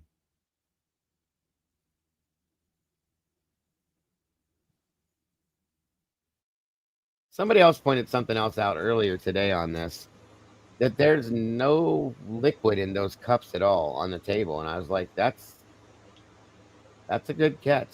why wasn't there? It's weird. Yeah, I They saw zoomed, two. they Two zoomed in golf on the balls. knife, and it doesn't. It looks like it might be rusty a little bit, but I don't think there's any blood on the knife at all. That's the one that Hunter put on the Yeah, table. that's the one that came out of the kitchen, and then he set it back down on the table and walked away. What time is it? Yeah, I know. I was gonna say I probably need to get off the stream. Shit, I know I do. It's getting late.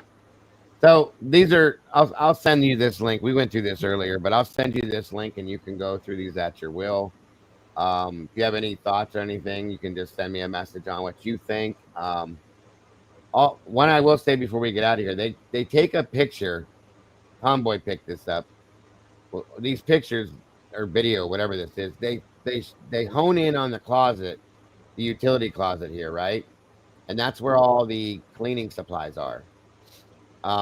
There's a mop and a bucket in there, and Tomboy pointed out that that's a good point, Lucy. Who has a rusty kitchen knife? That's my thought too. There it is, right there. Yeah. That the bucket and the mop, like the floor around the bucket, looked wet, and the mop looked wet, which constitutes cleaning, possibly. You know what I mean? So that was a quick, interesting thought, and I thank Tomboy for pointing that out because I didn't notice it. But when they show that close up of the closet there, you can kind of tell.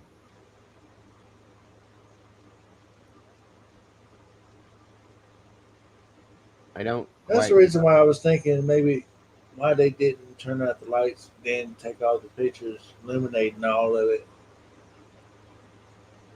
Because it does look like it's so clean that, that was my initial thought when I first was looking at it and going, this don't even look like a typical. That is the third floor bathroom, Maddie and Kaylee's bathroom right there. The older girls, you can tell. Everything nice and clean. The whole top floor, besides obviously the bedroom, was very neat and tidy and spotless as compared to going down, And of course, those are the fingerprints they were trying to get off that back window.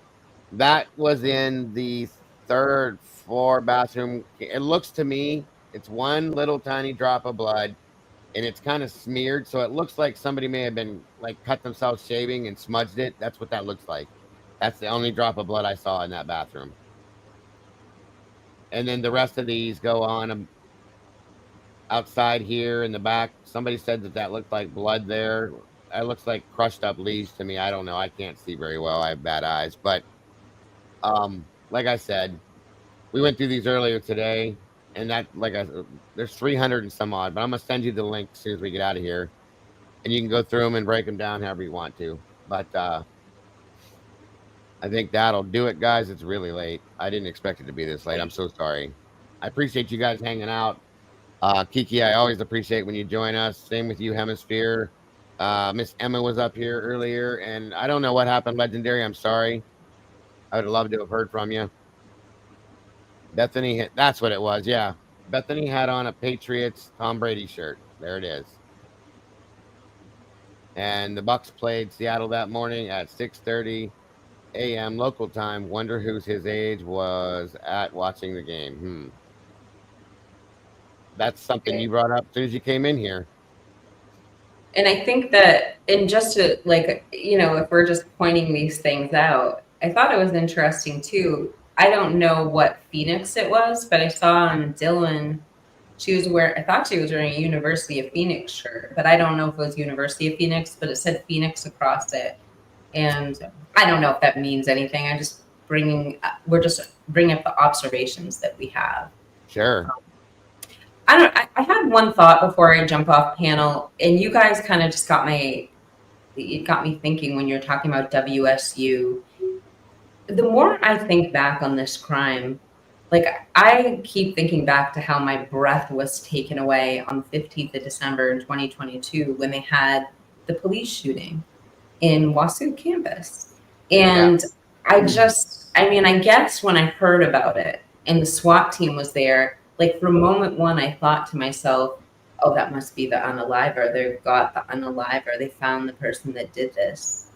And it, you know, obviously we've heard he's been cleared. There's no connection. We don't want to obviously vilify, you know, somebody's name who's not involved, but I still have questions about that. And when I see this case being, you know, having it released and, you know, redacted and then ungagged, I just wonder, would it be appropriate to now do that for Kopaka, just for all of us to see with our own eyes? There was zero connection. You cleared him. You have the forensic download of his phone. Like, let us know, you know, please. I agree, and I think that it needs to be done because Brent Kopaka, if there's no involvement, they're saying there's not with him within this crime, then Brent Kopaka was he served our country. He was a hero in a sense, and he deserves that in every aspect, not to be known for this, okay?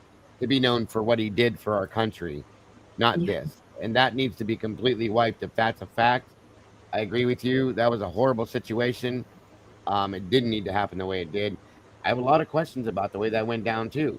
I have a lot of issues with it. So they could clear his name. They could clear his name. And then the irony, what compounds it is, then after Brian gets arrested, we find out that he left town the same morning that happened. And that's just what makes it so ironic, is that he left town the day it happened. Then, yeah, right.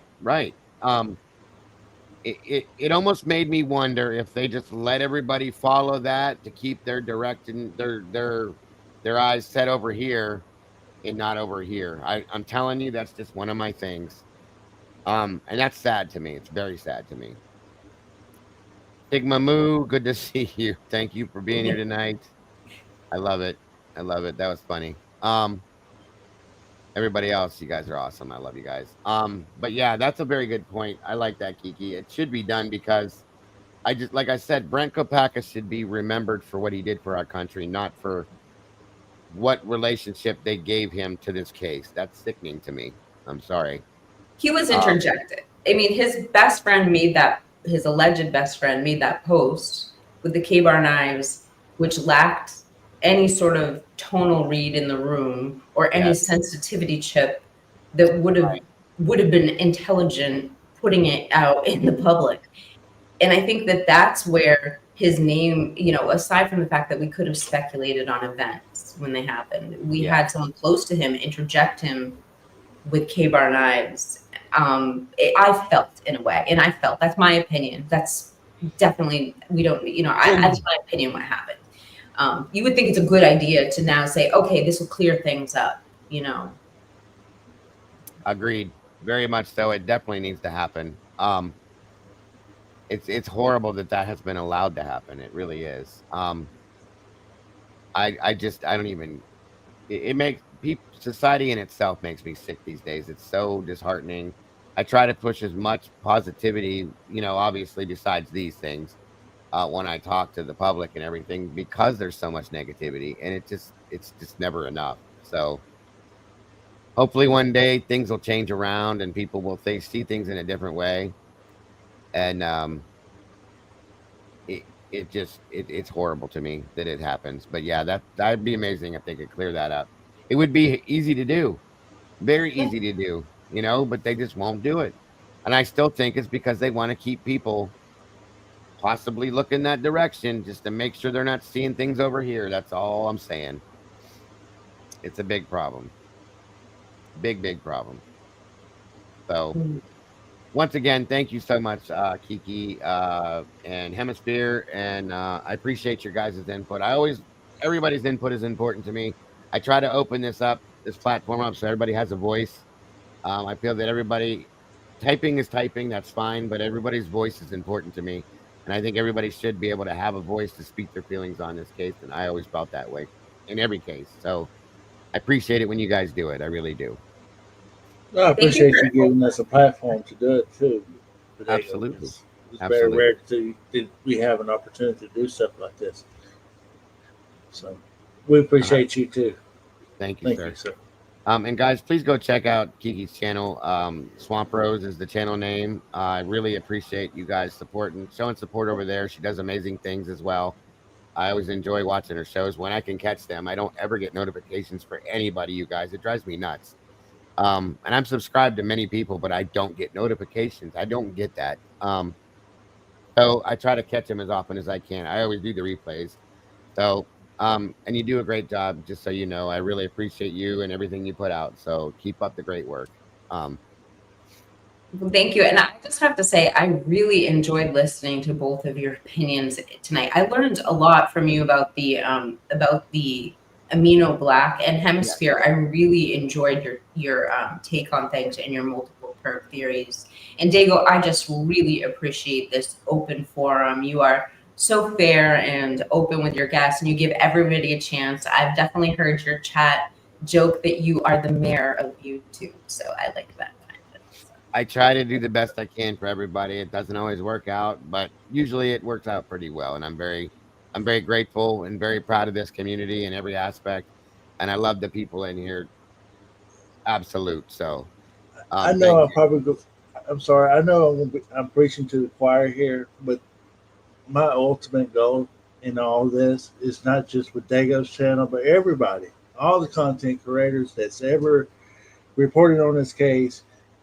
Let's keep pounding it, because this is not cool. This is not. This is us. This is all of us, great. folks. It's This not is just not Brian. done. Right. Because like I say, like Dago said earlier, this could be me, this could be Dago, this could be you that's in this predicament. And it's a shame that our country judicial system is the way it's set up the way it is now. Yeah. Unbelievable. It's very scary. And I don't so want to see that. it all changes with you. So you get into your local government, you start, voting when it's time to vote, and get the right people out of there, or right people in, the wrong people out, and let's get this changed, because this is not our country. You gotta I do be. not recognize this. This is not our country. This is not freedom of free. This is what the ego stands for: is freedom of free, freedom of life. That's it. And we can't complain about it if we're not going to do anything about it, folks. That's a fact. Okay. And we are the people. This is our country.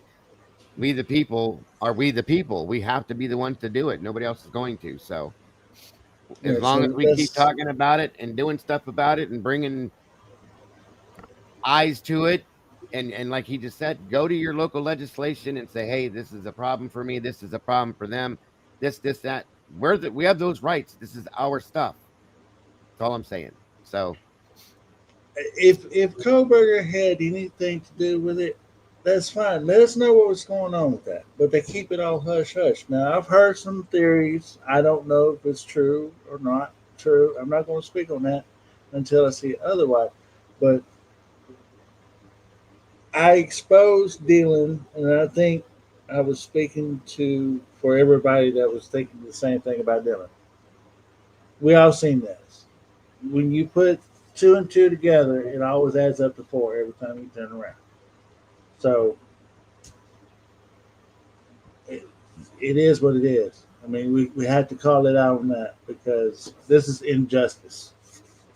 This shouldn't have happened, not in the way that they did it. That's my thoughts. Agreed, and I appreciate your input, sir. Everybody. I love to hear everything. Like I said, everybody has different takes on things. Some of us all think the same way. Some of us think exact opposite, but I appreciate and respect everybody. So I thank you again for your input and your thoughts, feelings, opinions. It all matters to me. And that goes for the rest of you over here. Again, Kiki and Hemisphere, thank you very much for joining me. I hope to see you guys again very soon. I hope you both have an amazing rest of your night. And take care. Everybody in chat, as always, you know what I'm going to say. Don't forget to love yourselves, love each other, and don't change a thing. You guys are the beautiful people. You guys have a wonderful rest of your evening, and I'll see you guys very soon. Bye-bye, y'all.